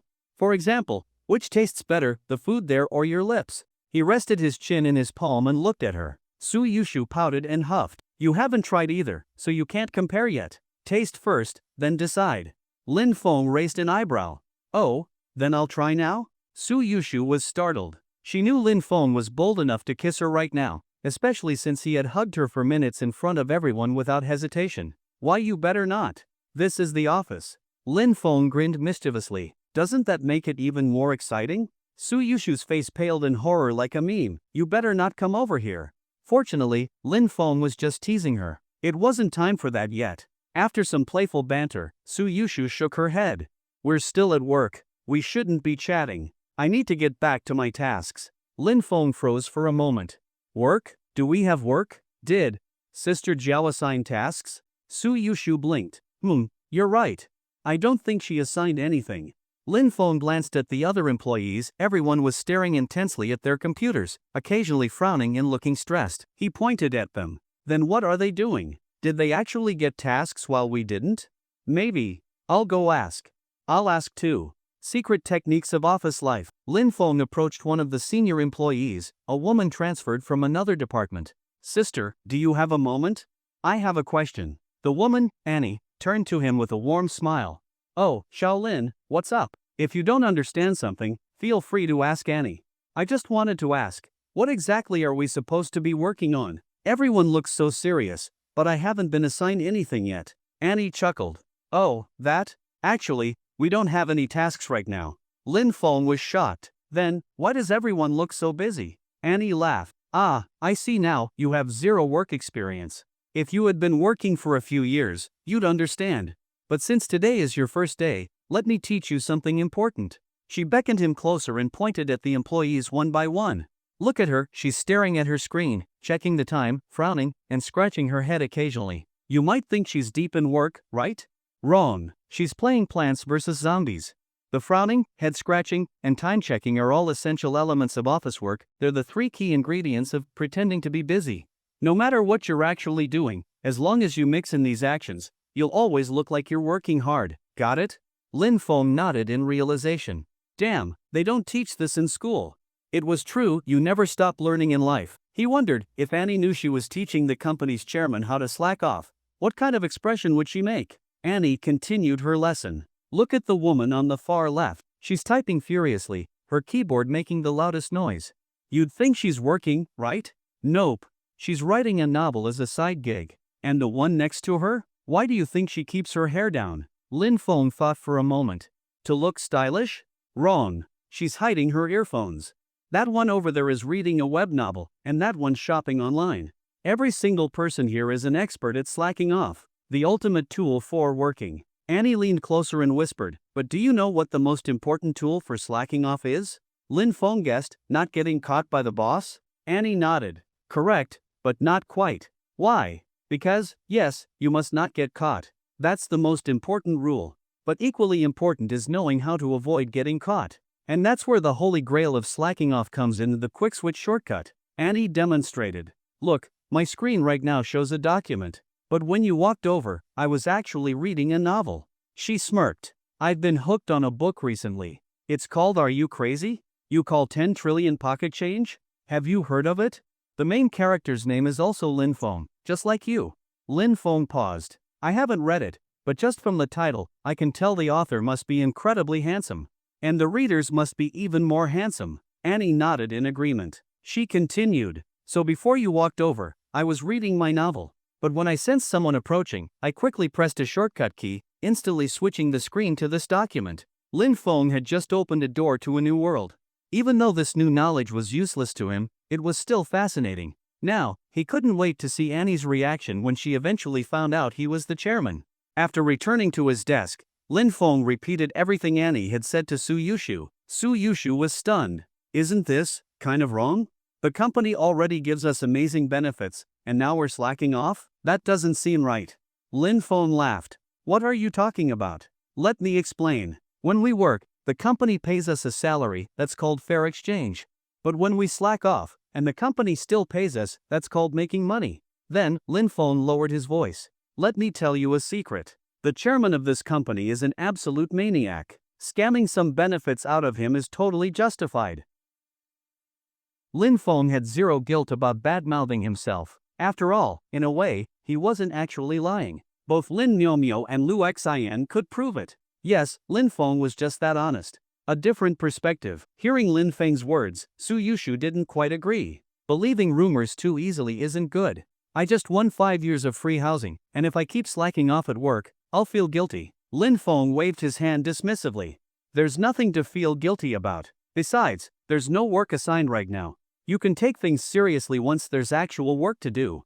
While we have free time, let's chat for a bit. He started the conversation. So, what do you plan to do with the apartment? Will you live in it or rent it out? Su Yushu thought for a moment. I plan to live in it. My dad is recovering well in the hospital and should be discharged in less than 2 weeks. If we stay in my current rental, it won't be good for his recovery. Plus, my old place is too far from work, and commuting takes too long. Good choice. Life will only get better from here. Future plans. Su Yushu began calculating on her fingers. Right now, my internship salary is 8,000 yuan a month. After I become a full-time employee, it'll increase to 12,000 yuan. With all the company benefits, my total monthly income will be around 25,000 yuan. After deducting necessary expenses, I can save around 23,000 to 24,000 yuan per month. That means I can save almost 300,000 yuan per year. In about 3 years, I'll be able to repay you. Her eyes sparkled with hope. Her life was finally improving. A difficult past. From the moment she was born, fate had never been kind to Su Yushu. Her mother died from childbirth complications, leaving her father to raise her alone despite his poor health. The family spent so much money on medicine that they could have opened a pharmacy. Just when Su Yushu was about to graduate and start earning money, her father, Su Xingue, had an accident. Her life had been full of hardships, but now, things were finally turning around. Seeing the hope in her eyes, Lin Feng smiled slightly. A negotiation. Lin Feng had already tried multiple times to tell Su Yushu she didn't need to pay him back, but no matter what, she refused to accept it. Of all the things she was flexible about, this was the one thing she wouldn't compromise on. She had to repay Lin Feng. Since there was no changing her mind, Lin Feng had come up with a plan. He would increase her salary and benefits at the company so she could pay him back faster. Yushu, let's discuss something. Su Yushu looked at him cautiously. No matter what you say, I'm paying you back. Her expression was determined. I know. I wouldn't go back on my word. But earlier, you said you'd put almost all your money toward repaying me, leaving yourself with barely anything. That doesn't sound right to me. I don't eat much, and I cook my own meals, so food costs aren't high. The apartment's utilities are covered, so my expenses are very low. My dad and I won't even spend 2,000 yuan a month. But your dad just had surgery. Shouldn't he have more nutritious food for recovery? 2,000 yuan a month for two people definitely isn't enough. How about this? Listen to me. Repay me 15,000 yuan per month. That's 180,000 yuan a year. You originally owed me 1 million, but there's still about 300,000 left in the medical fund, meaning you actually owe me around 700,000. At 180,000 per year, you'll be debt-free in under 4 years. A stubborn argument. Su Yushu hesitated. Actually, I could repay 20,000 a month. My dad and I don't need that much to live on. Lin Feng shook his head firmly. No. I said 15,000, so it's 15,000. And you have to eat better, buy more meat. I'll check on you from time to time, and if I find out you're not eating well, then forget about repaying me at all. Su Yushu pouted. I don't really like meat. Not liking meat? How can that be? How will your body grow? You're way too thin. Here, let me check. Ouch. Why are you hitting me? Lin Feng rubbed his waist. Su Yushu had pinched him hard. Where were your hands just now? She crossed her arms over her chest defensively. Lin Feng remained completely unfazed. I was just checking if you're too thin, making sure you're healthy. Liar. You were totally going for that. That's related to health too. Being too thin isn't good for that either. Lin Feng's expression remained serious. Actually, my family ran a traditional medicine clinic. Although I didn't inherit the medical skills, I did learn some ancient massage techniques. If you don't mind, I can give you a massage at your new apartment. It'll improve blood circulation. I guarantee that within 3 months, you'll go up a cup size. A sudden realization. It wasn't until the end of his sentence that Su Yushu finally realized what he meant. Her face turned bright red. Why you? Forget it. I'm not talking to you anymore. She immediately turned around, ignoring him. Lin Feng pouted. What? Did I say something wrong? Wasn't that offer tempting? He was really good at massages. After work, time passed quickly, and the workday came to an end. Su Yushu received the apartment keys and the address from A Jiao. She could officially move in now. Lin Feng, acting as if the afternoon's events had never happened, approached her again. So, where are we eating? Where's that amazing place you mentioned? Su Yushu decided not to bring up the massage conversation again. It's near our university, about 7 to 8 kilometers away. We can take the subway and get there quickly. Lin Feng shook his head. I don't want to take the subway. Let's go another way. Taxi? Or bus? Neither. Just wait here, you'll see. A few minutes later, in Su Yushu's curious gaze, Lin Feng arrived riding a pink electric scooter. He parked smoothly in front of her. Where did this come from? Is it yours? She asked curiously. Of course not. It's Sister Jiao's. Wait, you stole Sister Jiao's scooter on your first day at work? That's not good. What kind of logic is that? I borrowed it. She wasn't using it, so she lent it to me. Though, to be fair, Lin Feng did have to bribe A Jiao a little before she agreed. Alright, let's go. With the scooter, we'll get there in under 20 minutes. Just as Su Yushu was about to sit on the back seat, Lin Feng stopped her. Wait, don't sit in the back, that's my seat. You sit in the front. With that, Lin Feng moved from the front seat to the back. Su Yushu was stunned. You want me to drive? Lin Feng nodded. Yes, I'm entrusting you with this glorious task. Without saying much, Su Yushu placed her bag in the front basket, got on the scooter, and started riding toward the restaurant she had mentioned. Lin Feng could obviously ride himself, but at this moment, he wasn't that foolish. On the road, sitting on the back seat, Lin Feng deliberately swayed from side to side. The road was smooth, and Su Yushu was riding steadily, yet Lin Feng kept pretending to lose balance. After a few minutes, he suddenly opened his arms and wrapped them around Su Yushu's waist. Su Yushu panicked, causing the scooter to wobble slightly. What are you doing? It's too bumpy. I need to hold on. You don't mind, right? I do mind. Oh, that's good, as long as you don't mind. I'll just keep holding on then. I said I do mind, not that I don't. Thinking maybe the wind had made it hard for him to hear, she repeated herself louder. What? You're saying if my hands are cold, I should warm them inside your clothes? Well, if you insist, I won't say no. Her riding speed instantly slowed, her back stiffened, and even her voice trembled. Don't move around. Lin Feng laughed. Relax, I'm just joking. I'm not that kind of guy. After faking a move, he kept his hands where they were, making Su Yushu finally breathe a sigh of relief. For now, their relationship wasn't at the stage where he could take things further. So Lin Feng stayed put, maintaining the same position for the rest of the ride. Arriving at the barbecue restaurant. After 20 minutes, they arrived at a restaurant called Shaochang Barbecue.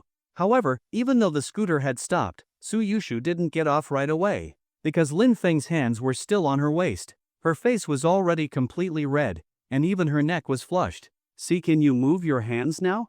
Oh, we arrived? Lin Feng, knowing when to stop, let go, but not before giving her belly a small pinch. Then, he smirked and got off. Su Yushu finally exhaled and, after parking the scooter, stomped over to Lin Feng angrily. Spotting his right foot, she stepped on it. Humph, stupid Lin Feng. You're so bad. You only made me drive so you could do that. I'm stepping on you. But her steps were so light that Lin Feng didn't feel any pain, he just found her adorable. After a few half-hearted stomps, she was about to walk away, but seeing that his shoe had gotten dirty, she hesitated. Then, she took out a wet wipe from her bag and carefully cleaned his shoe. Lin Feng grinned. If this was punishment, bad guys all over the world would be celebrating. A familiar place. After cleaning his shoe, Su Yushu pretended to still be mad. Humph. This is the place. I love the barbecue here, especially the grilled gluten and chives.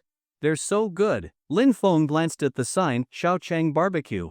It was indeed near Qizhou University, only a 10 to 15 minute walk from campus. If they were on a scooter, it was even faster. However, Lin Feng had never been here before, despite often eating out with his roommates and female friends. Alright, let's see just how good this place is, since Yushu loves it so much. As he spoke, Lin Feng naturally took Su Yushu's hand. At first, she didn't even notice. But just as they reached the restaurant entrance, she suddenly stopped. Lin Feng looked at her in confusion. What's wrong? Without answering, Su Yushu dragged Lin Feng back to where they had parked the scooter. Then, she flipped her ponytail, let out a humph, and released his hand. Lin Feng's thoughts. Are you serious?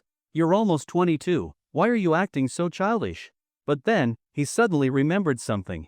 When someone frequently acts childish around you, it means they're starting to see you as someone they can rely on. That means you're getting closer to being together. Of course, there's one exception, people who are childish all the time. Those people just need a good beating. Seeing her playful attitude, Lin Feng smiled slightly. Su Yushu wasn't immature all the time, which meant she was getting closer to him. Inside the restaurant, following behind her, Lin Feng stepped into the barbecue restaurant. As soon as they walked in, a woman in her 30s came over to greet them. She wore an apron, had dimples when she smiled, and her looks were above average. But what truly stood out was her mature charm, which added extra appeal. Comparing beauty. Young girls in their early 20s were like cherries, beautiful, but not necessarily the best taste. Women in their 30s were like ripe grapes, beautiful and delicious. Even though Lin Feng had been around top-tier beauties like Su Yushu, Lin Miaomiao, and Lu Xian, he couldn't help but glance at this attractive older woman. No weird thoughts, he was just admiring her apron. So white. Wait, no, so big. No, wait. A familiar friend. It seemed like Su Yushu and the woman knew each other well, as she immediately greeted her warmly. Yushu? You're here. I was just thinking about visiting your dad soon. How is he? Does he still need medical expenses covered? The money I sent you last time, you returned it to me. Sister Chiu, my dad's medical expenses are fully taken care of. His surgery was a success, and after some rest in the hospital, he'll be discharged. Plus, I've started an internship at Huarong Group, the salary and benefits are amazing. You don't have to worry about me anymore. That's great. I'm so relieved. Huarong Group is a big company. Looks like you're going to be a rich woman soon. Just don't forget about your big sis, okay? I'll be waiting for you to spoil me. After Lin Feng walked up to Su Yushu, the woman she called Sister Chiu looked him up and down with her phoenix eyes. Yushu, is this your boyfriend? Su Yushu paused for a moment, then quickly replied, no, he's my colleague. We happen to work at the same company, so we just came out for a meal together. Chang Yanxiu's eyes twinkled playfully. Yushu, we're so close. Are you really planning to lie to your sister Chiu? There's no way you two are just ordinary colleagues, right? Su Yushu opened her mouth, wanting to explain. But as the words reached her throat, she couldn't say them. She realized that she could no longer confidently claim that she and Lin Feng were just normal colleagues. Even she didn't believe that anymore. Just as she was struggling to find the words, Lin Feng spoke up. Actually, I'm pursuing Yushu. She just hasn't agreed yet. So, if you ask me right now, yes, we're still just colleagues, but who knows about the future? Flirting in front of Sister Chiu. Su Yushu breathed a sigh of relief, then turned to Lin Feng and huffed. What do you mean who knows? You're so bad, always bullying me. Why would I ever agree to be with you? Chang Yanxiu chuckled. Oh, so you're chasing after Yushu? Then you'll have to work hard. I remember Yushu once told me she wouldn't fall in love easily. Even now, she's never dated before. Lin Feng grinned. Then, Sister Chiu, just wait for the good news. Once I succeed, I'll definitely invite you to our wedding banquet. Alright, I'll be waiting for that day. But enough chatting. Go find a seat. Eating is the priority. What do you guys want to order? Ordering food. Lin Feng and Su Yushu sat down at a random table. Instead of picking up the menu, Su Yushu confidently ordered. The usual. My tastes haven't changed. Lin Feng, what do you want? Lin Feng glanced at the menu, then turned to Chang Yanxiu. Boss lady, any recommendations? The grilled pork belly skewers are pretty good. How about those? Lin Feng nodded. Alright, then let's get 20 pork belly skewers, 10 lamb skewers, 2 of each, squid, chicken wings, chives, gluten, and kidney. Chang Yanxiu raised an eyebrow. That's a lot. Can you finish all of it? My shop doesn't skimp on portions. You won't be getting small servings here. Lin Feng waved his hand casually. No worries, I have a big appetite. And even if I can't finish, Yushu will. She eats way more than me. She had 8 bowls of rice for lunch today. Lin Feng blatantly lied. Chang Yanxiu's eyes widened in shock as she turned to look at Su Yushu. Su Yushu? What nonsense are you talking about? Sister Chiu, you don't believe him, do you? That's impossible. I usually feel full after just one bowl. Alright, I won't get involved in your little couple's quarrel. I'll go urge the kitchen to hurry up with your food. Sister Chiu, what are you saying? Who's a couple with him? But Chang Yanxiu had already walked away, too far to hear her complaints. A story about Sister Chiu. After Chang Yanxiu left, Lin Feng asked curiously, so, what's your relationship with Sister Chiu? Su Yushu slowly recounted how she met Chang Yanxiu. 3 years as a part-timer. Back in her first year of university, after military training, Su Yushu wanted to find a part-time job to help pay for tuition and living expenses. However, finding part-time work as a freshman wasn't easy. Since she had classes to attend, many jobs weren't flexible enough for her schedule. She searched for over a week but couldn't find anything suitable until she came to Chang Yanxiu's barbecue restaurant. The moment Chang Yanxiu saw Su Yushu, she felt like she was looking at a little sister and immediately hired her. The job was highly flexible. If she had classes, she didn't need to come. If she was free, she could work. If something came up, a simple phone call was enough. Thus, Su Yushu worked here for over 3 years. Over time, their relationship became like real sisters. On holidays, Su Yushu would visit Chang Yanxiu, and they even made a promise to meet at least once a month.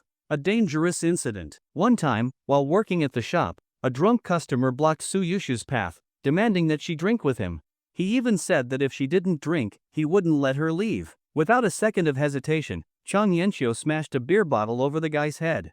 Later, that drunk man brought a gang to threaten the shop, but Chang Yanxiu's younger brother scared them off. After that incident, Chang Yanxiu publicly warned anyone who dared to harass Su Yushu. If you want to mess with her, you'd better be ready to die with me. No one dared to test her. After all, life is only lived once. You might win 100 times, but if you lose just once, you're dead. Lin Feng's respect. After hearing the story, Lin Feng nodded in admiration. No wonder you always come here to eat. I didn't expect such a history behind it. Then, he suddenly became curious. By the way, Sister Chiu is really beautiful. But from your conversation earlier, she doesn't have a boyfriend? At her age, she should have been married by now. A heartbreaking past. Su Yushu sighed. Sister Chio is single now, and she told me she never plans to date again. She wants to spend the rest of her life alone. Why? Having a partner would be nice, just like us. Shut up. After shooting him a glare, Su Yushu continued. Sister Chio also went to Chijo University, but that was 10 years ago. Back then, a university degree still held significant value. During her time in college, she fell in love once, but that love completely shattered her. Back then, Sister Chio and her boyfriend were deeply in love. One day, the school offered a scholarship opportunity to study abroad. Sister Chio had excellent grades, and if she applied, she would have had a great chance of getting it. But her boyfriend pretended to be on her side. Let's stay together. Neither of us should apply. So, trusting him, Sister Chio didn't apply. In the end, the scholarship went to her boyfriend. She was furious and went to confront him. But when she found him, he was with another woman. Turns out, he had a girlfriend all along. His entire relationship with Sister Chio had been an act, he just wanted that scholarship. He had been deceiving her for months. And before leaving for his overseas studies, he left her with one final sentence. What a shame. You were too conservative, I never even got to sleep with you. What a waste. Ha ha ha. That night, Sister Chio cried until morning. Her eyes were swollen for days. From then on, she refused to date anyone. Every time someone pursued her, she would remember that betrayal. So, she decided that she'd rather grow old alone than love again. Lin Feng hadn't expected the charming and confident Sister Chio to have such a painful past. Just as he was processing the story, Sister Chio returned with their food. When Sister Chio walked over, Su Yushu coughed lightly, signaling Lin Feng not to mention those things in front of her. Here, have a plate of peanuts, cucumber salad, and edamame. Eat these first, your skewers will be ready soon. Alright, thanks, Sister Chio. Lin Feng and Su Yushu thanked her with a smile. Oh, come on, if you really want to thank me, just have a kid in the future and let me play with them. Once I make them cry, I'll give them back to you. Sister Chio giggled, her chest bouncing slightly. Sister Chio, you always joke like this. Su Yushu pretended to be displeased. Lin Feng, however, grinned and said, Don't worry, Sister Chio, in the future, Yushu will have 8 kids, and I'll give you half. That way, you'll never be lonely. Su Yushu glared at Lin Feng, reached out, and lightly pinched his arm. Although it didn't hurt, Lin Feng pretended to yelp in pain. If he acted like it didn't hurt at all, that would be too foolish. Sister Chio's passed. After Sister Chio left, they continued their conversation. So, she really never dated again after that? Lin Feng asked curiously. Su Yushu nodded. Yeah. After that incident, Sister Chio became very depressed. She lost interest in studying. Even though she eventually graduated, she never looked for a job. 7 years ago, she and her younger brother opened this barbecue restaurant, and they've been running it ever since. So, this barbecue place belongs to Sister Chio and her brother? Yes. Her younger brother is named Chang'iha. According to Sister Chio, he used to be one of those school troublemakers. One time, he got into a fight with his gang, and in the heat of the moment, he stabbed someone. But his best friend took the blame for him and went to prison instead. Ever since then, Chang'iha completely changed. He became quiet and withdrawn. Even Sister Chio doesn't talk to him much, he barely speaks to anyone. Lin Feng nodded slightly. One ruined by love, the other by brotherhood. What a tragic pair of siblings. Barbecue and business troubles. As they talked, Sister Chio began bringing out the skewers. The atmosphere lightened, and the conversation became more lively. However, the barbecue business wasn't doing well. Even though it was dinner time, the restaurant was less than half full. Besides Lin Feng and Su Yushu, there were only 5 or 6 other tables of customers. At the cash register, Sister Chio rested her chin on her palm, looking at Lin Feng and Su Yushu with a trace of envy in her eyes. I'm turning 30 this year. I haven't been in a relationship for 8 years. Seeing Yushu and her boyfriend today, I actually felt a little stir in my heart. She sighed, shook her head, and smiled bitterly. Forget it. I already swore off love. Being alone is fine. Unless, maybe if a handsome young guy like Lin Feng came along. Chang'iha enters. Feeling bored, Sister Chio saw that no new customers were coming in, so she called out to her brother. Iha, come out and chat with me. Soon after, a lean man emerged from the kitchen. His facial features resembled Sister Chio's, though his skin was darker. Despite his rough appearance, it was easy to tell that, with a bit of grooming, he could pass for a ruggedly handsome guy. Sis, you called me? This lean young man was Chang'iha, Sister Chio's younger brother. There aren't too many customers today. You've been stuck in the kitchen all day, look how much darker your skin has gotten. Chang Yiha didn't reply. He simply sat down with a blank expression, discussing the failing business. Sister Chiu seemed used to his silence and kept talking to herself. The restaurant's business is getting worse and worse. After paying rent last month, we were left with just a few thousand yuan. Do you think we should keep going? Chang Yiha was silent for a moment, then finally spoke. Not sure. A simple three-word response, but coming from him, it was rare and difficult. Ugh, talking to you is so exhausting. A new trendy hot pot place opened nearby, stealing all our customers. If things don't improve next month, we might as well shut down. The lease is up then anyway. I'll follow your decision. Chang Yiha remained as terse as ever. After a brief silence, Sister Chiu suddenly asked, how many years has it been now? A friend's imprisonment. Chang Yiha's face tensed up. A flash of sorrow crossed his eyes. Then, he slowly replied. 7 years and 2 months. 4 more months, and he'll be out. It was rare for him to speak in such a complete sentence. Sister Chiu sighed softly. Will they notify us when he gets out? He doesn't have any family. If we don't pick him up, no one will. Chang Yiha closed his eyes. As if reliving a painful memory, he whispered. No, but A Fei can write us a letter himself. Guilt and regret. Sister Chiu nodded firmly. Once A Fei gets out, we must take care of him. He suffered for 7 years because of us. Who knows what he went through in prison? Her eyes glistened with tears. Chang Yiha lifted his head, his empty gaze meeting hers. Sis, do you think A Fei will hate me?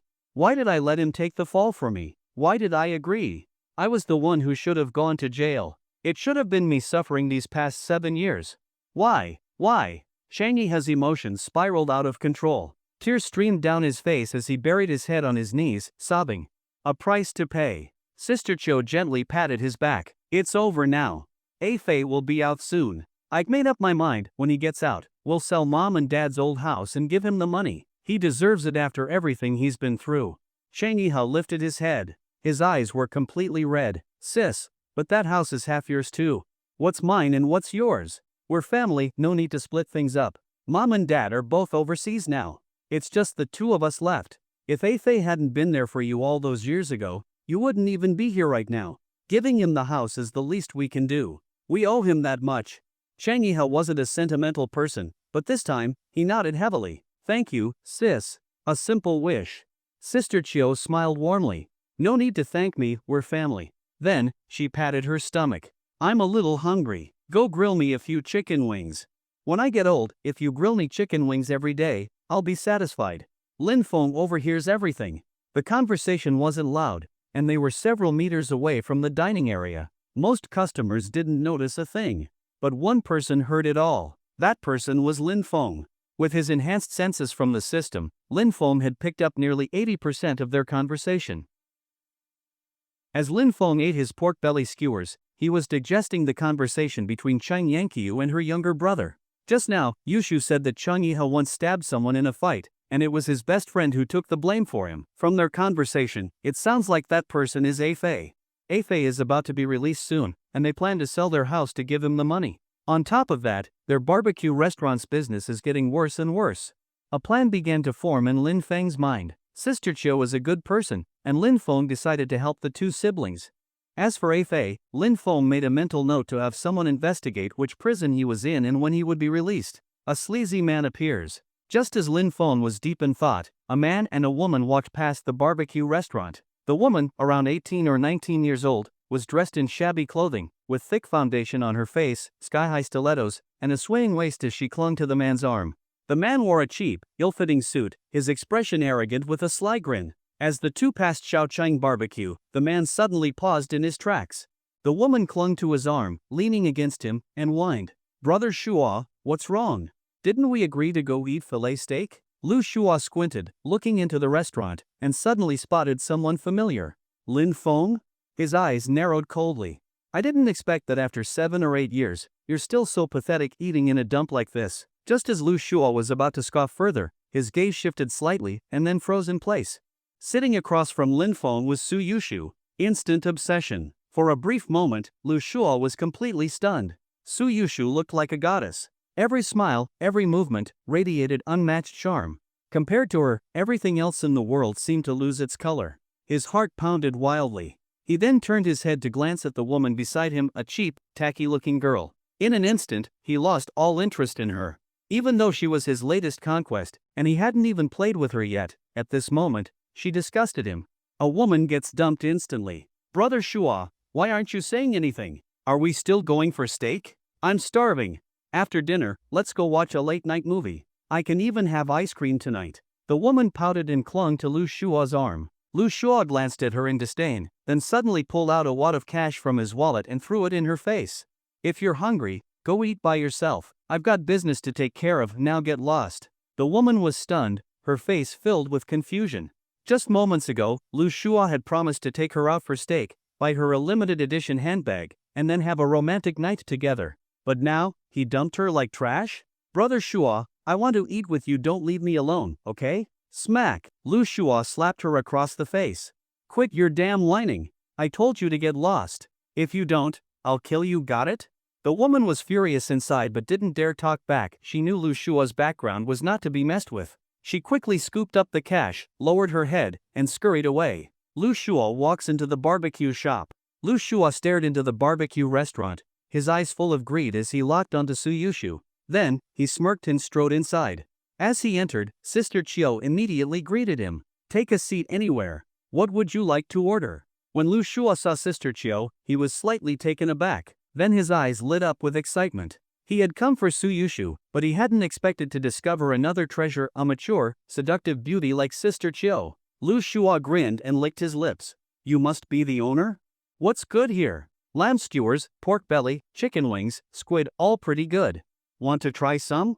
Sister Chiu remained professional, unaware that Lu Shua wasn't here to eat. The food doesn't really matter. What matters is who I'm eating with. How about you join me for a drink, boss lady? His lecherous gaze swept over her. Sister Chiu's face instantly turned cold. If you're here to eat, I welcome you. But if you can't keep your mouth clean, get the hell out. Lu Shua gets kicked. Lu Shua wasn't the least bit offended. Oh, I like women who play hard to get. Don't worry, I'll treat you well. How about this, tell me how much your shop is worth, and I'll open 5 more for you. Sound good? Before he could finish his sleazy offer, a sharp kick landed squarely on his backside, sending him crashing to the floor. Who the hell just kicked me? Do you want to die? Lu Shu roared furiously. Lin Feng casually dusted off his shoe. I did. What about it? Kicking you makes my shoe feel dirty. So damn unlucky. Lu Shua recognizes Lin Feng. Seeing that it was Lin Feng, Lu Shua grinned instead of getting angry. Oh, it's you. I almost forgot why I even came here. He slowly stood up, brushed the dust off his suit, and glanced between Su Yushu and Sister Chiu with a hungry look. Lin Feng, long time no see. What's it been? Since middle school? That's almost 7 years, right? Lin Feng snorted coldly. What a coincidence. I was just looking into your background, thinking about dealing with you. And here you are, delivering yourself to my doorstep. 7 years, and you haven't changed at all, still just as punchable. You're lucky you haven't been beaten to death yet. Lu Shua scoffed, unfazed. And you haven't changed either. Still running your mouth. Oh, and still dirt poor, I see, bringing a girl to eat at a dump like this? You know how many years this garbage food is shaving off your life? Sister Chiu's face darkened. Watch your mouth. My food is fresh. If you keep talking crap, I'll rip your damn lips off. Lu Shua chuckled. Relax, beautiful. I wasn't insulting your food, I'm just saying, if you take a girl out, you should at least pick somewhere high-end. By the way, ladies, I'm Lu Shua, Lin Feng's old classmate. You know Chengha supermarkets? That's my family's business. I'd love to treat you both to filet steaks. Ever heard of that? Now that's a classy meal. Seeing their disgusted expressions, Lu Shua realized something was off. Alright, you're done talking. Now get lost. Lin Feng's voice was icy cold. Lu Shua was slightly surprised, not only because Su Yushu and Chan Yanqia didn't react at all when he introduced himself, but also because both women stood firmly on Lin Feng's side. Maybe they hadn't seen the world and didn't understand what it meant when he said his family owned Chengha supermarkets. Maybe they didn't know how expensive filet steaks were. So, Lu Shua pulled out all the cash left in his wallet, a stack of nearly 20,000 yuan. Lu Shua tries to buy their time. Let me ask again. I know you two lovely ladies must be very busy, but if I offered you my half-day's allowance to spend just one evening with me, would you accept and join me for dinner? Lu Shua's smug smile made it clear he was certain that they wouldn't refuse. But he was disappointed once again. If Su Yushu and Chang Yanqiu were the kind of women who could be bought with money, they wouldn't be who they are. It was precisely because they weren't like the cheap, shallow women outside that they were different. A sharp rejection. Did you not understand what I just said? Chang Yanqiu's expression turned ice cold. If you're deaf, go see a doctor. If you're both deaf and blind, go eat some lobster, it might help. She showed no politeness, giving Lu Shua no face at all. Lu Shua's face darkened. I'll ask one last time, are you two coming to dinner with me or not? Lin Feng cracked his knuckles. Are you brain dead? If you don't get lost now, I'll help you roll out of here. Lu Shua threatens revenge. Lu Shua swept his gaze over everyone, then let out a sinister laugh. Fine, you want to refuse my kindness? You'll soon learn the consequences of going against me. Chang Yanqiu had no patience left. She clapped her hands and called out. Iha, we've got a troublemaker. Get rid of him.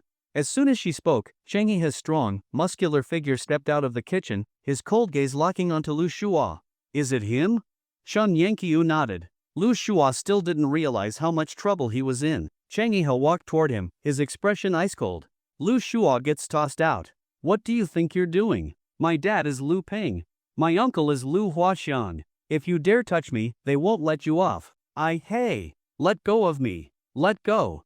Lu Shua panicked as Chang Iha grabbed him by the back of his collar and lifted him up. Put me down. If I lose even one hair, you'll regret it. This is your last warning, let go of me. Lu Shua's voice faded into the distance, not because he stopped talking, but because he was flying through the air. Chang Iha effortlessly threw him out of the restaurant, sending him soaring in a perfect arc before he landed beside a pile of garbage. Lu Shua groaned in pain, rolling around on the ground for several minutes before he struggled to his feet, cursing loudly. You bastards! You dare throw me into the trash? You must have a death wish. Do you have any idea who I am? With just one phone call, I can shut this damn restaurant down. My dad is Lu Peng. My uncle is Lu Huaxiang. If I want, I can crush you like a bug. Lu Shua runs for his life. Inside the restaurant, Chang Yanqiu rubbed her ears, looking annoyed. Iha, throw him a little further away. He's way too noisy. Chang Iha didn't say a word, he simply stepped out of the shop and walked toward Lu Shua again. Lu Shua swallowed hard, his legs shaking uncontrollably. What are you doing? I'm warning you, don't touch me. You'll regret it. I am giving you one last warning, stay back. But his threats didn't work at all. Seeing Chang Iha getting closer, Lu Shua panicked completely and ran for his life, stumbling as he fled. As he ran, he kept shouting behind him, just you wait, I won't let you get away with this. Seeing that Lu Shua had fled on his own, Chang Iha stopped walking. Since Lu Shua got the message, there was no need to throw him any further. A light-hearted apology. Inside the restaurant, Chang Yanqiu turned to the other customers and smiled apologetically. Sorry about that, everyone. A stray dog wandered in and caused some trouble. As compensation, I'll give each table 2 free beers. If you don't drink, you can swap them for grilled squid. Thanks, boss. No need to get mad over scumbags like that, it's not worth it. I've been a regular here for years. With Brother Chang here, no punk can cause trouble. It's a waste he's not still in the game, he's got serious strength. Drinks with friends. Before long, the restaurant returned to normal. Chang Yanqiu grabbed a stool and sat down with Lin Feng and Su Yushu. She placed a case of beer on the table and smiled. You two drink? How about we have a few together? Lin Feng glanced at Su Yushu. I'm fine with it. Yushu, can you drink? Su Yushu hesitated. I haven't really drunk before, but I'll try a little. They popped open 2 bottles, filled their glasses, and clinked them together. Lin Feng glanced toward the kitchen. No new customers are coming in. Should we call Brother Chang over for a drink too? Chang Yanqiu shook her head. He's used to eating and drinking alone. No need to call him. Let's just enjoy ourselves. Seeing her insist, Lin Feng didn't push the issue. A warning about Lu Shua. After taking a sip, Chang Yanqiu's sharp eyes fell on Lin Feng. That troublemaker just now, he's your middle school classmate? Lin Feng nodded. Yeah, we never got along. Didn't expect to run into him today. Chang Yanqiu took another drink. He said his family owns Qinghe supermarkets. Was that a lie or the truth? It's true. His family was rich even back in middle school, which is why he always acted so arrogant. But don't worry, Sister Chiu, if he dares come back for revenge, just call me. I'll make sure he regrets it. Chang Yanqiu waved her hand dismissively. I'm not worried about myself or Iha. We have nothing to lose. I'm more concerned about you two. If what he said is true, if his uncle is Lu Huaxiang, that guy's got a gang of thugs under him. They don't play by the rules. If they come after you, it could be serious trouble. Lin Feng grinned confidently. Relax, Sister Chiu. I heard Lu Shua recently pissed off the wrong person. That person's already planning to take down both Lu Shua and Chenghe supermarkets. Instead of worrying about revenge, we should sit back and watch his downfall. As they ate and drank, Lin Feng's eyes narrowed slightly. Regardless of whether Lu Shua tried to strike back or not, his downfall was already set in motion. Tomorrow, the plan would begin. As the three of them ate and drank, time quickly passed, and before they knew it, it was already 8 p.m.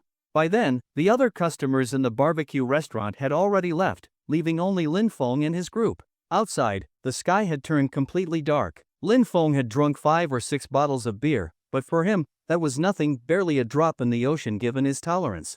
Chen Yanqio had also had 3 bottles, her face slightly flushed from the alcohol, and with the effects of the drink, she had become more relaxed. Since she was feeling hot from drinking, she took off her outer jacket, leaving only a thin sports tank top underneath. Although the tank top was loose and didn't reveal anything inappropriate, it still looked incredibly seductive, perfectly accentuating Chen Yanqia's curvy, voluptuous figure. Her body was different from Lu Xian's. Lu Xian had an exaggerated hourglass figure, the kind seen only in anime, a tiny waist, a slim frame, but an impossibly large chest. A body like hers was probably 1 in 100,000, a literal dream come to life. On the other hand, Chen Yanqiu was fuller and more mature, her chest was only slightly smaller than Lu Xian's, but she had a soft, curvy charm unique to women in their late 20s. For innocent young men, encountering a woman like her was pure devastation, completely irresistible. Time to head home. Su Yushu drank the least, only half a bottle. Since she had never been much of a drinker, her alcohol tolerance wasn't great, so she stopped early. It's already 8 p.m., and it's getting late. Sister Chiu, we should head back now. Yeah, it's about time. You two rode an electric scooter here, right? But it's dark now, and you've had some drinks, don't ride back. Take a taxi instead. That's what I was thinking too. Here, I'll leave the keys with you, Sister Chiu. You can keep the scooter here for now. No problem. Just give me a call whenever you want to pick it up. After saying their goodbyes, Lin Feng and Su Yushu left the restaurant. A sudden cold breeze. The temperature difference between day and night in Shizhou during April could be as extreme as 20 degrees Celsius. In a single day, you could experience all 4 seasons. At noon, it felt like summer, but at night, it was as cold as winter. As soon as they stepped outside, a cold breeze blew past them. Su Yushu shivered, and the drowsiness from the alcohol disappeared instantly. Lin Feng smiled. Let's go straight to your new apartment. We should check out your new home. Su Yushu nodded in agreement. Chen Yanqia decides to close the restaurant. After Lin Feng and Su Yushu left, Chen Yanqia locked up the restaurant. She cleaned up the tables and then turned to Chang'eha. We're not opening tomorrow. Let's take a break for now. If that scumbag comes looking for trouble again, it'll be too much of a hassle. All right. Chang'eha nodded. Arriving at Anqiu Apartments, Lin Feng and Su Yushu took a taxi to Anqiu Apartments and arrived at Unit 1302. The unit number didn't mean the 13th floor, it was actually Building 1, 6th floor. Su Yushu took out the key and opened the door. As soon as she stepped inside, she was stunned by how clean and luxurious the apartment was. The living room had polished wooden floors. A 50-inch LCD TV hung on the wall. The beige sofa looked soft and comfortable. The bathroom was spotless. The kitchen was modern and fully equipped with high-end appliances. Each room was elegantly furnished, featuring luxurious upholstery, stylish furniture, and a perfectly balanced color scheme, both rich and lively. Everything looked extravagant yet comfortable, giving off an aura of sophistication and exclusivity. The apartment had 2 bedrooms, 1 living room, 1 bathroom, and a private balcony. Checking out the apartment. Looks pretty nice. Su Yushu nodded. Yeah, it's amazing. I thought I'd have to buy my own furniture, but everything's already here. The two of them walked around, checking out each room, before finally settling onto the sofa in the living room. After a while, Su Yushu's gaze toward Lin Feng became a little strange. Lin Feng, I'm going to take a shower and then go to bed. Alright. I'll go fill the bathtub. We can soak together. Su Yushu's eyes widened in disbelief. Wait, are you planning to stay here tonight? Lin Feng spread his hands. What? You think I'd take advantage of you? I'm just tired, and there's an empty room here. You don't mind, do you? I do mind. Oh, great. So you don't mind at all. Lin Feng pretended not to hear her protests. Su Yushu pouted but eventually gave in. Fine, you can stay. But, you better behave yourself. If you try anything funny, I'll call the police. Lin Feng grinned. Come on, don't you trust me? Su Yushu thought for a moment, then nodded seriously. Right, now that I think about it, I don't. I'll call the police right now. Lin Feng's bargaining skills. After some serious negotiations, where Lin Feng shamelessly argued his case, Su Yushu reluctantly agreed to let him shower and sleep in the spare room. But there were conditions. Lin Feng had to shower first. He was not allowed to enter her bedroom. Lin Feng eagerly agreed. As for whether he'd actually follow the rules, well, that depended on fate. Showering time. Checking his phone, Lin Feng saw that it was past 9 p.m. He took off his outer jacket and sweatshirt, revealing his sculpted upper body, broad chest, chiseled abs, and a physique straight out of a fitness magazine. Su Yushu couldn't help but steal a few glances. But when Lin Feng reached for his belt, she suddenly snapped out of it. Lin Feng, what are you doing? Lin Feng looked at her innocently. Undressing for my shower. Why? Why you should go inside to do that. I'm still here. Oh, it's fine. You can watch if you want. I don't mind. Then, without hesitation, he unbuckled his belt and pulled down his pants. Su Yushu, completely defeated. Su Yushu's face turned bright red. Lin Feng, you shameless jerk. She fled into her room, slamming the door behind her. Lin Feng glanced down at himself. 5 feet? No way. I'm a proud 7-foot man, 185 meters, tall and strong. Seeing that Su Yushu was fuming, he chuckled and walked into the bathroom. Su Yushu's forbidden thoughts. As Lin Feng showered, the sound of running water filled the apartment. Meanwhile, Su Yushu sneaked out, making sure he was really inside the bathroom before breathing a sigh of relief. She picked up Lin Feng's clothes from the sofa and folded them neatly. But as she folded his shirt, she suddenly remembered his toned muscles. He actually looked kinda handsome. The thought shocked her. No, Su Yushu, stop thinking about that. That's so embarrassing. But the more she tried to suppress the thought, the stronger it became. Inside the bathroom. After finishing his shower, Lin Feng dried off and opened a cabinet outside the shower. Inside, he found 2 sets of pajamas. He put one on, then looked at the remaining set in the cabinet, deep in thought. A moment later, Lin Feng stepped out of the bathroom, wearing what appeared to be a rather thick pajama set.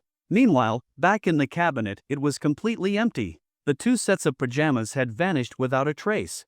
Casually, Lin Feng remarked, there are pajamas in the bathroom. Since neither of us brought a change of clothes, why don't we wash the ones we wore today?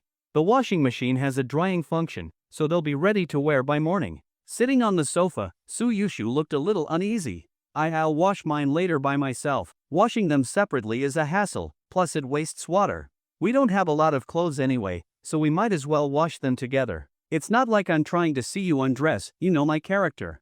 Lin Feng spoke with a straight face, as if his proposal was completely logical and innocent. How about this, I'll go inside my room first, and you can take off your clothes and leave them on the sofa before heading to the bathroom.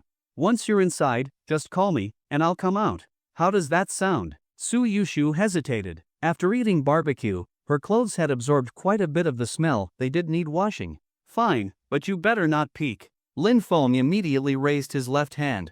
I swear, I won't peek. If I do, may I never find a wife. Of course, he never said anything about a girlfriend. Lin Feng silently smirked to himself. Without waiting for her reply, he quickly dashed into the bedroom. Just call me when you're ready. Su Yushu glanced at Lin Feng's clothes on the sofa, took a deep breath, and threw caution to the wind. The bathroom has pajamas, so there's nothing to worry about. Besides, if Lin Feng really wanted to do something, he would have already tried. After all, we're under the same roof now. What's there to be afraid of? With that thought, she let go of her hesitation and went to shower. Inside the room, Lin Feng removed the outer layer of his pajamas, revealing another thinner set underneath. Meanwhile, in the bathroom, the cabinet was now completely empty. Before long, Su Yushu's gentle voice came from outside. I'm done. I'm going to shower now. Lin Feng grinned, then stepped out of the room, whistling as he tossed their clothes into the washing machine. I might get hit for this, but it's probably worth it. 20 minutes later. Inside the bathroom, Su Yushu froze. The cabinet was empty. Where are the pajamas? Her mind went blank. She frantically searched everywhere, but the result was obvious, nothing. Looking down at herself, dressed only in underwear, Su Yushu took a deep breath. When I get out, I'm definitely going to pinch Lin Feng a few times. However, she suddenly realized a problem. How was she supposed to go outside like this? She tried wrapping herself in a towel, but it was too small to cover everything. After hesitating for several minutes, she gently knocked on the door. Lin Feng, are you outside? I'm here. Need me to come in and scrub your back? I'm on my way. Su Yushu panicked and quickly locked the door. And no. Don't come in. That's not why I called you. Outside, Lin Feng let out a disappointed sigh. Then what is it? A massage?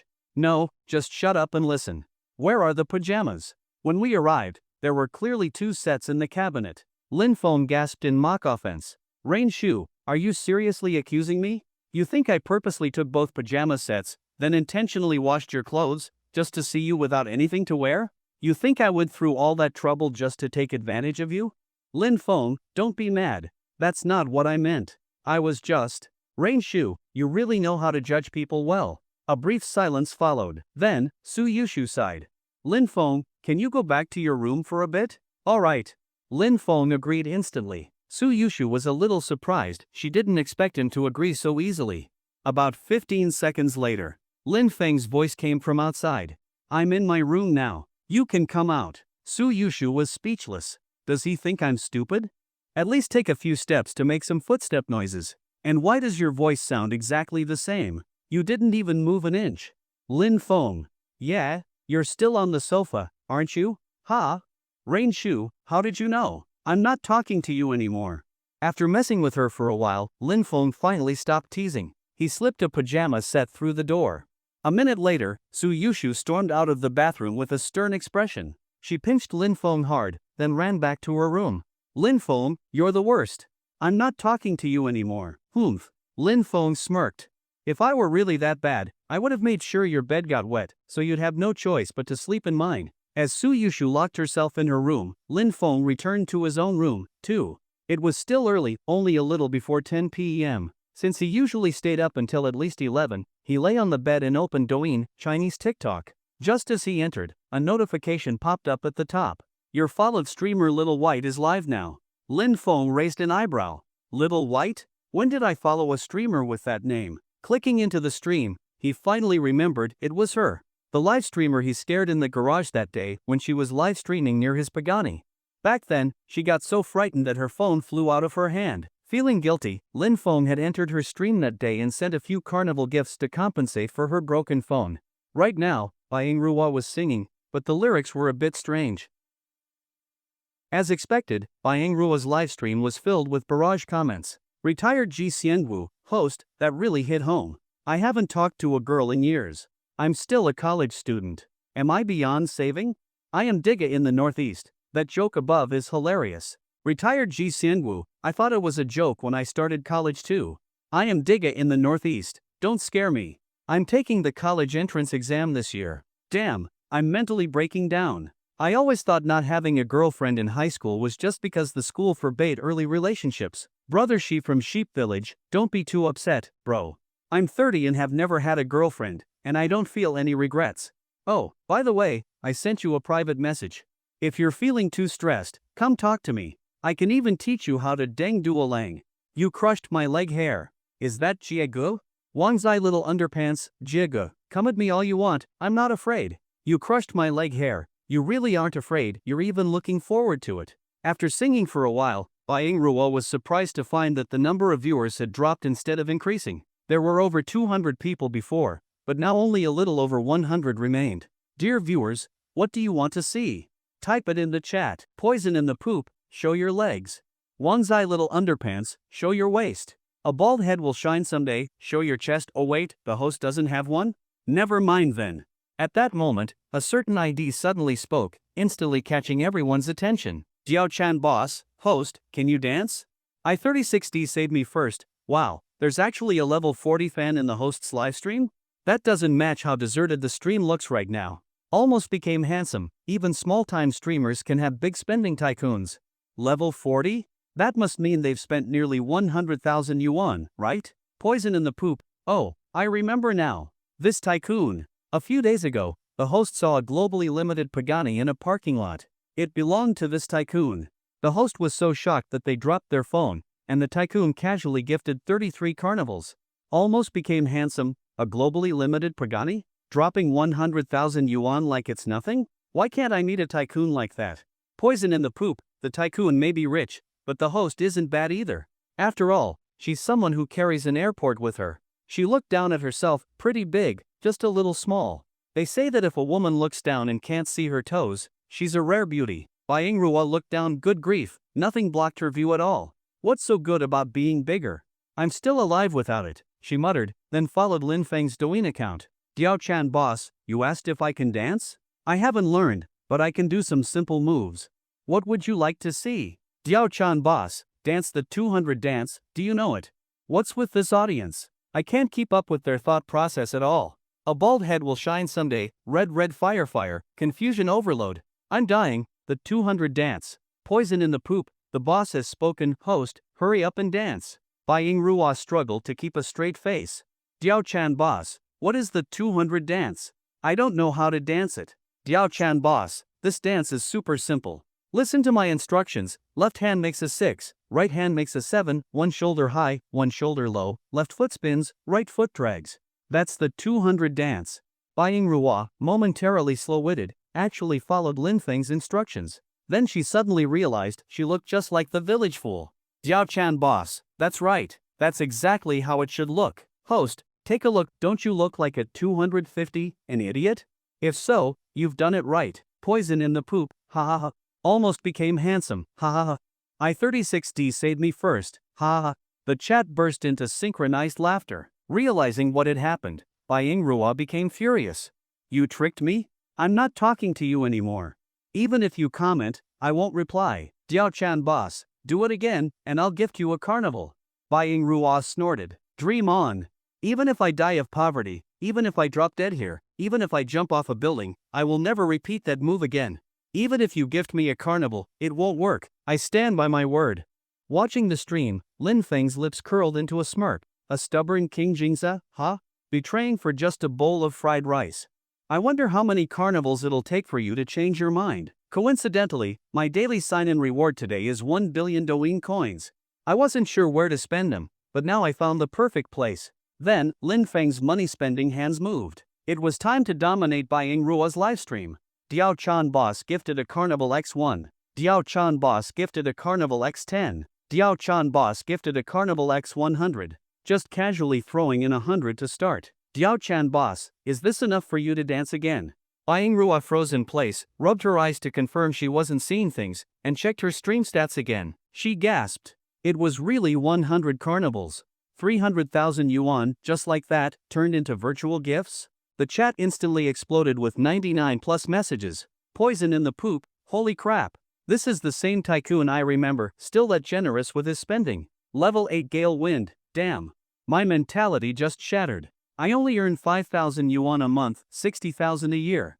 The amount I'd save in 5 years without eating or drinking was just spent on virtual gifts. Online dating scam for 50 cents. The host just said no matter how many gifts she gets, she won't dance again. What do you think she'll do? Online dating only earned 50 cents. Dude, your ID reminds me of a fool I scammed a few days ago, 3 months of chatting just for 50 cents. Online dating scam for 50 cents, huh? You scammed me? That was 3 months of my life. I could have bought a pack of spicy sticks with that money. Online dating only earned 50 cents. Bro, times have changed. Spicy sticks cost 2 yuan now. Rua was stunned for a moment. Looking at Lin Feng's pinned message, she suddenly smiled brighter than ever. Boss, you really have good judgment. I'll dance for you again.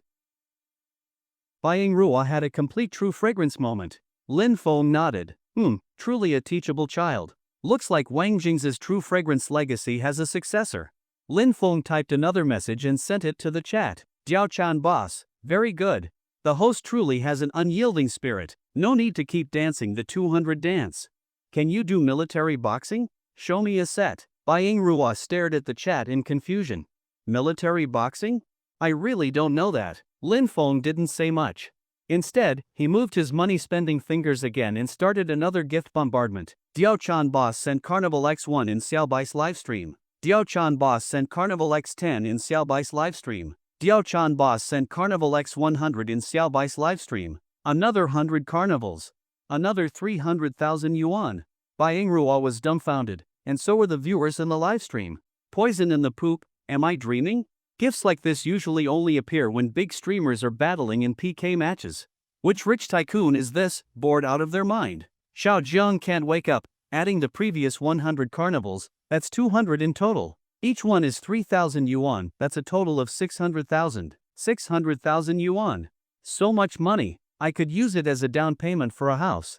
A bald head will shine someday, Diao-chan boss, look at me. I may be a man, but I'm very flirty. Follow me, I have no limits.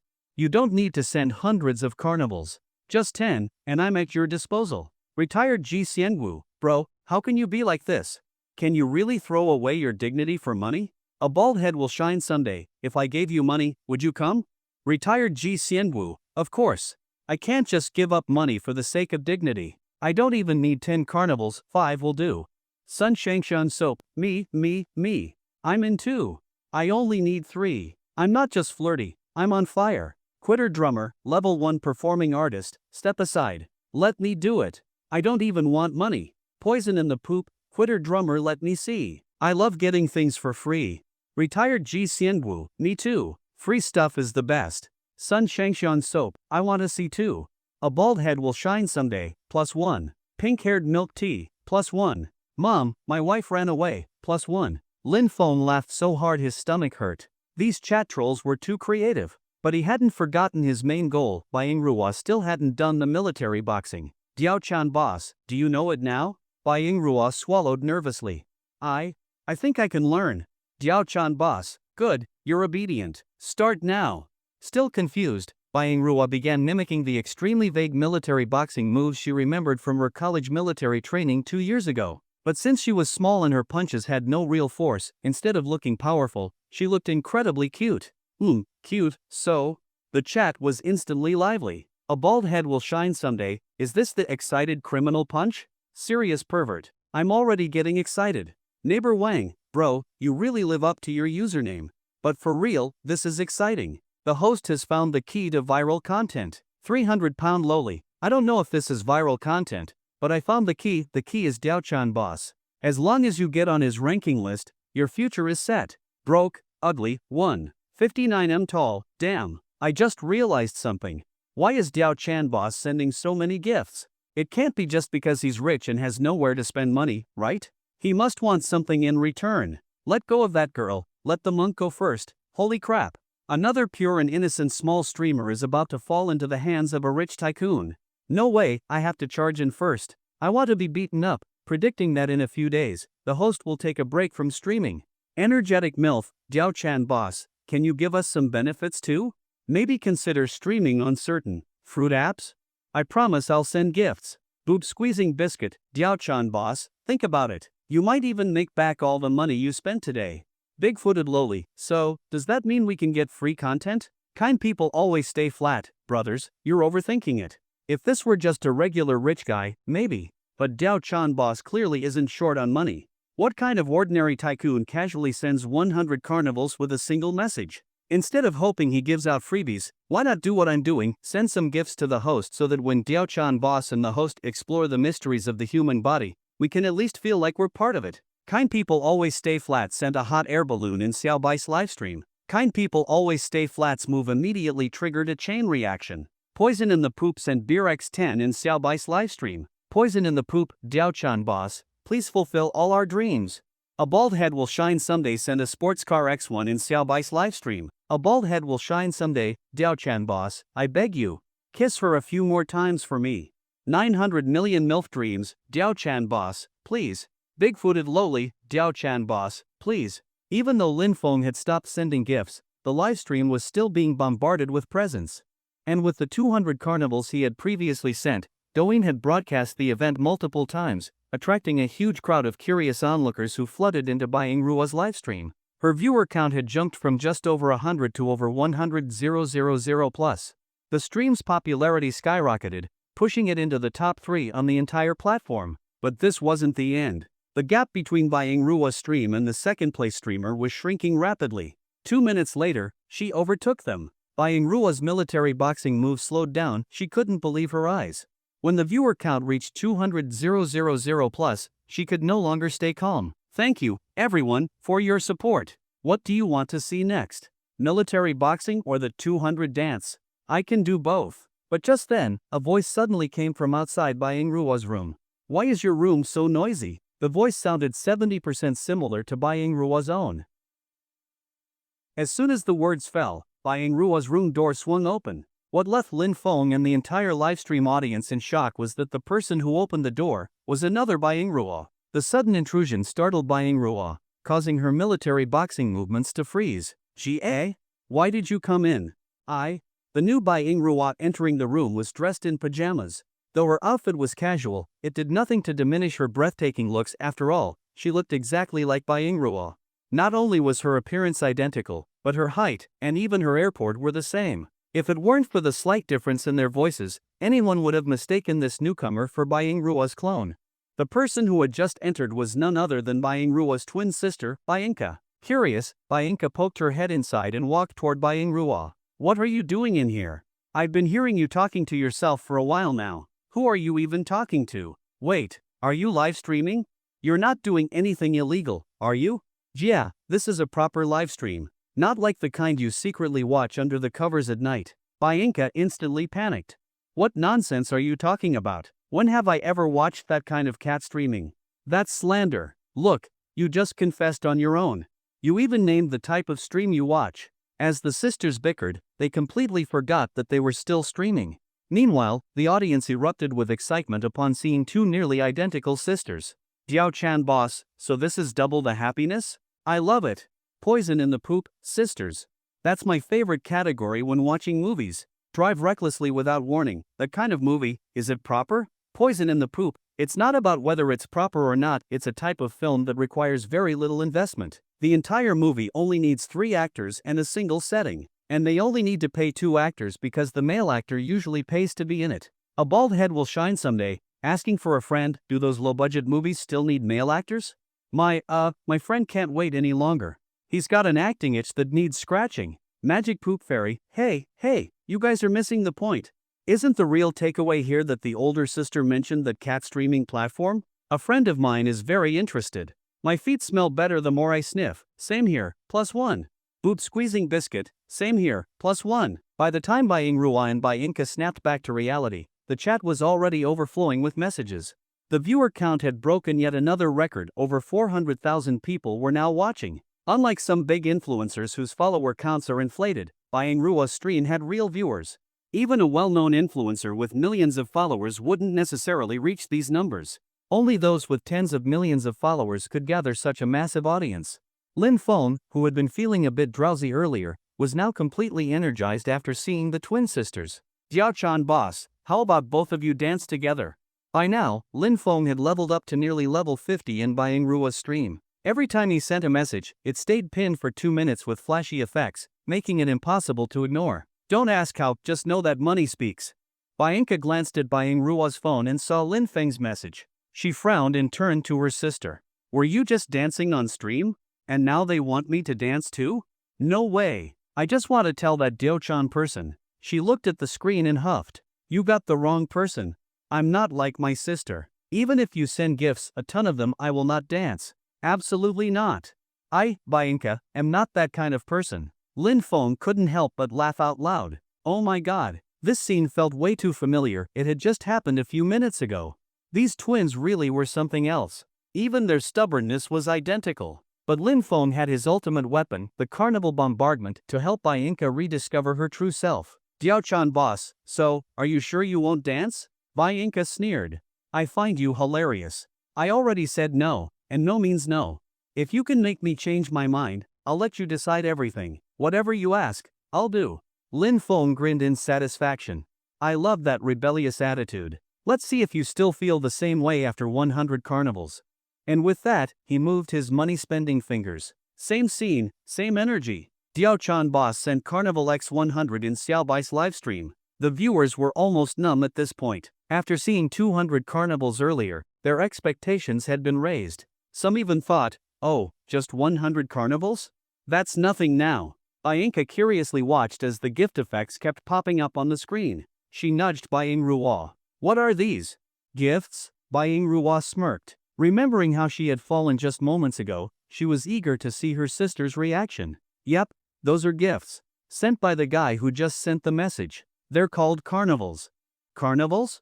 I don't watch live streams, so I don't know what these gifts mean. Explain it to me. How much does one cost? He's sent 100 already. It's not too expensive, just 3,000 each, Manhwa said, already holding back laughter. 3,000?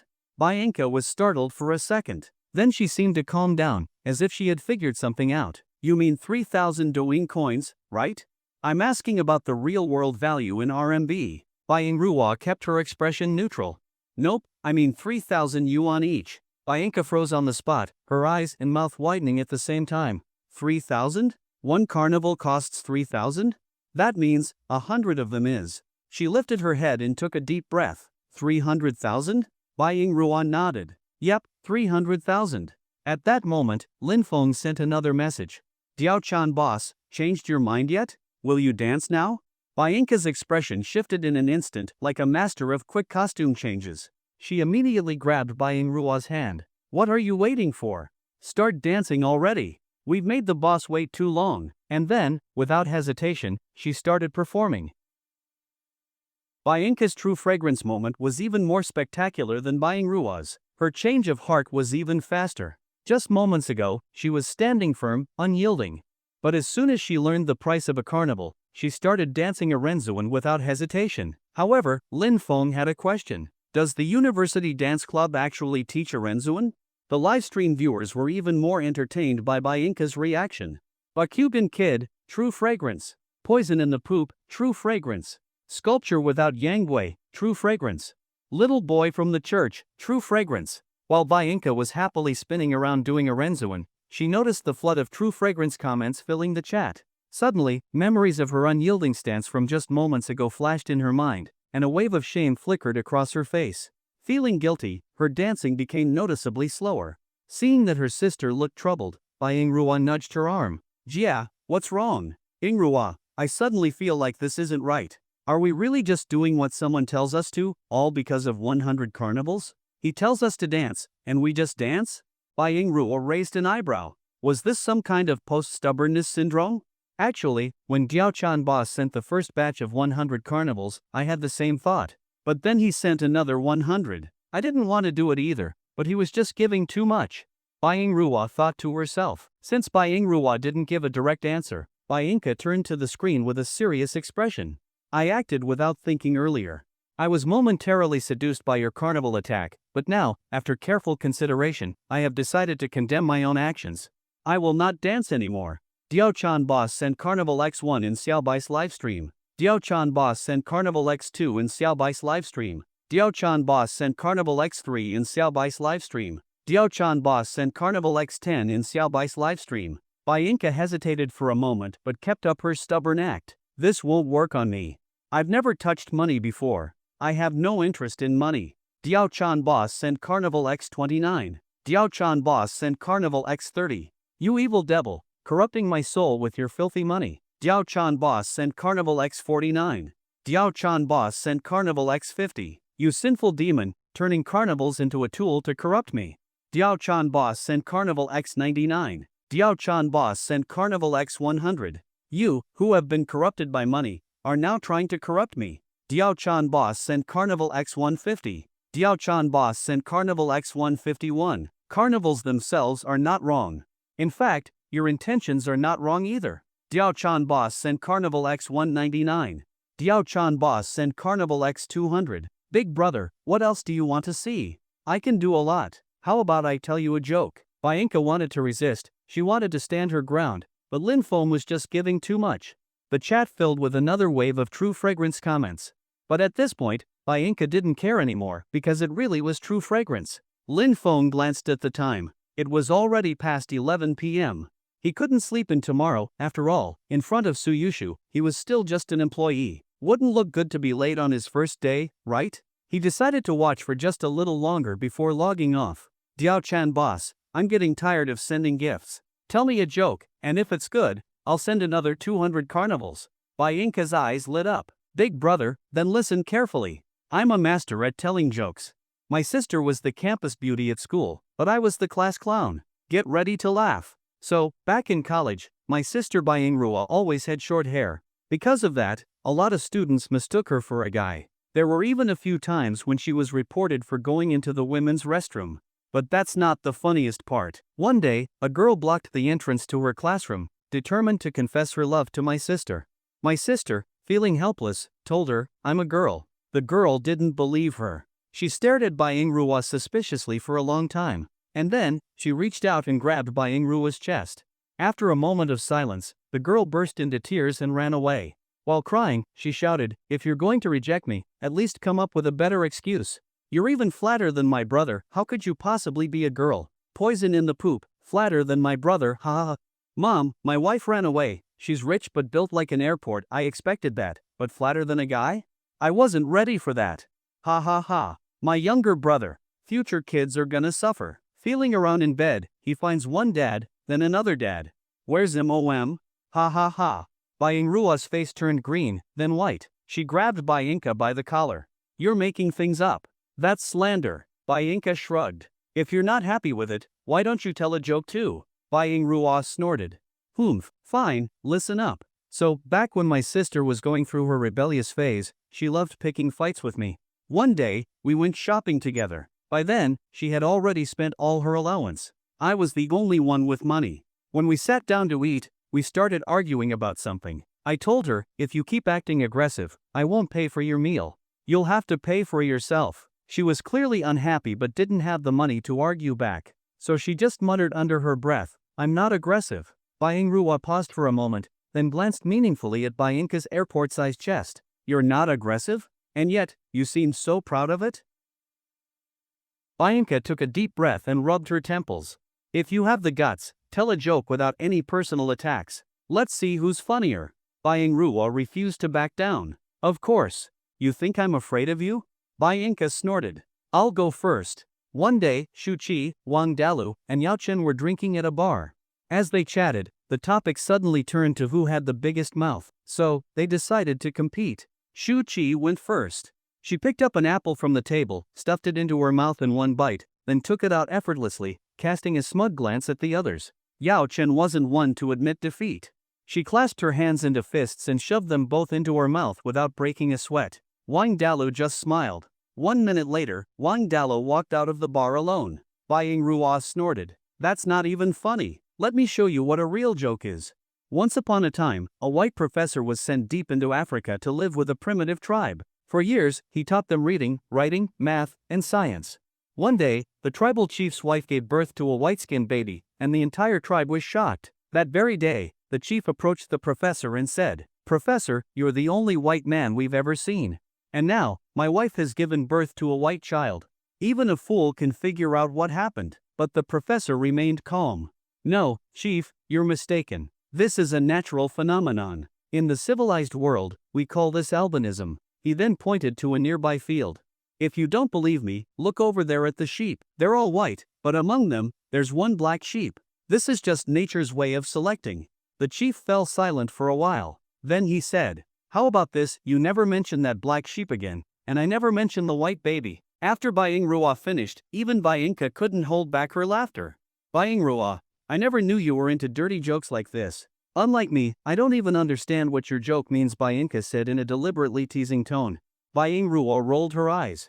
"I wonder who it is that watches Shinti anime and Nikami Yua every day." Byinka panicked and immediately covered Byingruwa's mouth. "That's slander." The two sisters continued bickering, while on the other side of the screen, Linfeng was laughing uncontrollably. His laughter seemed to catch the attention of Su Yushu in the next room. "You're still awake? What's so funny?" Linfeng quickly covered his mouth and silently thanked himself for wearing headphones while watching the livestream. "Nothing, just thinking about something funny. It's already past 11. You have work tomorrow. Go to sleep early." Su Yushu spoke gently. "It's fine. I'm just waiting for you to fall asleep, so I can sneak into your bed." Without saying another word, Su Yushu silently got out of bed and locked the door. He knew Linfeng was the kind of person who would actually do it. After all, in some ways, Linfeng was a man of his word. After messing with Su Yushu for a bit, Linfeng turned his attention back to the livestream. Both sisters told good jokes, so it was only fair to send more gifts.